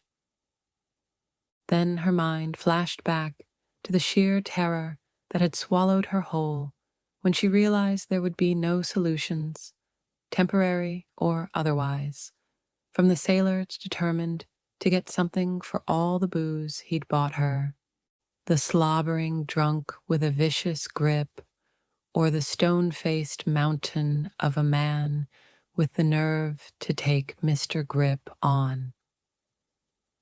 I suppose. Ethan hefted one shoulder in a half-hearted shrug. Stone-faced is marginally more flattering than the lesser of two evils. Fancy couldn't bring herself to smile at the concession. The fear clutching her heart at the moment she'd had to choose came rushing back as noxious and menacing as it had been that fateful night. Anyhow, I clearly made the right choice, and by the time a few days had passed and I'd moved on to Kathy's house, I had a better sense of what I needed to do. Find a real job, even if it meant waiting tables again. Find a real agent if I wanted to give Hollywood one more try, and I did. Only no sooner had I found a job and started the agent hunt again than I realized I was pregnant. Allison and Ethan nodded in near perfect unison. That made Fancy smile. She wondered if they realized how much they did exactly alike, like a matching set of salt and pepper shakers or souvenir bobbleheads. I thought it was a sign, a new corner, a new me. Only, she sucked in a ragged breath, it wasn't a new me. It was a scared me. I did my best. I really did. I didn't want anyone else to take care of her. Didn't trust them. But you can't work and take care of a baby. And talk about no sleep. Half the time I wasn't sure if I was coming or going, or stuck somewhere in the middle. And I was supposed to keep this up for years to come and still raise her to be smart and caring and thoughtful of others. Everything her father was. The muscles at the base of Ethan's jaw began to twitch in alternating rhythm. Everything about your family and home seemed so perfect. Too perfect. But I had to find out. It was easy enough to track the family down from the information you'd given me. So I gathered every cent I had, packed Brittany up into a coughing jalopy I bought, and headed east. They are. Meg said from across the room. It's none of my business, but this family is the stuff that movies are made from. Fancy nodded. So she'd figured out very quickly. Originally, I was only going to ask for help. You could have come to me, Ethan added. That, she blew out a sigh, was more challenging. I'd lost the paper you gave me with your contact info, and the Marines aren't exactly forthcoming with how to reach out to their servicemen. At least not the ones who they train for things I probably don't want to know about. Heaving in a deep breath, he dipped his chin once. They both knew she was right. And me? Allison asked. Fancy's heart tripped at the lost and yet hopeful expression on her sister's face. South America.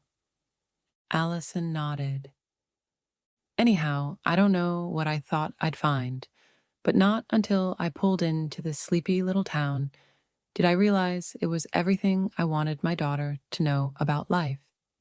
So I got a room at the Bargain Motel just outside of Butler Springs, and every day I'd come back here and watch.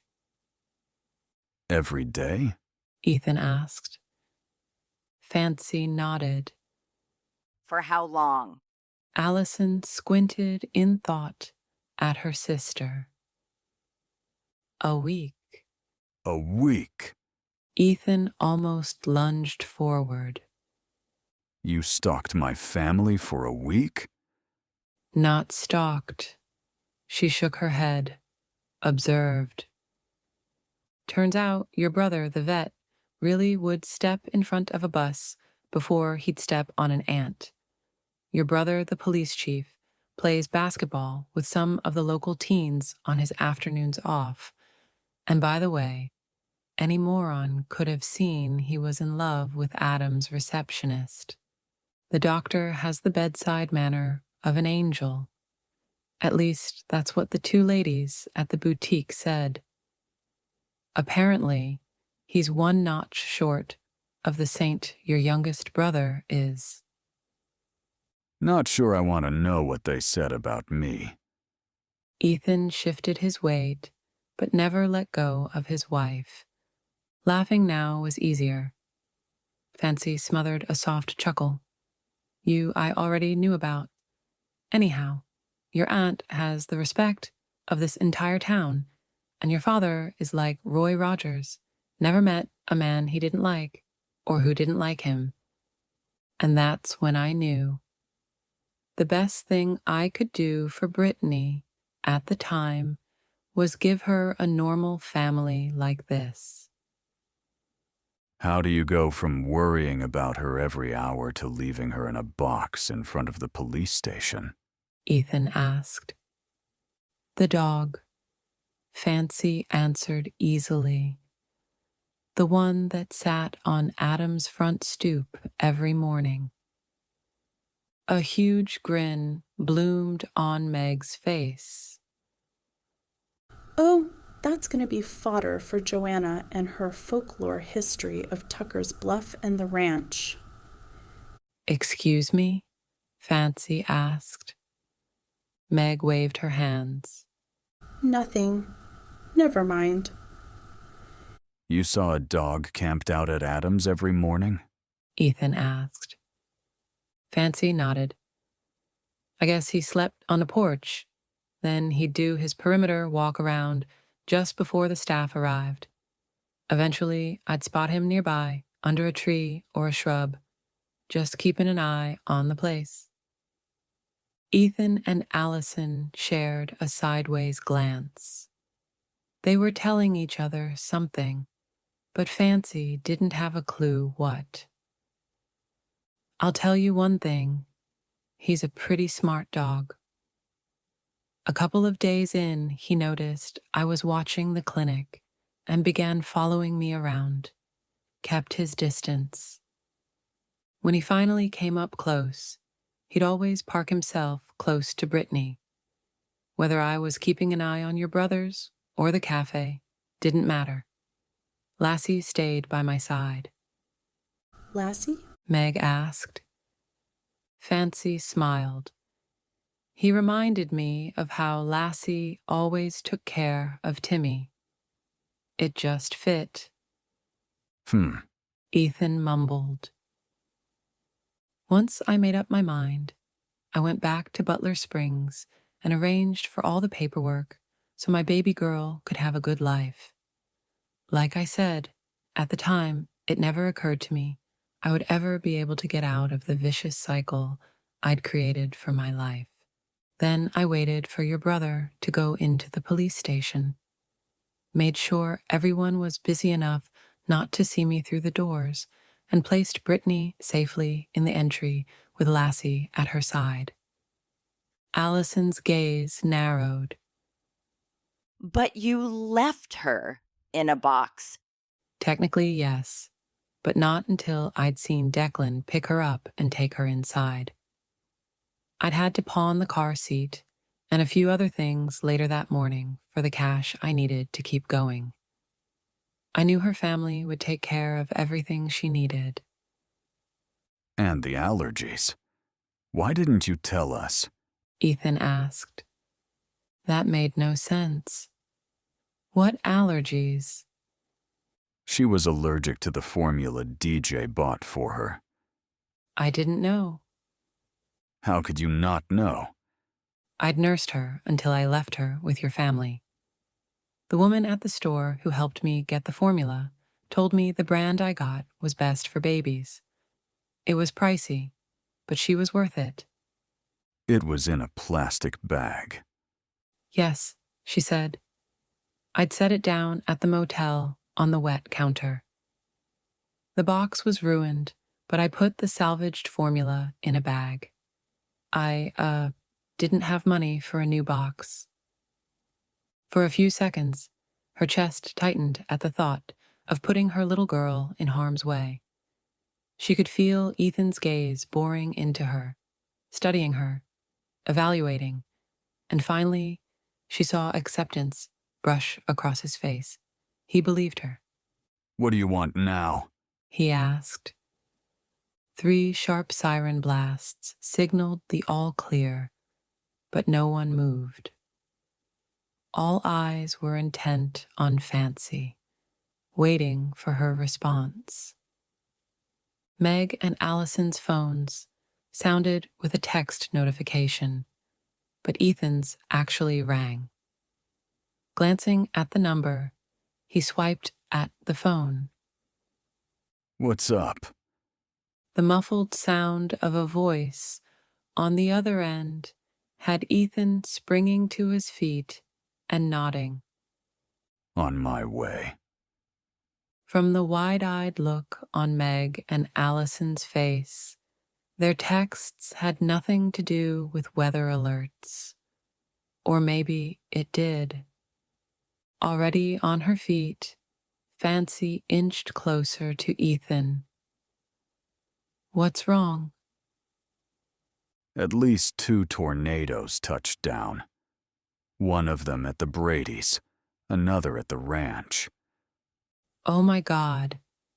Fancy's heart nearly stopped. Brittany? Ethan shook his head. No one's answering their phones.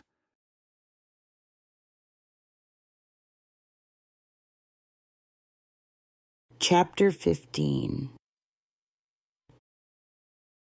The sound of a thundering freight train had all the adults in the shelter hovering more closely over the two little girls. Old enough to understand what was going on, Stacy did her best to keep Brittany entertained and smiling. The doors rattled. Sean leaned even closer between the door and his family, and Eileen said a silent prayer. More than once, she'd heard someone describe a tornado like a train, but she hadn't imagined the impact of the sounds and sensations that came barreling overhead would have on the human body. Terror being the first thing to cross her mind, visions of every Twister movie she'd ever seen with cows and tractors and houses sucked up and tossed through the air like a football on a Saturday afternoon pickup game, had her moving even closer to her youngest family members. The doors were the first to settle into place as the roar of the wind ebbed to near silence. The peaceful quiet was broken by Connor's cell. Hello? Is everyone okay? Desperation laced Adam's tone. Yes. So far, so good. Who's with you? Catherine, Dad, Aunt Eileen, and the girls. We came over when Brady called. Our house doesn't have a storm cellar. She could almost hear Adam nodding on the other end. Good. The thing passed the town by. We're all fine. Sean threw the cellar doors open and carefully climbed up, Connor on his heels. The two men whistled. What about the Bradys? Connor scanned the area. If the twister they spotted is the same one that blew through here. Carrying Brittany in her arms, Eileen popped her head out at the top of the stairs. What a mess. The fencing between theirs and Connor's place was uprooted and tossed around the back field like a childhood game of pickup sticks. Depending on the rest of the pasture fences, they might have their hands full the next few days, rounding up stray cattle. Following the edge of their land, the few trees that lined the property were blown over or completely gone. In the distance, a vehicle was upside down, wheels up, Connor's truck. Eileen's heart stuttered at the sight. It must have blown between us. Sean mumbled softly. Has everyone checked in? Connor asked his brother. You guys were the last ones. Your phones weren't working. I'm the only one with a cell on me, and while the tornado was whizzing by, I must not have had a signal. Adam scoffed on the other end of the line. No, kidding. I'll spread the word. Eileen reached the back door of the house first and rushed to answer the ringing phone. No doubt the entire town would be calling each other to make sure everyone was safe. Hello? Oh, thank heaven you're all right.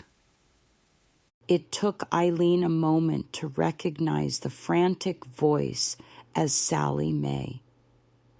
I just drove up the road to check for damage. Oh, Lord, Eileen, the house is almost gone. Eileen's heart stopped. She could hear Sally Mae's dog barking and the pounding of footsteps. I think they're still inside. We need help. Fast. Y'all are the closest. Bring whoever's home. I'll call DJ next. Who's still inside? All of Eileen's family stood frozen beside her, waiting for word. The Bradys. The twister must have buzzed right over their house.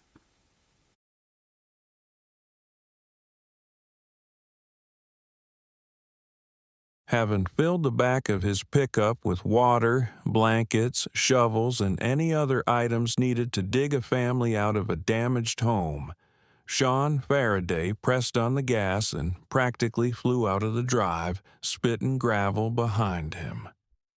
Oh, I hope it's not as bad as Sally Mae made it sound. Eileen sat in the passenger side of the truck. Connor had taken his wife and the two girls back to their house in one of the ranch vehicles and would be loading up and joining the group. Sean sucked in a deep breath. Mother Nature could be vicious. It had been decades since any serious damage had struck Tuckers Bluff, when he'd pulled Eileen into his arms and swayed to the rhythms of a song long forgotten, of all the possibilities for what would have happened next. Digging a friend's family out of their home hadn't been on the list anywhere. The nearest neighbor, they were still almost a 20-minute drive away. 15 at the current speed. When they came over the slight rise in the road that allowed for the first views of the original Brady Ranch, Sean felt his heart nearly stop.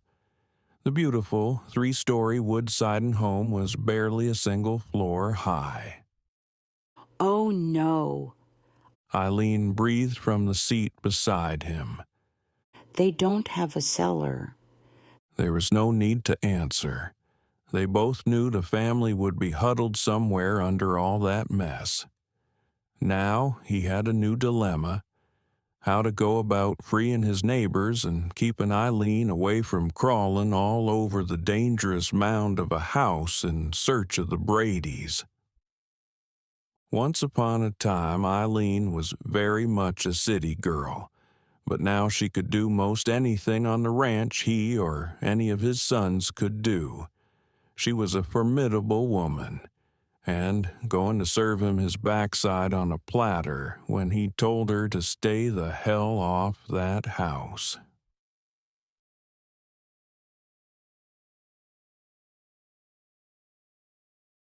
From the moment Fancy hopped into Adam's truck, heading toward the ranch, her heart was thickly lodged in her throat. If she'd thought she'd known fear before, she was dead wrong. Not since the day Brittany was born had Fancy felt the elation that came halfway to the family homestead, hearing that all the Farradays had survived the tornado unscathed. Only the following news of a family neighbor in trouble robbed her from smiling like a loon. How much farther? Glenn asked. Just around the bend. Adam pointed ahead with his chin. From what Fancy remembered, just about every road from Dallas to New Mexico was straight and boring. This little corner of the county had to have the only bend in the road for the entire state. Meg gasped, her hand slowly rising to cover her mouth. Fancy had seen lots of tornado damage photos splashed across the news stations through the years, but the sight of this house that appeared to have been crushed under the foot of a very heavy giant was enough to leave anyone stunned. Meg, Glenn, and Fancy came with Adam in his truck. Garrett, Jamie, Rick, and Brooks led the way in his Suburban. From the one-sided conversations she'd heard, she suspected they weren't the only ones on their way. Sure enough, when they'd turned off the main road, trucks were already parked helter-skelter across the front of the property. Brooks came to a screeching halt, dead center of what was once a front door and bag in hand. Ran into the crowd of people gathered. Adam pulled in behind him. Doors clicked open and slammed shut, and folks jogged toward the house. She hadn't any idea what she could do, but she couldn't sit around and wait. Rick at his side, Garrett came up behind her. You okay? She nodded, about as okay as anyone could be staring at a squashed home, knowing people were trapped inside. From atop what Fancy was pretty sure used to be the front porch, a man she didn't recognize let out a yell. Over here! Immediately, people took off in his direction, only a few men daring to climb up. Aunt Eileen came walking past her. I'm unloading water from the truck. Want to help? Absolutely. Fancy fell into step beside her. Glenn and Rick hurried in the opposite direction toward the house where a human chain had formed, receiving and hauling debris away from the house where folks hoped to find the family tucked safely below. This is my niece, Grace. Aunt Eileen waved from one woman to the other.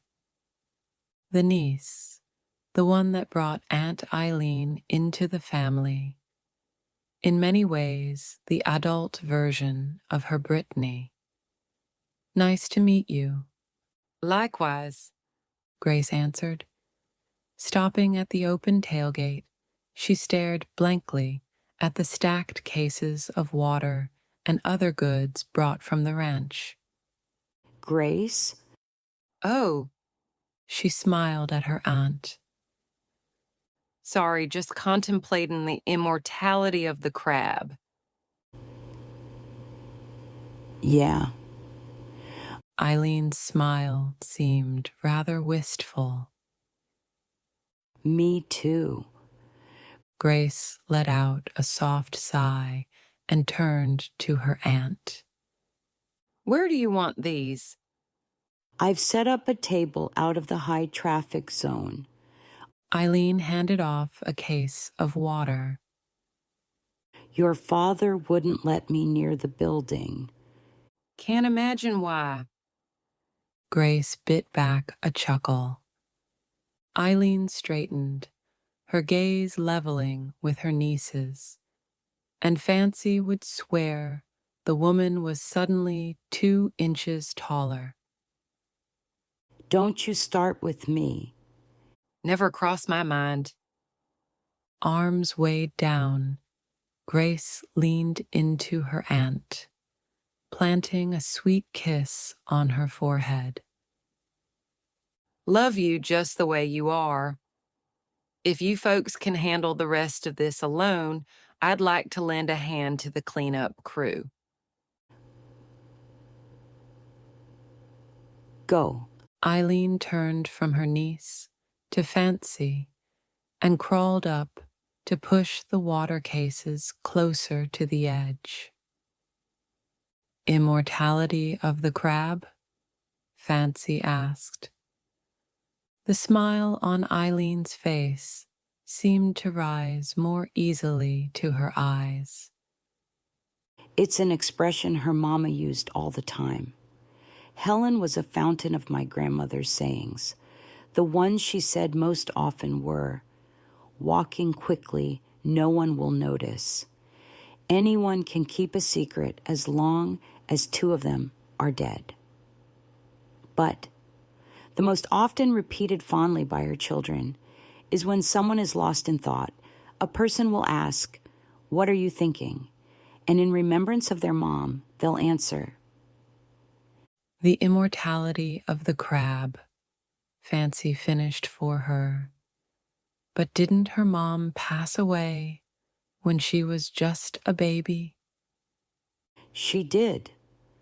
Fancy gave the situation some thought. And you said you were thinking the same.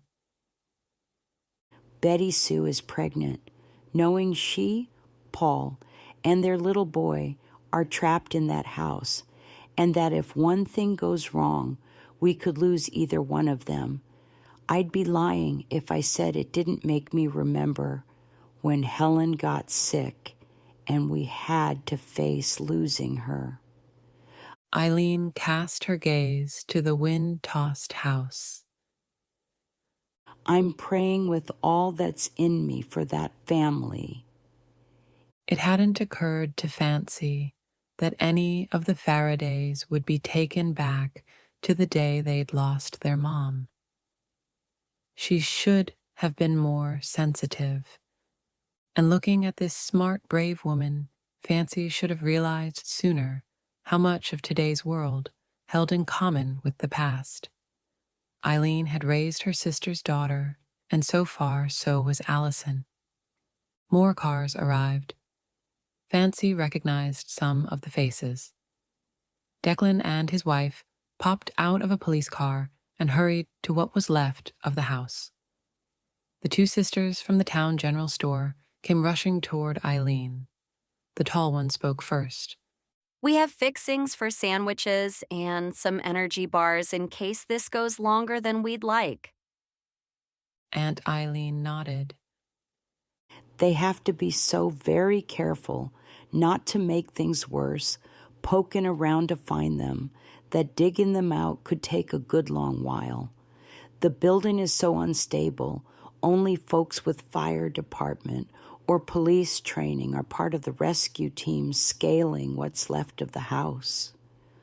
Or military, Fancy thought. Ethan was right in the thick of things. A small smile teased at one side of her mouth. Rick had joined the reverse bucket brigade, passing debris along and away from the house.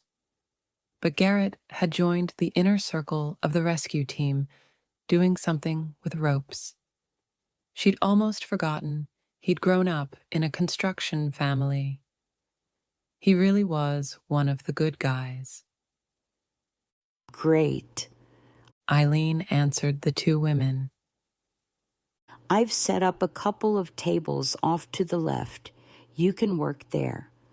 Both sisters bobbed their heads and waddled back to their vehicle. They really are sisters? Eileen nodded. Yep, no predicting genetics. Suppose not. Another similarity between past and present struck her. Fancy stood face to face with a woman who could sing like an angel and gave up her dream of stage and stardom to raise her sister's children. How wrong was it of Fancy to want both? She hefted a case of water from the car. You have a great family. Aunt Eileen hopped off the truck, lifted a case of water, and started back toward the tables. Thank you. I think so. And you never married yourself? Eileen's gaze shifted to where Glenn stood with Rick and a few others, then shook her head. Raising 7 kids has a way of sucking up all your spare time. I bet it does. She looked around at the brothers working side by side, at Ethan's father as strong and handsome and involved as his sons. Grace is the only girl, the baby. Don't let her hear you say that. She'll box anyone's ears who calls her the baby. She doesn't even take well to being described as the youngest. No, I bet she doesn't. Fancy set the case of water down and noticed Eileen already had a wash tub with ice under the table. Shall I put these in there? Yes, please. A loud creaking noise shattered the otherwise quiet evening, followed by a voice yelling, Heads up. And several people freezing in place, balancing, the wood shifting underneath. The house remained still once again, and another voice hollered, We've got to hurry before this whole thing gives way. Oh, God, Fancy whispered. Yes, prayers help.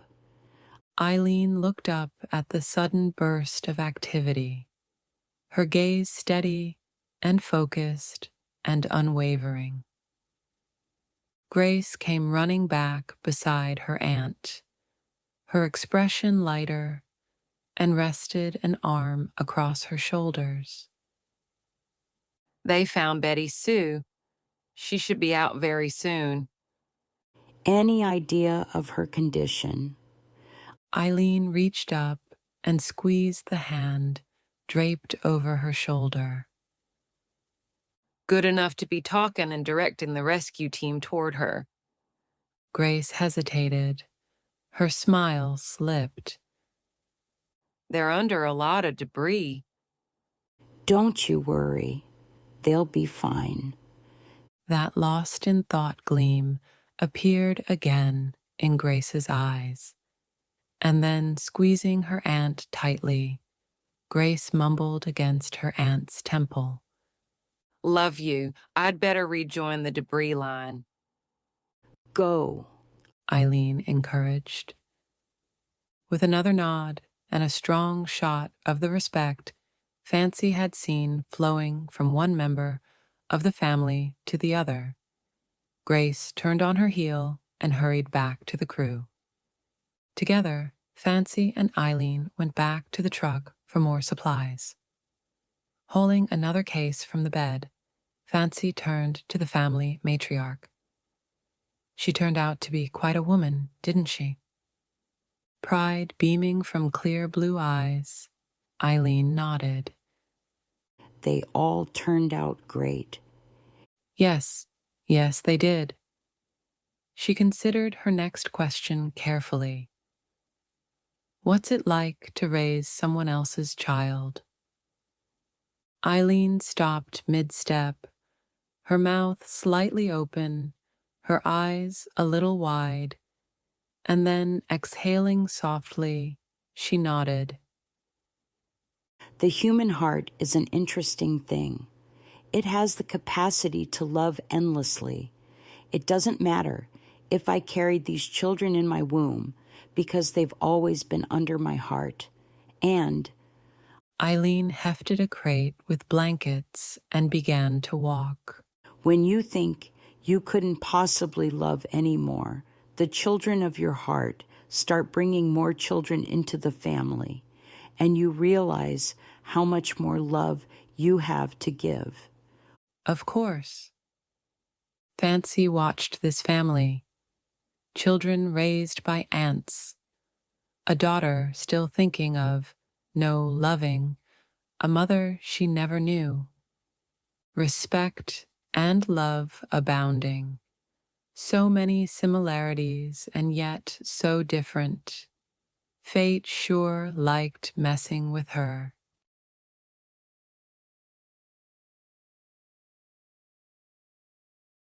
Chapter 16. Paul Brady, his pregnant wife and young son were safe and sound and tucked away at his cousin's house. What was left of the old house that had been in the family for generations was going to have to be razed and rebuilt. There's so much to clean up. In the passenger seat, Eileen let out a bone-weary yawn. It's a miracle that Twister didn't do more damage. That's for sure. Sean Farraday shifted in his seat.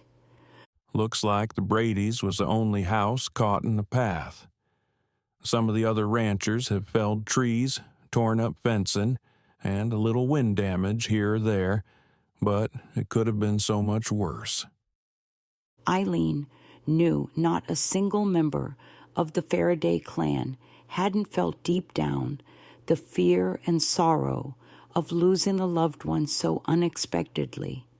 Beyond elated wasn't strong enough to describe how she felt that the entire Brady family had been found safely huddled in a bathtub under protective barrier of a small mattress. Paul's brother said they lost a bunch of fencing, too. Sean held onto the steering wheel with one hand and rubbed the back of his neck with the other. I don't want to think about how much fun we're going to have rounding up and sorting cattle. Even though she hadn't done any of the physical labor involved in digging Paul Brady's family out from under his house, Eileen felt the stress and work. She'd done feeding and hydrating what seemed like half of Tuckers Bluff in every sore muscle of her body. With so many folks needing help with cleanup, I should saddle up in the morning and help, especially since Finn is going to be working with Connor on the roof damage to his stables. As much as I'd love to spend the day in a warm, jetted tub, I'm afraid you're right. We're going to need all hands on deck to get things back to normal. Yep, the adrenaline rush of the crazy evening had long ago crashed. Eileen didn't dare let her head tilt back against the seat or her eyes drift closed for fear she might wind up snoring till morning. Instead, she focused on the headlights lighting the way. She was so blasted tired she could barely think straight.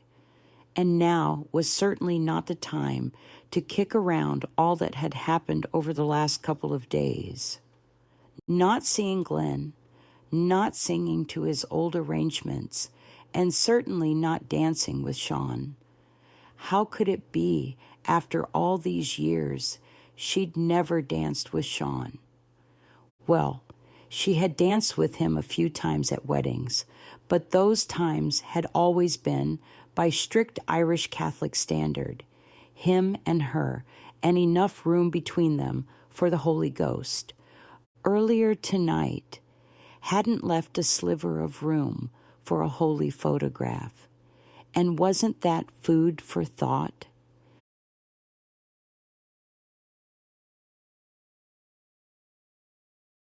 Glenn slid his shirt over his head and tossed it into the corner. He couldn't remember a day this exhausting in a long while. He'd never met Paul Brady and his family before today, and yet working to remove debris and rubble with the other friends and neighbors from Tuckers Bluff, he couldn't possibly have been more concerned and fretful for them if they'd been his own relatives.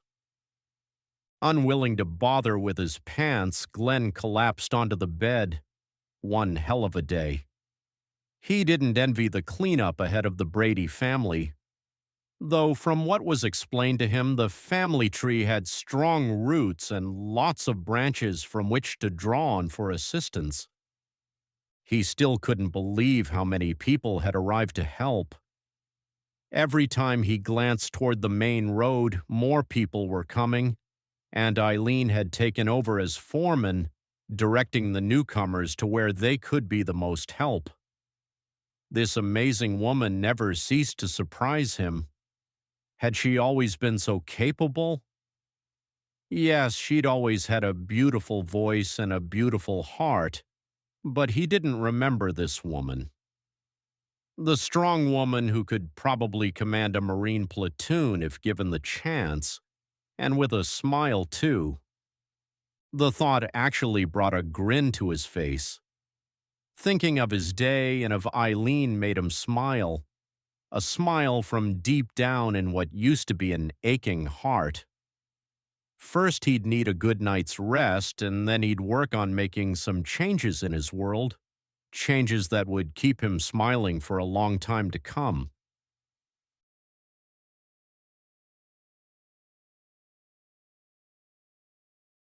The to-do list in Sean's mind was growing almost exponentially with every mile they drove.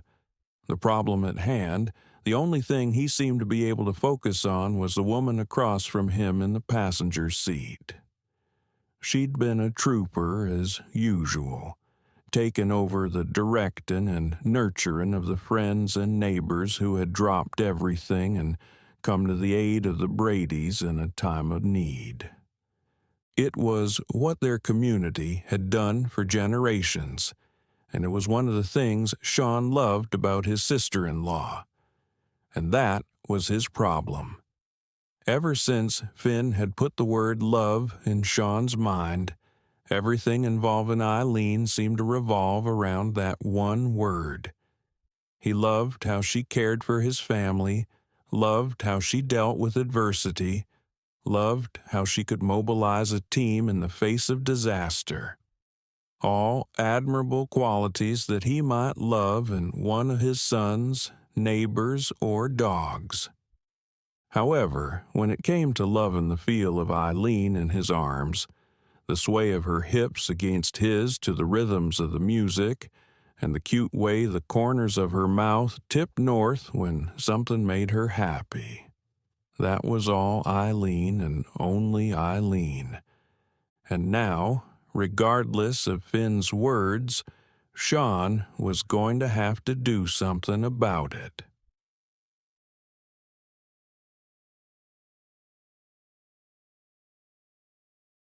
The good thing about spending most of the night tossing and turning is that it made crawling out of bed before dawn to start the day easy. There was no sleep for Eileen to wash out of her eyes. Donning a pair of jeans and work boots, she was in the kitchen packing lunches and scrambling up some breakfast burritos for a light energy boost before everyone headed out the door. It had been a while since Eileen rode with the family for a work day. Usually she made sure everyone was fed and hydrated and took care of things at home. Today, they were spread too thin, and there was too much to be done. Already Sean had been on the phone with Sam, who'd reported missing cattle in the pasture closest to his house. Another neighbor, Luke Pendry, also called to say that the tornado had torn a path across his property, and the fence between one of his back pastures and Farraday land was down, which meant Pendry and Farraday cattle were most likely off together, exploring new territory. The horses are loaded in the trailer. We're going to have to go it alone. King is favoring one foot still. I don't want to make it worse. Sean filled his thermos with coffee.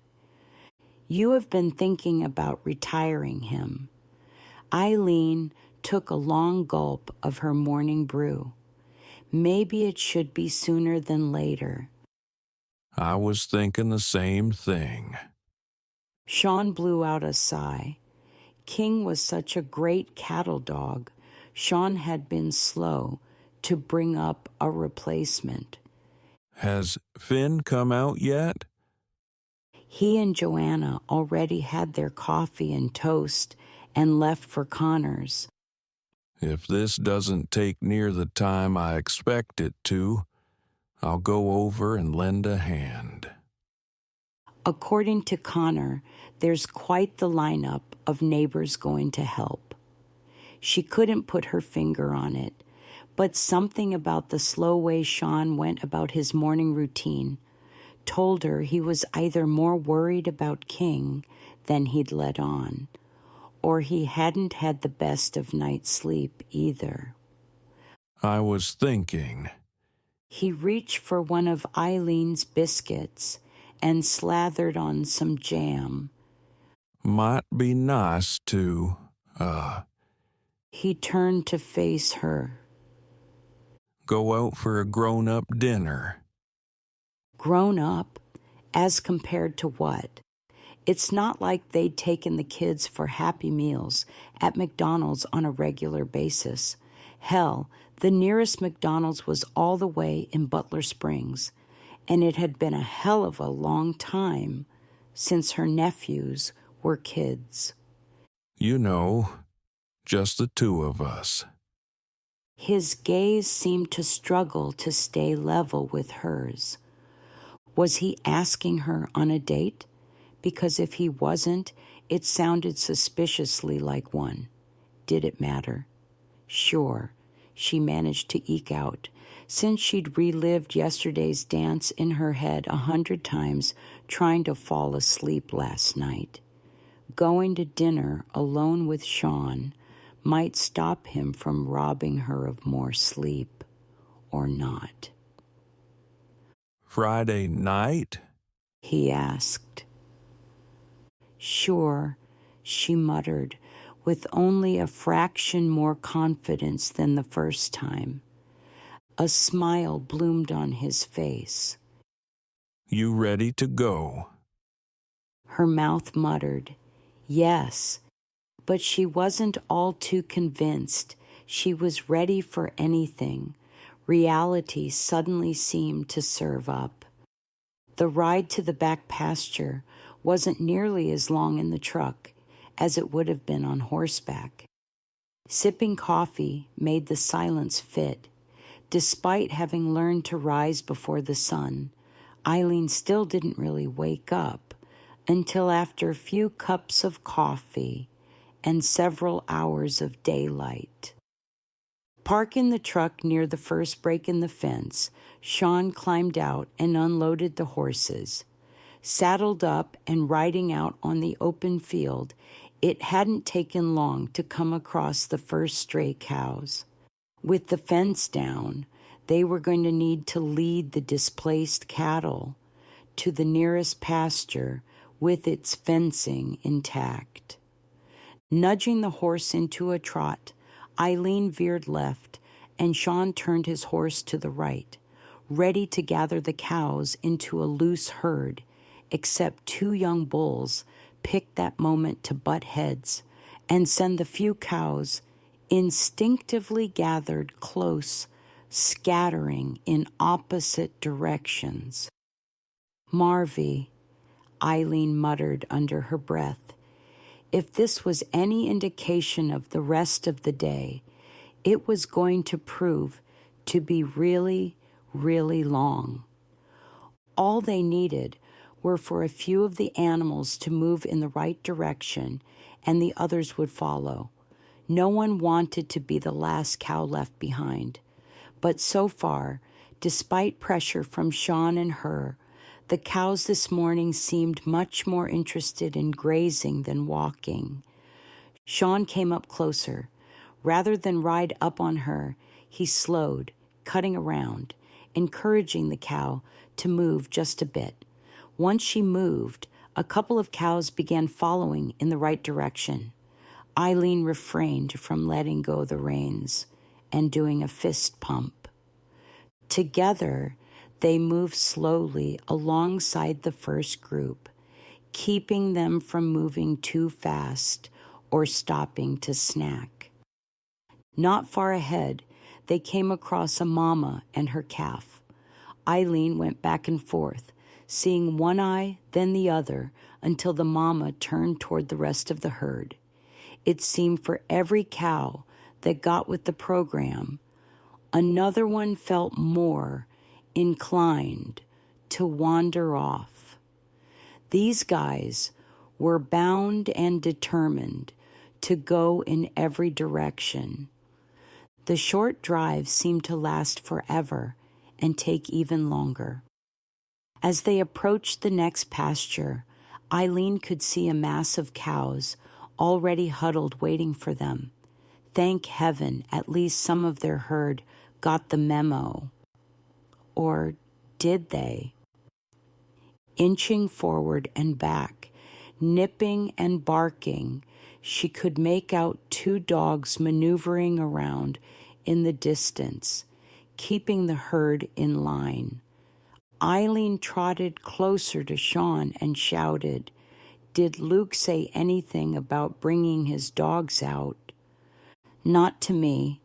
He shook his head and kept the cows they'd finally corralled moving at a steady pace, his gaze never leaving the small herd of cows ahead, ruled by 2 dogs.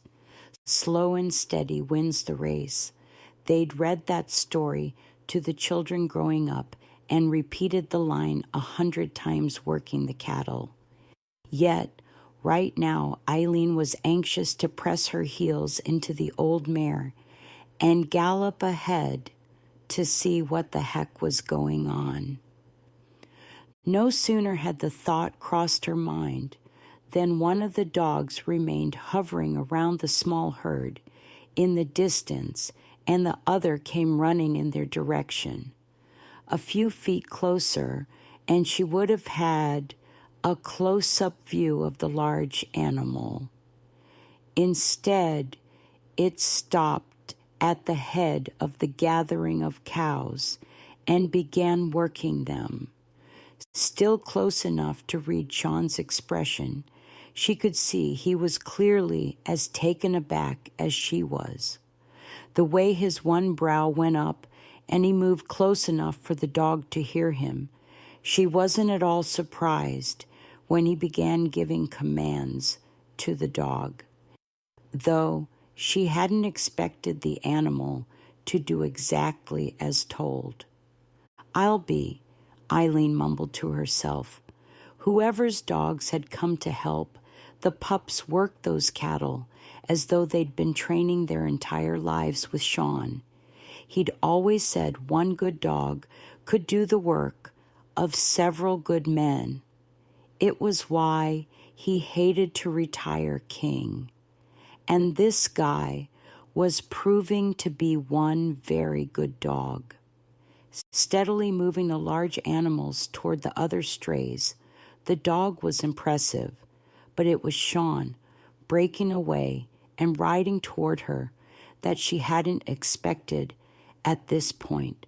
Slowly easing her horse in his direction, she came to a stop moments before Sean circled around and stopped at her side, both horses facing the moving cattle. "Are you seeing this?" he asked. Did she look blind? Do you think they belong to Luke?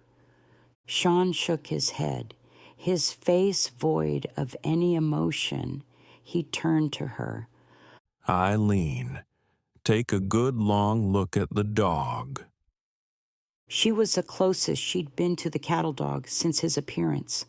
A bit larger, okay, a lot larger than the border collies they usually used. This pup's colors were becoming clearer. His stance, his face. "Oh, my." Sean nodded. This time, a hint of a smile teasing his lips. "Looks like Mr. and Mrs. Gray decided to chip in and help."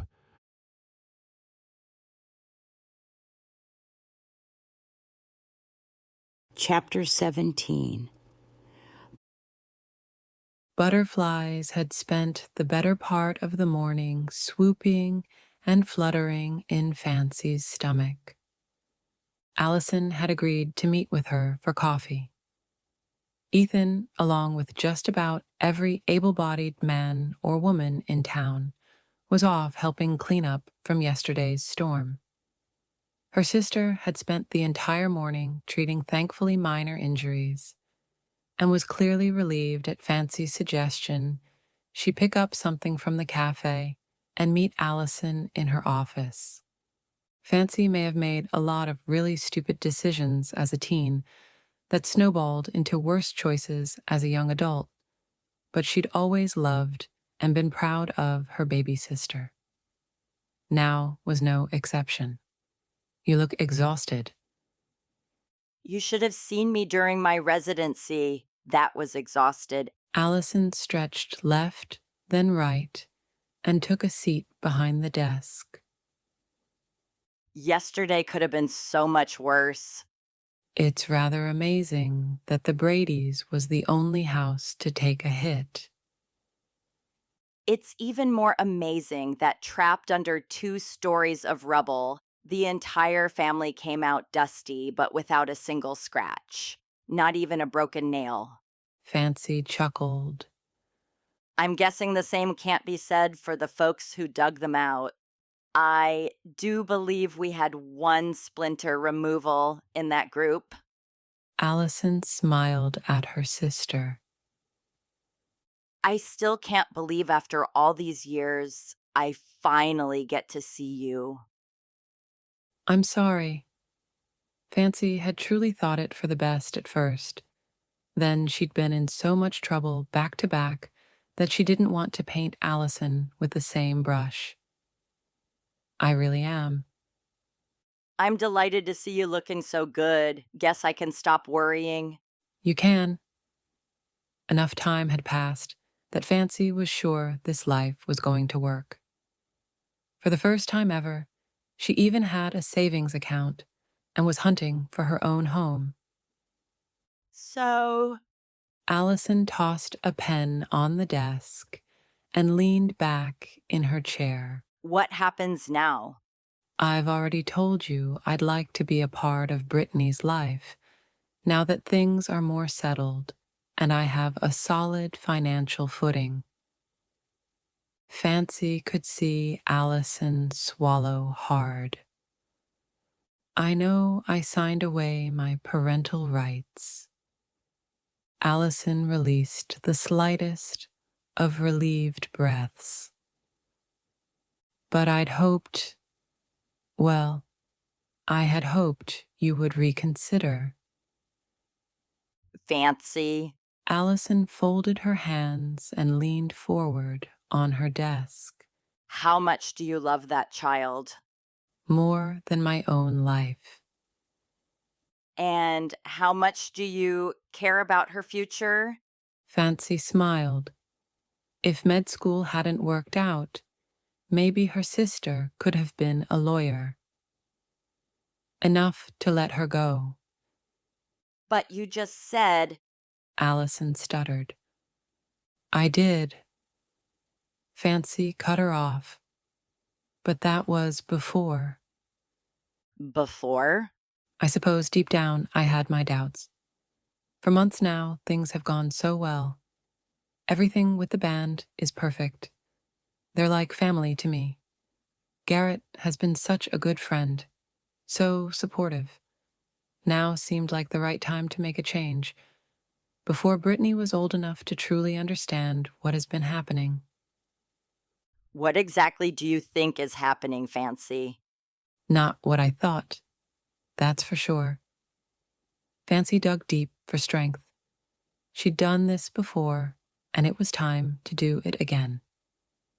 I got to spend a few minutes with Grace helping her aunt.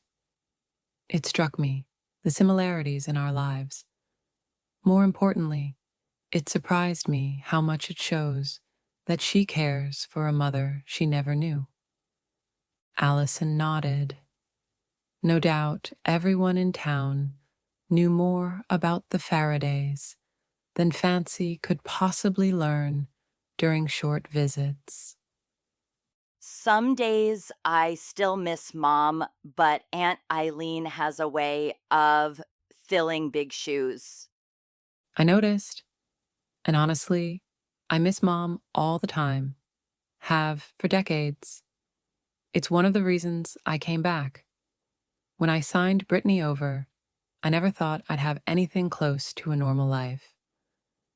I'm guessing there are a lot of people who would not consider performing all over the country normal. At least I'm not living out of cars and following all the wrong men around the country. Allison lifted a single brow. I don't mean Ethan. I meant the loser who stole my car and left me stranded in Alabama. This time, both of Allison's brows flew high on her forehead. I'd made a terrible mistake taking off with him.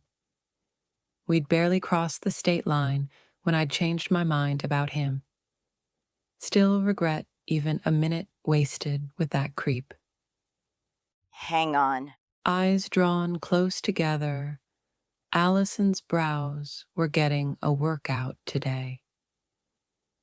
When did you change your mind about leaving Brittany with Ethan? It was always a hard choice, but it wasn't until recently that I believed I could give her a good life, too. So Those texts you sent me and Ethan from Alabama, they were about... The creep. Fancy nodded. I was starting to feel a bit desperate. Desperate enough to ask you to come get me. Why didn't you? Garrett. I'd been singing karaoke the night the creep took off. They'd just lost a backup singer, and they offered me the job. Allison sat back in her seat. Looks like you have a knack for finding knights in shining armor. At least twice, yeah. I guess. How close are you and Garrett? Fancy waved her sister off. It's not like that. He's just a good friend. My best friend, actually. You sure? Absolutely. But he's definitely a good influence. If not for him, I don't know that I would have ever come to hope, that maybe now I could be more of a mother to Brittany. Fancy, startled at Allison's sharp intake of breath and shaking her hands, quickly explained. But I realized today she can have two mothers, even if one is her aunt. Relief washed over Allison's face. I've seen how the kids love Eileen. Hell, I haven't been a part of this family for very long, and yet that woman has shown me more love and affection than Aunt Millicent ever did. Having Brittany grow up to love me like that would be a good thing.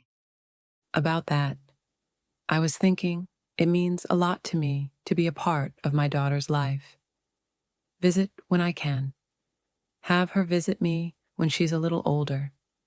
Do the internet chatting like military parents do when they're deployed.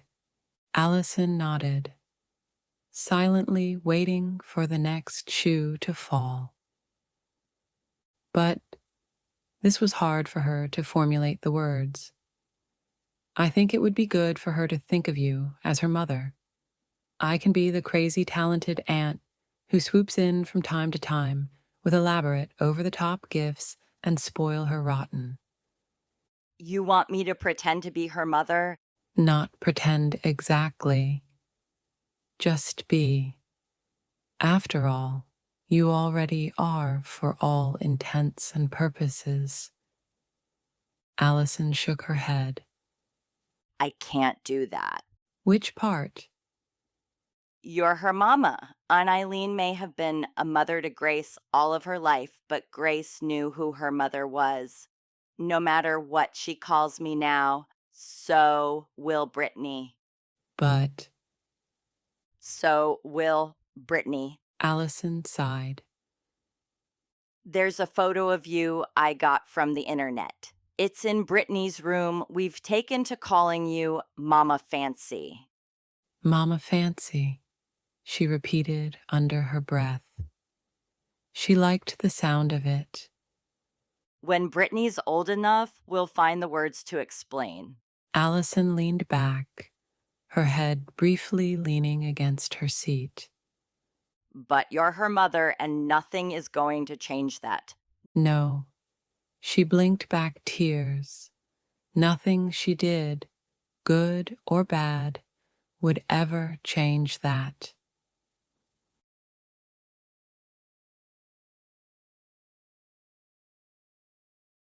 The long hot shower wasn't enough to undo the tightness in Eileen's back. Sure, she'd been on a horse from time to time, but it had been eons since she'd made an hours-long effort to help move cattle. Her designated job at the ranch, if she worked the cattle, was gatekeeper.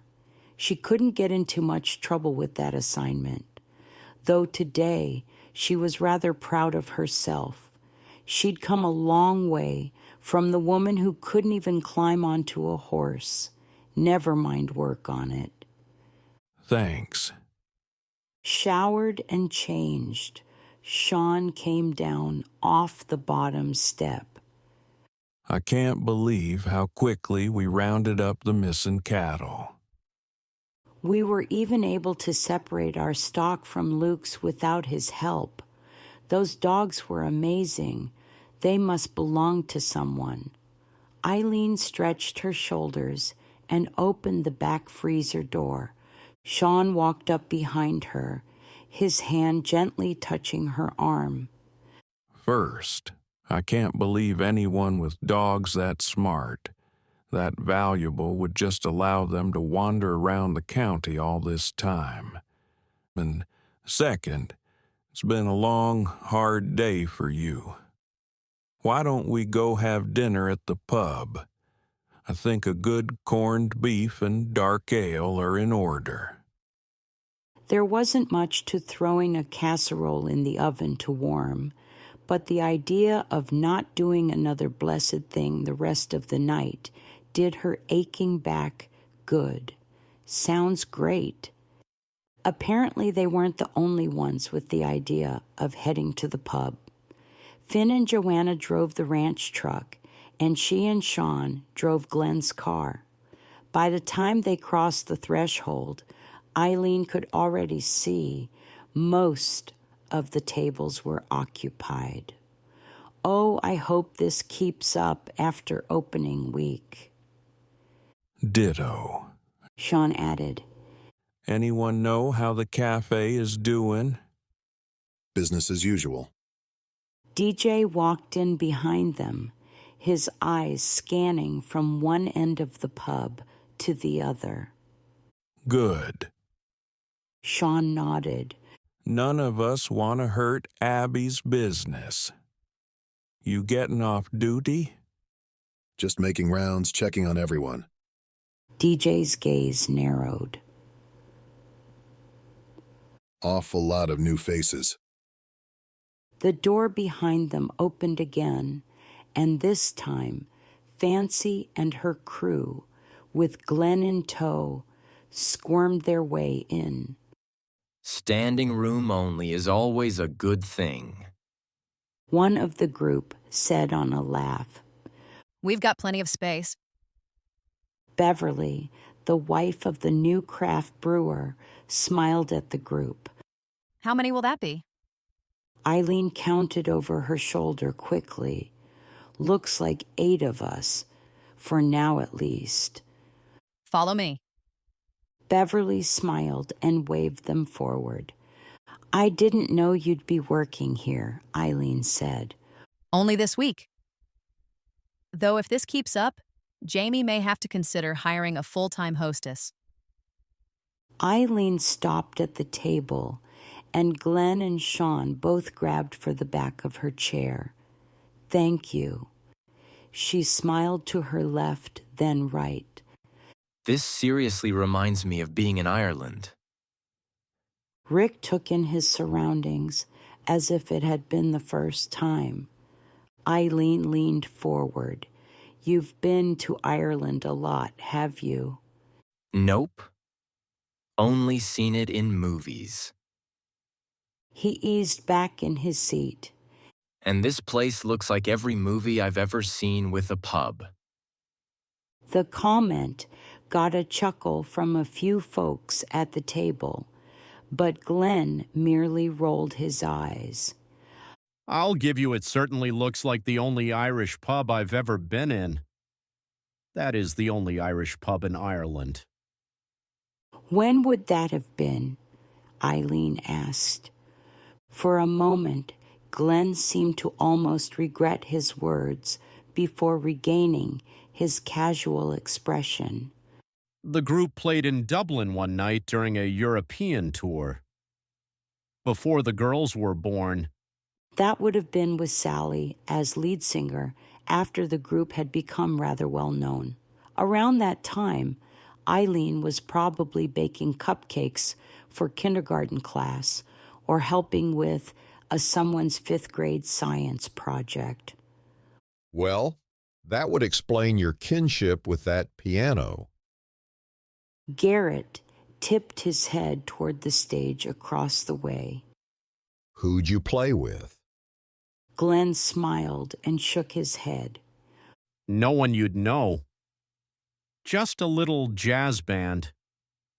It was Rick who looked from Glenn to Eileen and back, blinked, dropped his mouth open, then snapped it shut. Holy sassafras. What? Garrett leaned forward, his expression dripping with concern. What is it? You're Glenn Baker. Not waiting for a reply, Rick turned to her. And you're Eileen Callahan. I should have realized it the minute you started singing, but I admit it's been a while since I've heard your album. You've heard our album. Surprise showed easily on Glenn's face. My dad wore the thing out. I was weaned on all the jazz greats. Mom was more the country fan. Probably why I love music so much myself. Rick turned to face Eileen. Please forgive me for not recognizing those golden pipes. When she sang with the group, the band hadn't been well known enough for folks to recognize her. This was a first. Golden pipes? Those vocals. I can't believe I didn't recognize you. Eileen almost laughed. Not as much as I can't believe you did. All in all, this was proving to be a rather surreal week. Deep inside, she wondered if when she woke up in the morning, she was going to discover all of this had been an odd, inexplicable, crazy dream. As the waitress walked around the table taking orders, Eileen watched the young band set up. She hadn't realized that Jamie had hired entertainment for the entire week as well. They did a sound check, and she ordered the corned beef, immediately returning her attention to the group. A simple 5-piece band, piano, bass, drums, saxophone, and singer. If she considered the fiddle beside the singer as well, maybe it was a 5-person 6-piece band, though she didn't know that many bands that had fiddle and saxophone players. Ladies and gentlemen, welcome to Ophira Days. A pretty brunette who looked to be about Grace's age stood microphone to her mouth. For our first number, we'd like to do a fan favorite. It took Eileen all of 3 notes to recognize The Devil Went Down to Georgia. By the end of the first verse, the entire restaurant was tapping their toes and singing along. The woman had a great way with the fiddle and bow. She's good. Garrett leaned into Fancy. Very good. Do you have a fiddler in the group? Eileen asked. Garrett nodded. We do, but Jim is growing tired of touring. I don't know that I'll ever grow tired of it. Fancy kept her gaze on the band members, singing along softly under her breath. When the song came to an end, they slid immediately into another tune that Eileen recognized as a recent hit of Fancy's group. Okay, she may be better than good. Garrett leaned into hearing distance of Eileen and Fancy, reaching for her hand, but quickly pulling back before anyone else had noticed the aborted effort. The simple gesture caught Eileen's eye. She'd noticed similar efforts from time to time. The two shared a comfortable familiarity. One she very much understood. By the time dinner was served, the group had taken a break, and Garrett and Rick walked over to talk to them. Eileen wouldn't have minded being a fly on the wall in that corner of the pub. She watched heads bob, jaws drop, smiles broaden, and finally hugs and handshakes before the 2 men made their way back to the table.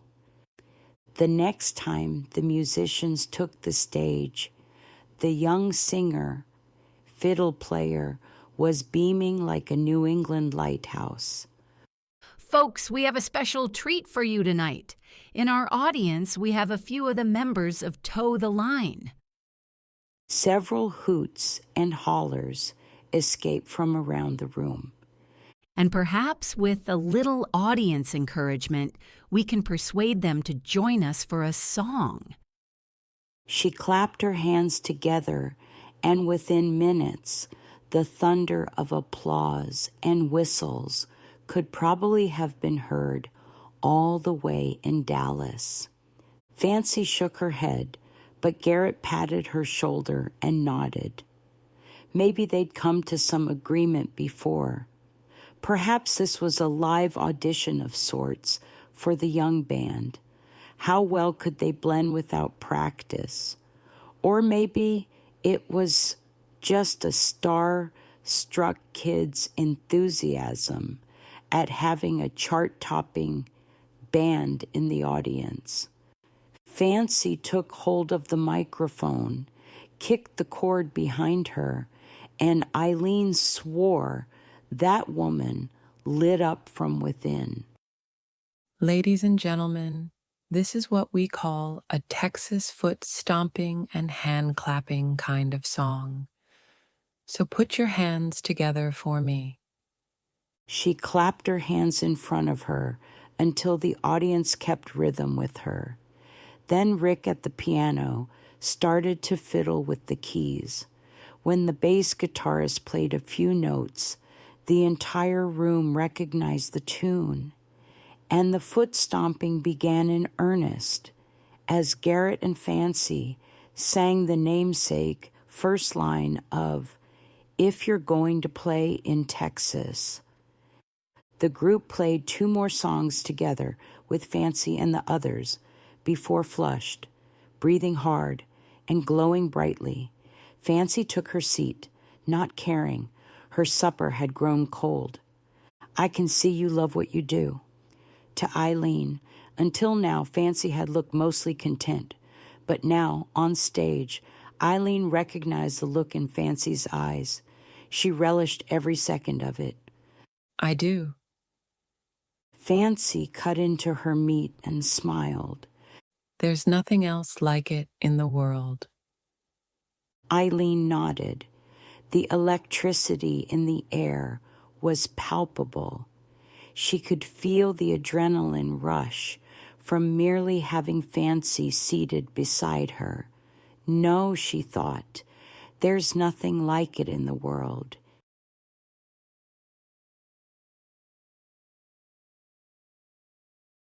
Chapter 18. How could he compete with this?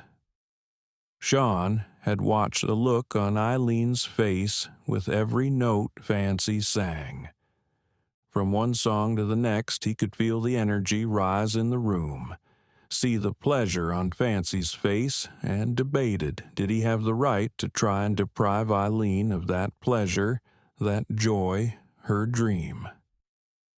Rick stood from the piano and reached for the mic. Folks, there's one more surprise for y'all tonight. Forks clanked on plates and smiling faces turned to the man on stage. I grew up in a house filled with music. 2 of the stars from one of my father's and my favorite jazz groups are here tonight.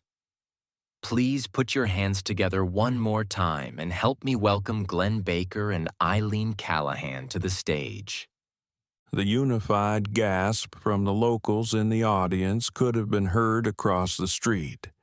Apparently, the rumor mill hadn't made the rounds letting everyone from the outskirts of Butler County in on the recent news of Eileen's singing past, or the return of her one-time fiancé. Glenn stretched his hand out for Eileen, and when she slid it into his and smiled, Sean asked himself one more time, how could he compete? Rick shifted to the drums as Glenn squeezed Eileen's hand, then slipped away to take his seat at the piano. Eileen's smile grew shaky, and she sucked in a slow, deep breath before closing her eyes to the sounds of Glenn playing. The drums and the piano worked together with Eileen's snapping fingers. They were going to do her signature song, Somewhere. The hairs on his arm stood on end. This would be the first time Sean would hear her sing it live. His heart rate picked up speed. Lord, she looked beautiful under those lights. He swallowed a soft laugh. Who was he kidding? She looked beautiful under any light. She sang the first line and the 5 simple words, "There's a place for us," squeezed his heart. Would there be? Could there be? Had his own blindness to see what was in front of his nose all these years cost him a second chance at true love and happiness? You okay, Dad? Not Finn this time, but Joanna leaned over and touched his arm. You look a little peaked. I'm fine. His latest daughter-in-law studied him carefully before nodding acceptance of his statement and leaning back slightly. Aunt Eileen really is amazing.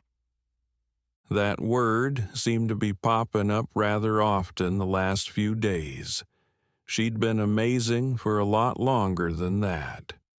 Stepping in to take care of his children when Helen left them so unexpectedly, working with him side by side on anything from crossword puzzles and Sudoku to wrangling cattle or waiting up all night for a child to return from a first date, or one who was sick with the flu or chicken pox.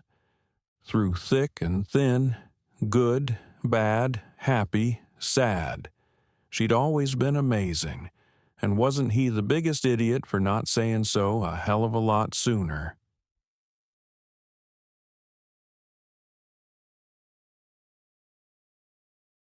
Glenn was in the groove. Once he'd made the decision to give up the business to spend what time Sally had left with her, he'd hardly ever sat down at a piano. After she passed, that world had seemed so far behind. He'd actually forgotten the feel of real keys beneath his fingers, the tingling thrill of each note shattering the silence. And this, the arrangements that were all theirs, the voice that was irreplaceable. Yes, Sally was the strongest of the backups, and yes, the group did well with her, but her voice didn't stand out the way Eileen's had. What had the other kids said? Golden pipes. Now Glenn had gooseflesh listening to her belt out the tune that so many remembered. The song that Sally refused to sing no matter how many pleas from the audience. Eileen's song. Breathtaking wasn't strong enough to describe the range in Eileen's voice. Having hit the high notes in the middle of the song, she pulled the mic from the stand, walking across the stage, allowing for Rick and Glenn to have their instrument solos. On cue, with no evidence that this routine hadn't been practiced or played in over 25 years, she practically made love to the mic.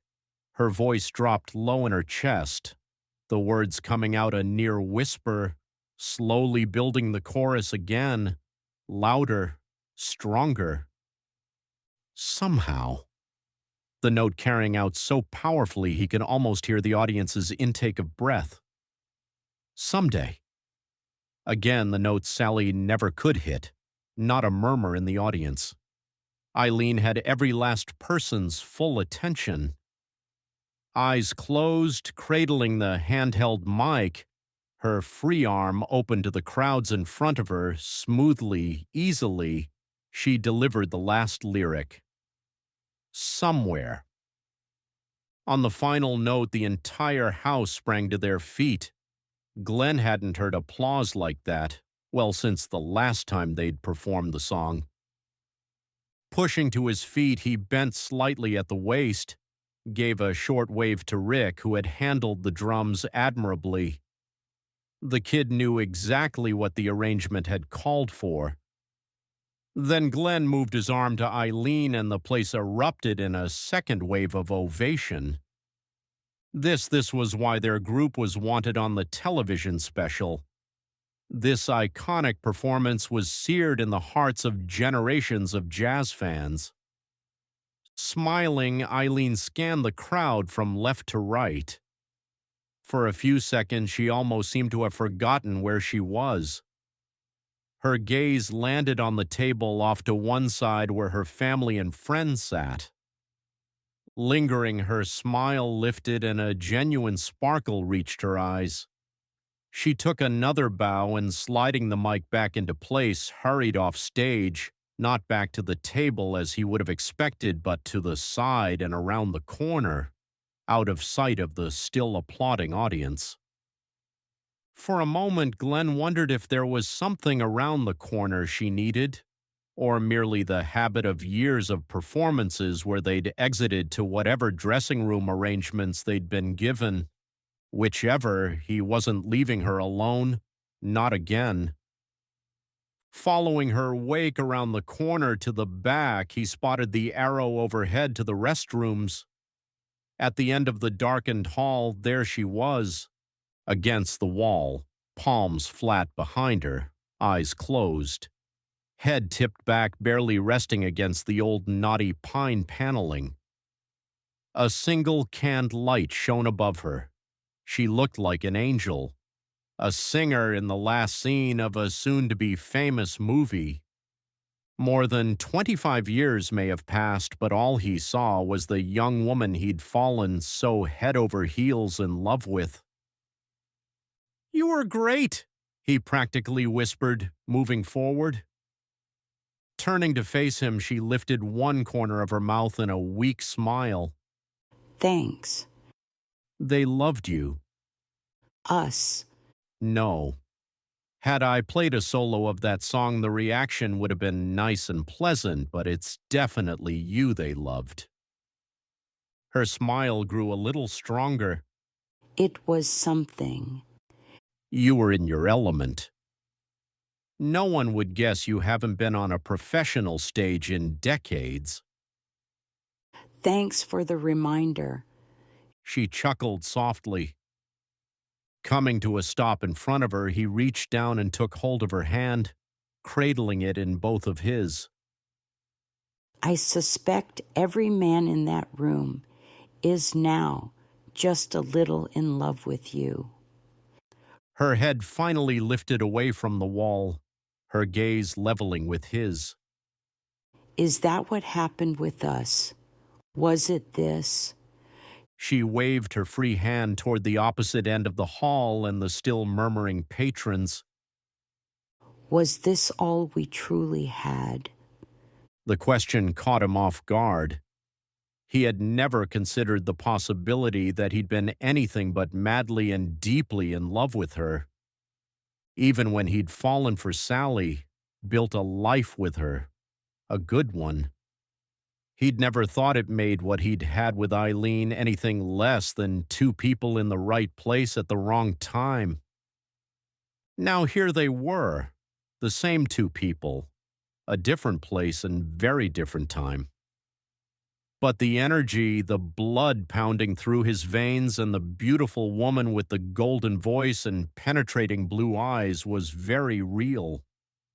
Closing in another half step, ignoring the flash of surprise in her gaze, he had to do what had been in the back of his mind since he saw her at the table that very first night, and had been slowly pushing its way to the forefront of his thoughts. Lowering his head, almost directed by the familiarity of a long-ago memory, his lips touched hers. Coming home.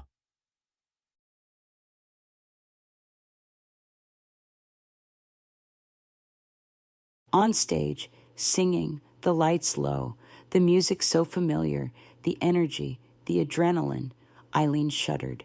For days, she'd been inundated with forgotten memories and sensations. Tonight, out there, it had all come flooding back. Every second of all those years. She wasn't even here in Tuckers Bluff. She was in New York or Philly or Tucson or Miami. So many years had slipped away. Then, on a natural high from the applause, her gaze fell on Sean, Finn, and Ethan, who had joined the table. The next 25 years paraded through her mind in the following instant. She needed a minute, air, maybe a drink. In the fog of the dim light, Glenn appeared, tall, handsome, talented, still sexy. A few words passed. Like a Sunday comic strip, a light bulb of understanding illuminated the memories and feelings ricocheting about in her head. And then the ghost of her past leaned forward and touched his lips to hers, slow, steady, soft, and caring. He was kissing her. She should move, lift her arms, tilt her head, something. It had been so very long since she'd been kissed by a man who wasn't blood-related and aiming for her cheek. But instinct didn't take over. Her head continued to bat around the thoughts and feelings rushing to the surface. Foremost in her mind, she'd rather be dancing with Sean. Sean. That had her head springing back like a snapped rubber band. His one arm over her shoulder, palm against the wall for balance. Glenn stared at her through narrowed eyes. Booted heels clicked against the old wood floors, and Glenn jolted back to the opposite wall. Eyes level, Eileen did her best to read the thoughts scrambling behind the stormy gaze. She could read Sean and the boys with the same ease she'd unravel words on a printed page. But this man, she had no idea if his thoughts were good, bad, or neither of the above. Sean came to a stop midway between her and Glenn. His gaze scanned the situation, teeth clamped shut, a muscle in his jaw twitched before his throat cleared. Thought I'd come see if everything was all right. A lot of answers shouted at Eileen, but all right was most definitely not one of them.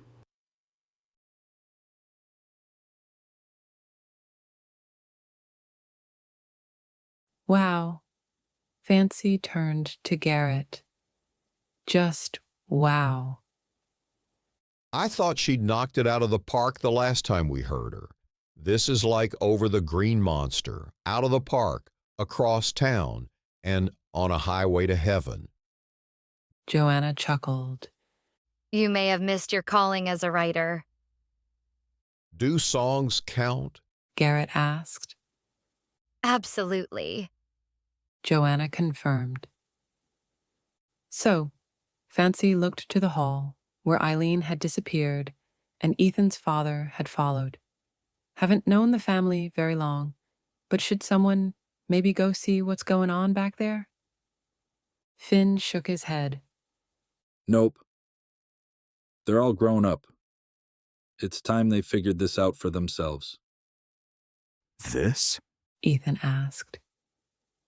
I know I've been a little preoccupied, but what exactly is this? Finn shrugged. Sometimes being a grown-up isn't enough. Fancy reached out for her sister's hand. She'd arrived in Tuckers Bluff, filled with high hopes, doubts, and more fear than she knew how to deal with. She should have realized her baby sister would be smart enough to sort it all out and make Fancy see things were exactly as they were meant to be. Mama Fancy suited her just fine. Every once in a while, we need our family to kick our butts. Well, I couldn't have kicked him any harder if I'd worn steel-tipped boots. What did you do? Ethan frowned at him. Finn shrugged. Nothing much.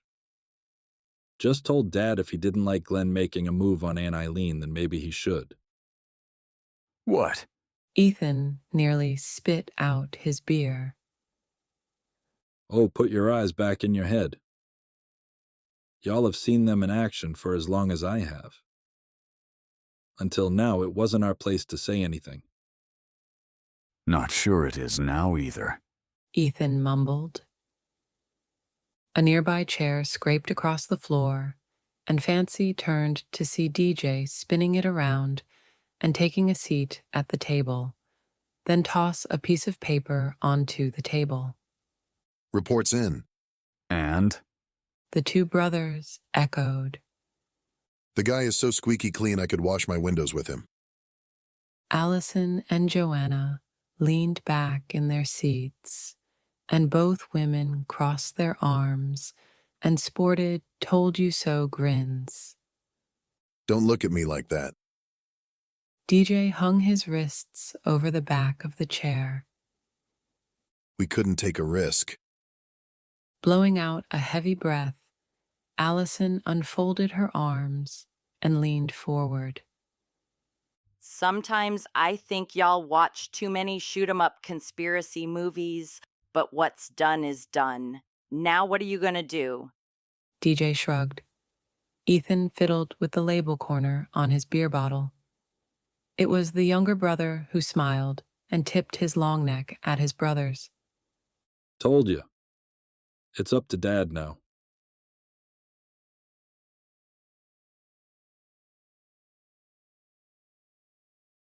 Chapter 19. The air in the narrow back hallway felt thicker than swamp air after a storm. The gentleman in Sean told him to let the lady and her fellow finish their business. The man in Sean wanted to see how many of Glenn's teeth he could knock out with a single right cross. I think... Glenn eased slightly to one side, closer to Sean. I should get back to the table. His gaze lifted to Sean, then back to Eileen. You're in good hands. Turning in place, he nodded curtly to Sean and walked away. Stepping closer, daring to gently let his fingers rest on her arm, he repeated, "Are you all right?" I don't know. She shifted away from the wall to face him, one hand landing flat against his chest. I honestly don't know. Heat from her fingertips seeped through his shirt, his chest, and seared his heart. Eileen. She lifted her finger to his lips and shook her head. Would you do one thing for me? He nodded. And promise not to hold it against me. A spark of fear poked at him from inside, but whatever she wanted from him, whether it was freedom to travel around the world entertaining the masses, or his blessing to return to the man she almost married, for her he'd do anything. Her finger still on his lips, he bobbed his head. Her finger slipped away. Kiss me like you mean it. His head tipped forward, his eyes leveled with hers. And if he was dreaming all of this, he hoped to high heaven that he never had to wake up. Taking his time, ignoring the need to brand her as his, he slid an arm around her waist, pulled her close enough that she could probably feel his heart pounding against his rib cage, and let his lips touch hers. The world spun into its own orbit. Outside, noises dimmed to the hum of two hearts beating in time. Toes curled, heat flared, and he never wanted to stop. Everything about this moment felt perfectly right. A throat cleared in the distance. Eileen's fingers twirled a lazy circle at the base of his neck, and he pulled her even closer. Louder and more forced, another throat cleared, followed by a feminine gasp. Alarms in the back of his head flashed warning beacons. A burst of laughter overrode all other sounds, followed by Finn's familiar voice muttering, "Told you Dad could handle it." "But," Ethan muttered, followed by DJ's. "I'll be damned." And Connor's. "About time." They were in a public place, a family place, and none of what Sean wanted to do next was intended for public display. Okay, boys, give them some privacy. Allison's voice drifted down the hall. Like the man said. Joanna joined her sister-in-law. Dad can handle this. He doesn't need a cheerleading squad. Bless his daughters-in-law. Letting his forehead rest on hers, unable to release his hold on her, he swallowed a deep breath. Was that what you wanted?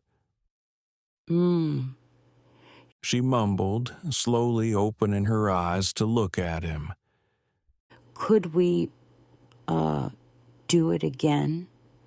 His heart did a somersault. I'd like to say yes, but I think we need to give Jameson back his hallway. Eileen turned her head toward the other end of the hall and muffled a smile at the sight of Allison and Joanna's backs, ushering his muttering sons over to the table. They're going to be impossible about this. They are. He couldn't stop himself from smiling. Are we really going to do this? Her head bobbed. I'd sure like to try. For a moment, he wasn't sure what exactly it was she wanted to try, them or singing or both. Not that it mattered. If she wanted to sing in Timbuktu, he'd be right there cheering her on. Are you going to sing again? Still in the fold of his heat, she nodded. He'd been expecting that. He could work with it, as long as there was a chance for them. I want to do the reunion show. He waited for the other shoe. But that's all I want. Not fully understanding, he leaned back a bit to see her eyes. I'm not that person anymore. I love this life.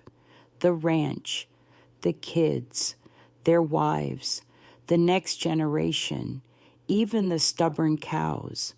She chuckled a second, then straightened her spine and sucked in another breath that made her chest rise and fall, and him nearly swallow his tongue. And, I think, you.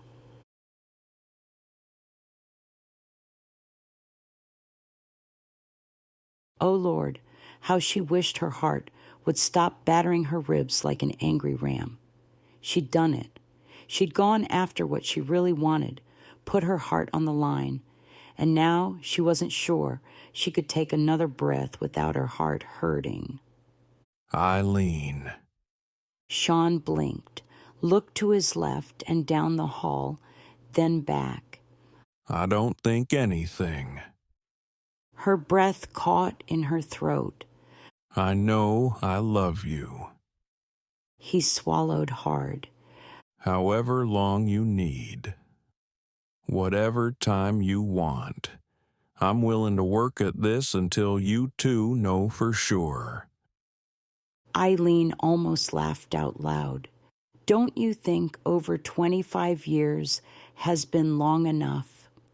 His brows dipped in a confused V. Sean tilted his head. What are you saying? I think this is a whole lot of change in a very short time. This time, his cheeks pulled with amusement. You mean more than 25 years short? I mean this week. My eyes have been opened. I'd like to give us a little, and I mean little, bit of time to make sure we haven't both lost our minds. I can agree to that. He smiled at her. the full wattage smile all his sons had inherited from him. How little? Not very much. She grinned up at him. I'd say let's hold off on telling the rest of the family, but I suspect by now every last one of them knows. A burst of laughter erupted from deep in Sean's chest. Honey, I think they all knew about it long before we did. Honey. The endearment played around in her head. She liked it. Yep, life was about to get a whole lot sweeter.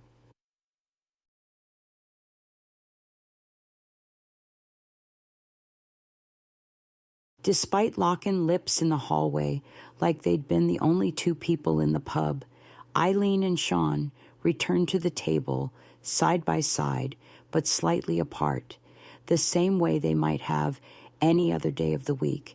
And same as he would have any other day of the week, Sean held her chair for her and went to the bar to order her a fresh drink. In so many ways, knowing each other so well would make things so much easier and possibly so much harder. She wanted to try very hard to get this right, without the entire town gossiping about them.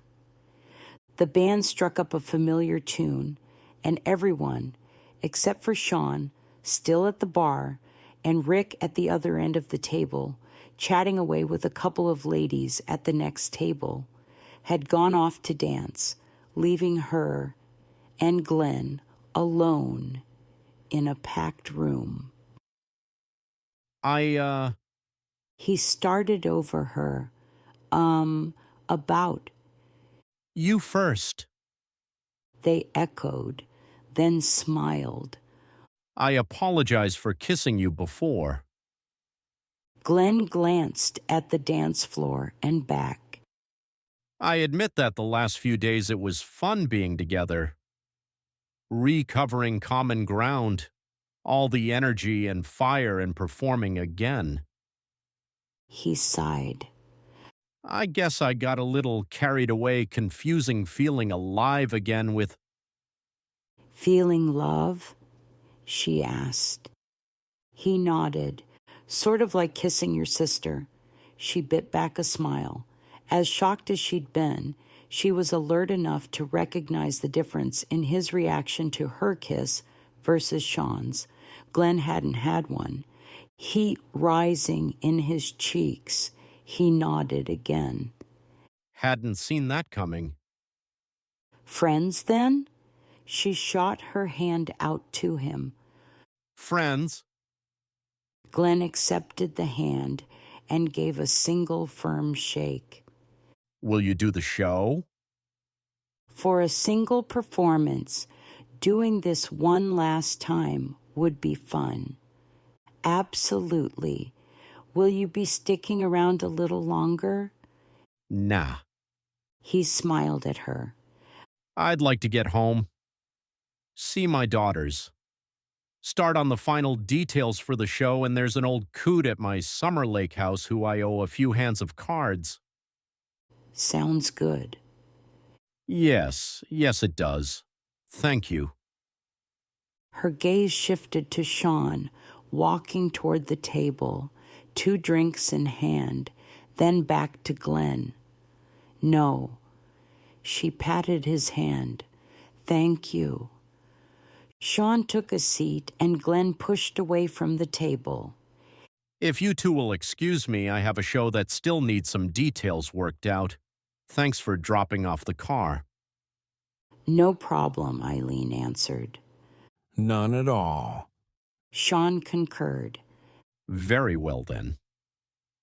Glenn waved goodbye, slapped Rick on the shoulder on the way out, and just as quickly as he'd waltzed back into her life, he'd waltzed back out.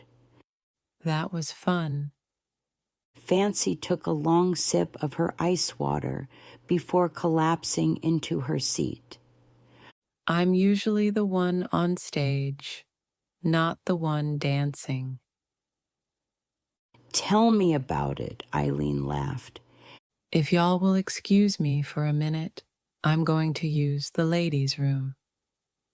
Garrett stood, watched Fancy disappear through the array of tables, then retook his seat beside Eileen.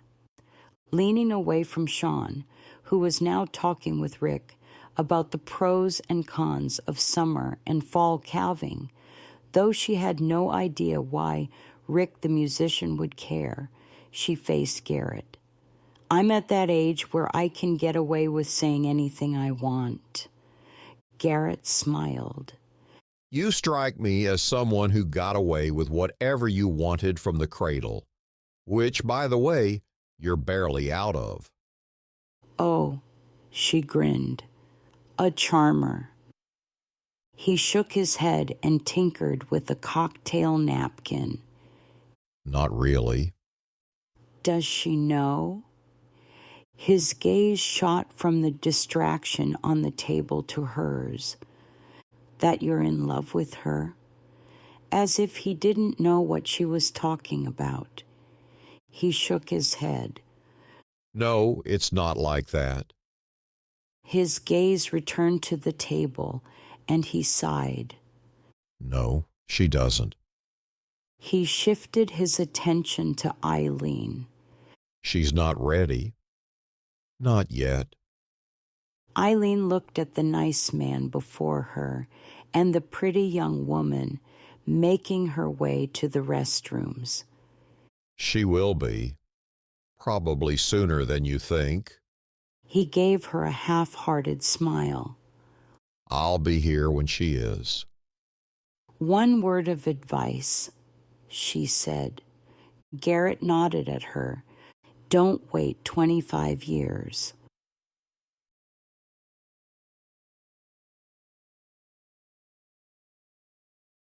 As much as Sean wanted to dance with Eileen, he knew that gossip would take over before they had a chance to grow comfortable with the new normal themselves. Instead, he slipped his hand under the table and nearly jumped for joy when she held on tight, squeezing his. He'd be a fool if he didn't think someone in the place hadn't noticed him watching her like a love-struck teen.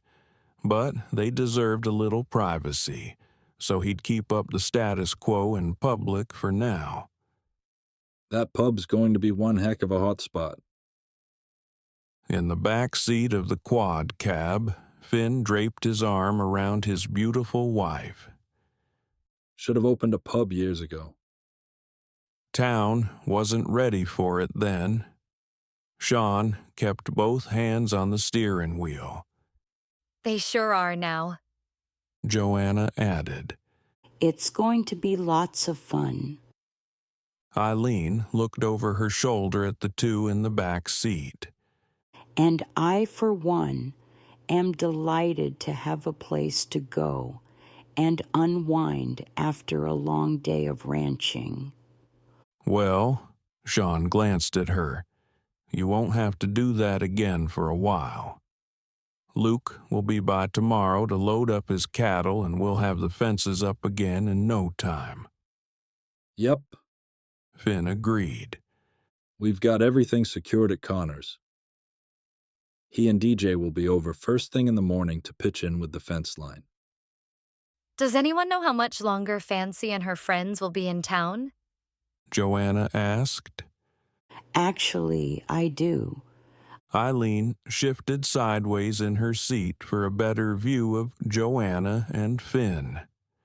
Chatted a bit with Allison, and they've worked out a plan. Not much different from what she and Ethan had decided. They've been referring to Fancy as Mama Fancy and showing her pictures. They never wanted her to forget who her real mother was. Now that Fancy has turned a corner of sorts, she'll be visiting Tuckers Bluff whenever down time allows. But Allison will be more like Brittany's mom than Fancy? Sean looked at Eileen and saw the momentary pain in her eyes. Not more like. Fancy will always be her mom. Allison will just have the job full time. Joanna sat back, looking more confused than when she'd asked. But Sean knew what Eileen meant. The entire relationship would be different because, unlike Helen, who could not return to visit her children, Fancy had made choices that in the end were all from a love of her little girl. A little girl she could come back and share time with. Joanna leaned back against her husband again. I guess with all the celebrities going home, things should return to normal around here. Yep, Sean agreed. Everything would be back to normal, except for one very important thing. Already a great team, he and Eileen were about to get even better. At the entrance to the ranch, Sean turned the truck onto the property. Man, Finn yawned. I could sleep for a week. What is that? Eileen pointed straight ahead. The truck headlights bounced up and down the driveway, flashing on dark movement. Sean couldn't quite make out what lay ahead. Not sure. As the house drew in closer, the porch light combined with the headlights made their nighttime visitors easier to see. Well, I'll be. Pulling to the side of the house, Sean hopped out of the car first. Doors slammed behind him. Before he could reach Eileen's door, she was down and out of the truck and moving full speed ahead to the two guests perched, patiently waiting on the front porch. What are you two doing here? Gray lifted a paw to her and barked. As though agreeing, Mrs. Gray dipped her head and barked too. Finn laughed. I should have known. Stopping to pet each dog behind the ears, Finn looped his arm around his wife and, shaking his head, waved good night. Y'all can figure this out. We're hitting the sack. Down on his haunches, Sean held Gray's head with one hand, scratching under his chin with the other. Did you know about this all along? Gray lifted his head up, then down again, then, rising to all fours, took a step back. Mrs. Gray came to stand beside him. Both gave a single bark, then tore off around them to the back of the house. Think that was a yes? Sean followed with Eileen on his heels. The dogs had scurried past the house, around the kennels, and into the barn. In the far corner, there were two small mounds of hay neatly arranged. Gray curled up on one and the missus on the other. Okay, now I've seen it all. Sean slapped his hat against his leg. Eileen came up beside him and slid her arm through his. Do you think this means they'll be staying? I haven't any idea, but they'd be a great asset to the ranch. He turned to look at her.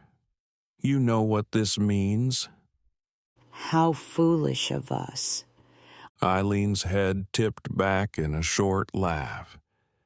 Thinking we would get to choose our future.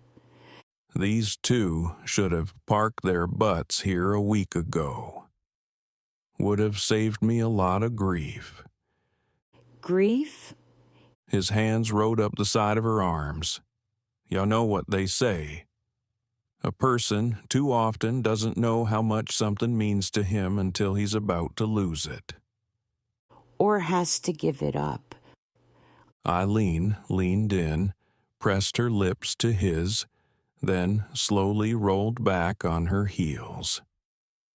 Guess this means we're stuck with each other. He smiled. She grinned back. Sure does.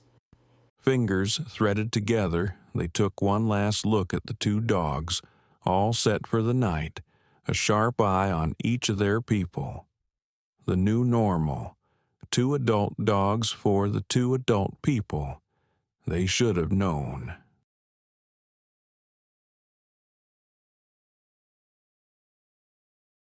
We hope you enjoyed the latest production from Chris Keniston with voices from 11 Labs. More audio from Chris may be found wherever books and audiobooks are sold. They can also be purchased at a discount directly from Chris on her website, www.chriskeniston.com. Please continue listening for a sneak peek at the next book in the Farraday Country series.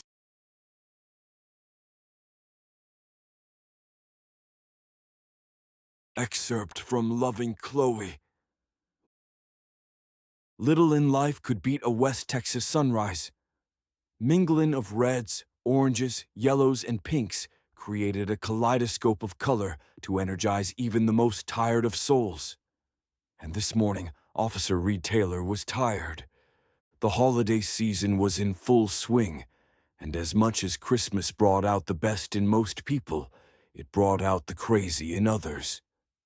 1 hour left in the graveyard shift at the Tuckers Bluff PD, and after chasing a merry band of teenage pranksters, out tipping cows from the one end of the Farraday spread to the north side of the Brady's, he felt like his shift had gone on for days, not hours.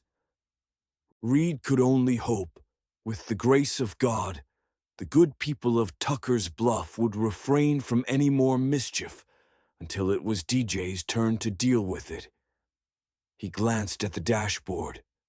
In 54 minutes, he'd be on his way home and could sleep till his new neighbor's crazy mixed-up rooster crowed at the setting sun. That thought made him smile. It had been a big decision to stop renting and buy his own place here in Tuckers Bluff. Even bigger to choose a home outside of the city limits. Close enough to reach the police station quickly if needed, but far enough away that the quiet sounds of country living lulled him to sleep like a newborn in his mama's arms. And if he were honest, deep enough in Farraday country to be included in weekly Sunday suppers. The Marine Corps had made him and DJ brothers. Aunt Eileen, Sean, and every other member of the clan had made him family. Reed? Esther's voice came through the radio squawk. Are you on your way back in yet? 10-4, he replied. I just got a call from Nadine Peabody. Says there's a coyote in her yard making her cats nervous. Reed chuckled to himself. Nadine Peabody was quite the character. Indulging a lonely old woman's need for a little human contact and conversation was considerably easier than the things that might have sprung up when he and DJ were cops in Dallas. On my way. Copy that. Arriving at Nadine's would take about 30 minutes. The trick would be escaping in less than 20 for the end of his shift. His cell phone buzzed, and he wondered who was calling at this hour. Hello? Hey, man. Are you anywhere near the ranch? DJ asked. Sorry, already past it. What's up? Nothing much. Jameson wants Aunt Eileen's ginormous corned beef pot, and I thought if I could catch you, it would save me a trip. I can turn around if you want. Only thing pending is Nadine Peabody and a stalking coyote. He could almost hear DJ rolling his eyes. The coyote was most likely merely another figment of the creative and slightly paranoid woman's imagination. She practically lived at his brother Adam's veterinary clinic. If there was such a thing as a cat hypochondriac, that was Nadine. Though the whole town knew most of it was just a need to talk. Tell you what. You go get the pot and I'll take care of Nadine. Sounds like a plan. The rising sun bounced off a large gray hump in the middle of the road. What the heck? Slowing down, the now two gray humps came more clearly into view. What's wrong? DJ's voice dropped to a concerned low. Not sure. First thought might have been Nadine's coyotes had hightailed it west, but these roadblocks were a tad too large for a coyote. More likely. Looks like Gray and his lady friend are out for a stroll. How far did you say you are from the ranch? 4, maybe 5 miles. Odd, DJ mumbled. Since the tornado, those two stick close to Dad and Aunt Eileen. Well, right now they've taken to sightseeing dead center of the road. Sightseeing? Just standing there staring at me like they've seen the second coming. The sun lifting higher in the sky, he killed the lights and came to a stop yards from the statuesque canines. Are you sure it's our dogs? The dogs. There was no missing the incredulity in DJ's tone. The guy may have trusted Reed with his life a time or two, but DJ clearly thought he'd lost his eyesight now. I'm telling you, wait. Almost as though reassured they'd made eye contact, the two still animals turned away from the road. They're on the move. Now that sounds more like them. A sharp howl pierced the country quiet. Is that Gray? It's one of them. The two had stopped across the road, and this time the other dog lifted his muzzle to the air and let out another sharp howl before turning and once again racing away from the road.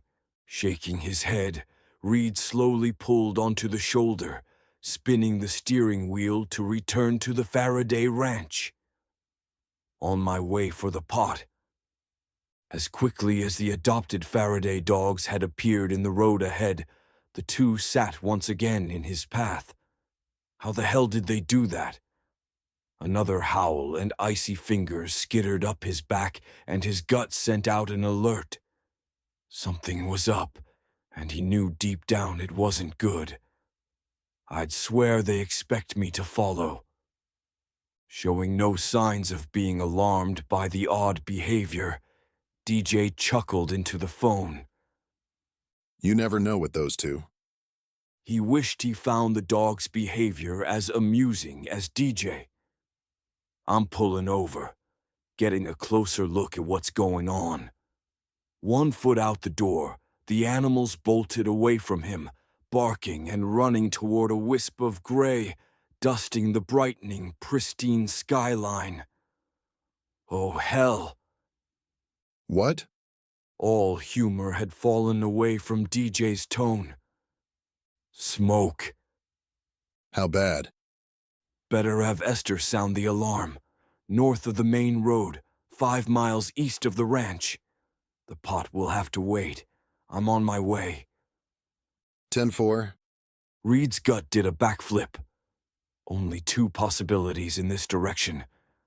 One of the Bradys had a small spread between the Farraday ranch and town, and then Chloe. Damn. Soon, half the county would be descending on the volunteer station. But this far out of town, it was up to the rancher, or widow, to control the burn. Never before had he prayed so hard for the culprit to be a potentially catastrophic brush fire. Chloe didn't need this. The dogs had disappeared into the pasture, but it made no difference. They'd alerted him to the fire. He reached for his cell and managed to scroll to Farraday. Within seconds, Aunt Eileen was on the other end.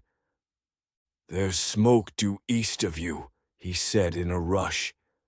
"We could use your water trucks." East. Brady's? He'd gone far enough to track the source. Not that far. Chloe. Aunt Eileen's words dripped with the same concern licking at his nerves. The tiny clapboard house on the small plot of land in the middle of what most folks considered nowhere was a bargain for his buddy Pat. His little piece of heaven. Damn. I'll alert Sean and Finn, the Bradys too. Consider us on our way. The call disconnected before he could grunt a response. He could have used Aunt Eileen in the Marine Corps. By the time he'd reached the gateless dirt road ahead, there wasn't any doubt. The wisp of gray plume suddenly grew dark and thick. Reed's stomach turned, and he floored the gas pedal, flying over potholes like Wile E. Coyote chasing the roadrunner. Except this was one race he couldn't afford to lose.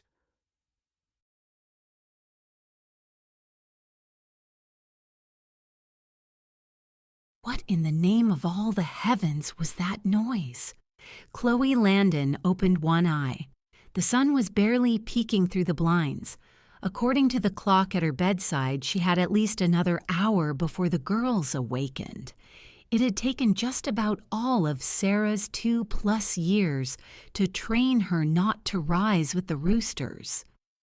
Not that she had any roosters, but this morning it sounded like a flock of nature's alarm clock was scratching at her window.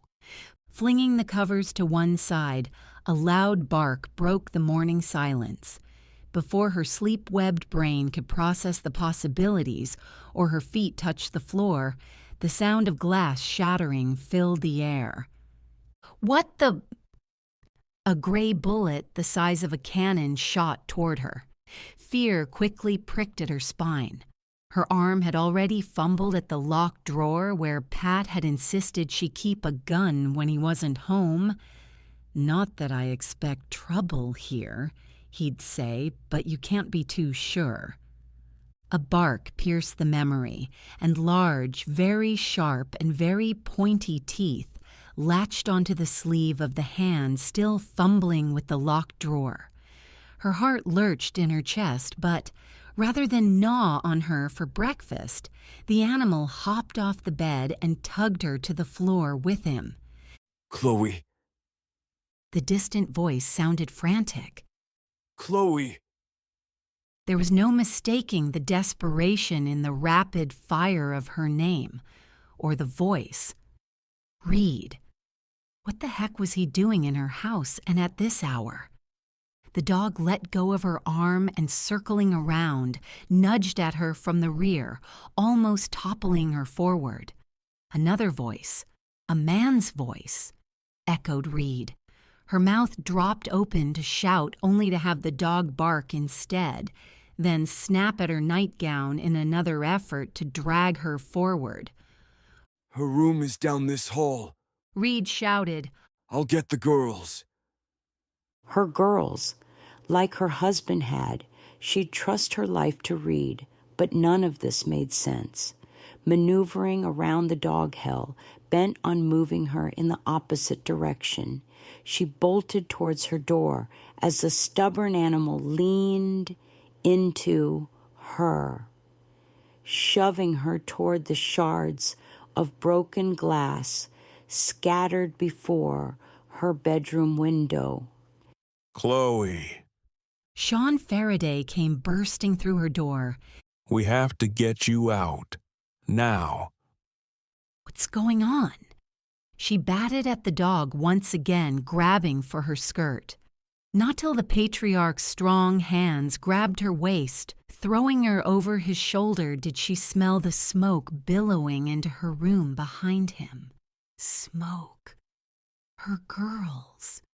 Pushing against a rock-hard chest with all she had, she pounded on the man. "Put me down!" The girls are upstairs. Never in her life did she think she would have to fight a man as nice as Sean Farraday. When still holding her tight, he sprinted over the glass. Reed's on it. We need to get you out. Words and air battled in her throat.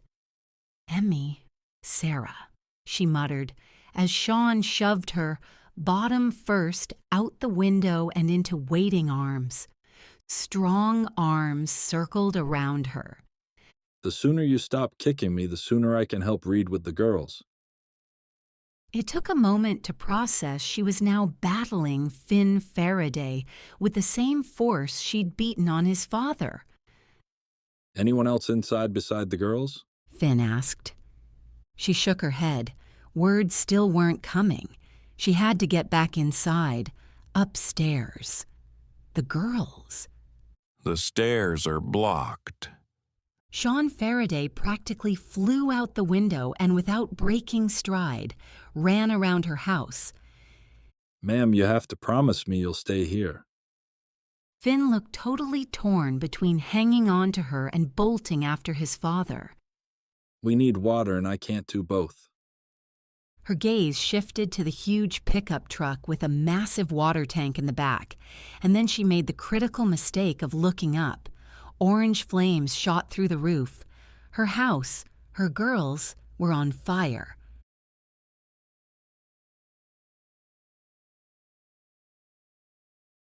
By the time Reed reached the inside of Chloe's house, the flames had already swallowed the living room, robbing him of precious time.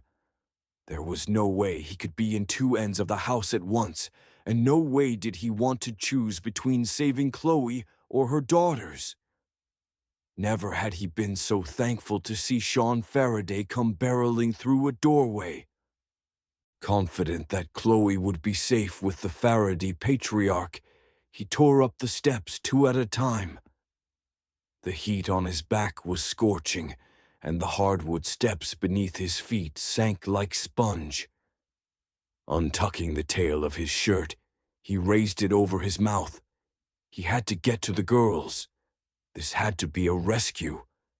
He could only hope that more help was on the way, and fast, because there wasn't a doubt in his mind he was not getting those 2 girls out of the house the same way he'd come in. The closer he got to the opposite end of the second-floor hallway, the harder moving forward became. The smoke had grown thick and black, and he'd resorted to feeling his way down the hall, counting the doors, thanking God he didn't feel the heat of burning flames through the walls. Though he rarely had reason to go upstairs, he did remember the second floor had 2 bedrooms. Chloe's beloved walk-in Christmas closet that had made her giddy with delight the first time Pat had shown her the house, and a bathroom. Only one more door. Heat from below seeped through the floors. His feet might as well have been on fire. Maybe they were. No time to think. Adrenaline coursed through his system. He couldn't let Chloe down. The few short steps to what should be the last door, Reed didn't bother feeling for the heat. Whatever was on the other side, so were Emmy and Sarah. The palm of his hand stung as he turned the knob and shoved the door open, slamming it shut behind him. Nothing. He couldn't see a damn thing. Down on all fours, he shouted for the girls and coughed on the smoke. Nothing. Emmy, he choked. Silence. Damn. The crashing sound of glass shattered the dread threatening to overtake him. This had to be a rescue, he silently repeated. Water poured in. Help had arrived. If they knew which room to douse, then Chloe must have told them which was the girls' room. Chloe had to be okay. The moment of relief passed too quickly to relish. The girls. At this point, if not for the water gushing in the window, he wouldn't know which end was which in the room. Emmy, he called out again. This time he thought he'd heard a tiny sound. Scurrying towards the window in the single bed, he flung his hands across the top. Empty. It would probably be too much to hope a 5- and 2-year-old would have gone low and under the bed. calling their names again and waving his arms, his heart sank just a bit to search underneath and come up empty again. Another bed. There was another bed in the room, but not another sound. Reed. Connor Farraday called to him from the window. You got the girls? No. Damn. The neighboring Farraday muttered. I'm coming in. Hang on, Reed called back. His knee had slammed into a hard surface. The footboard of the second bed. Repeating the same searching move he'd done with the other bed, Reed's heart finally did a quick step. A massive lump lay under the covers. He prayed to God there were 2 little girls breathing clean air underneath. Emmy! A small voice drifted out from an opening at the top of the sheets. Uncle Reed? Emmy. Yes, honey. Is Sarah with you? He wasn't totally sure, but he was willing to bet Emmy had just nodded at him. At this point, he couldn't see his hands in front of his own face. Pulling at Emmy, placing her over his shoulder, and keeping some of the covers over her body, he felt the tug from beside her. Yes. Over here, he called to Connor. The room barely had enough space to hold 2 beds and a dresser, but his voice was the only thing that would give Connor direction. The guys are doing their best. Connor held his arms out. But we need to boogie. The place is crumbling. Handing the older of the 2 girls to his friend, Reed nodded and snuggled Sarah close against him. A single thin blanket covered her, the only protection he had for the young child. The window only steps away, as Connor's head descended on the opposite side of the missing glass. The vise squeezing his heart eased a fraction. Another few moments, and both of Chloe's girls would be safe. The roar of commotion outside carried up to him. Chloe's voice frantically screaming for her child as Connor reached the ground with Emmy. Underneath his feet, the floorboards rumbled. A roar reached his ears, and he knew. Time had just run out. The boom that followed blew the door off the hinges, and the consuming flames burst inside, chasing them like the hounds of hell. Heaven help him. He had no choice. Thrust forward the last step, he managed one word. Catch!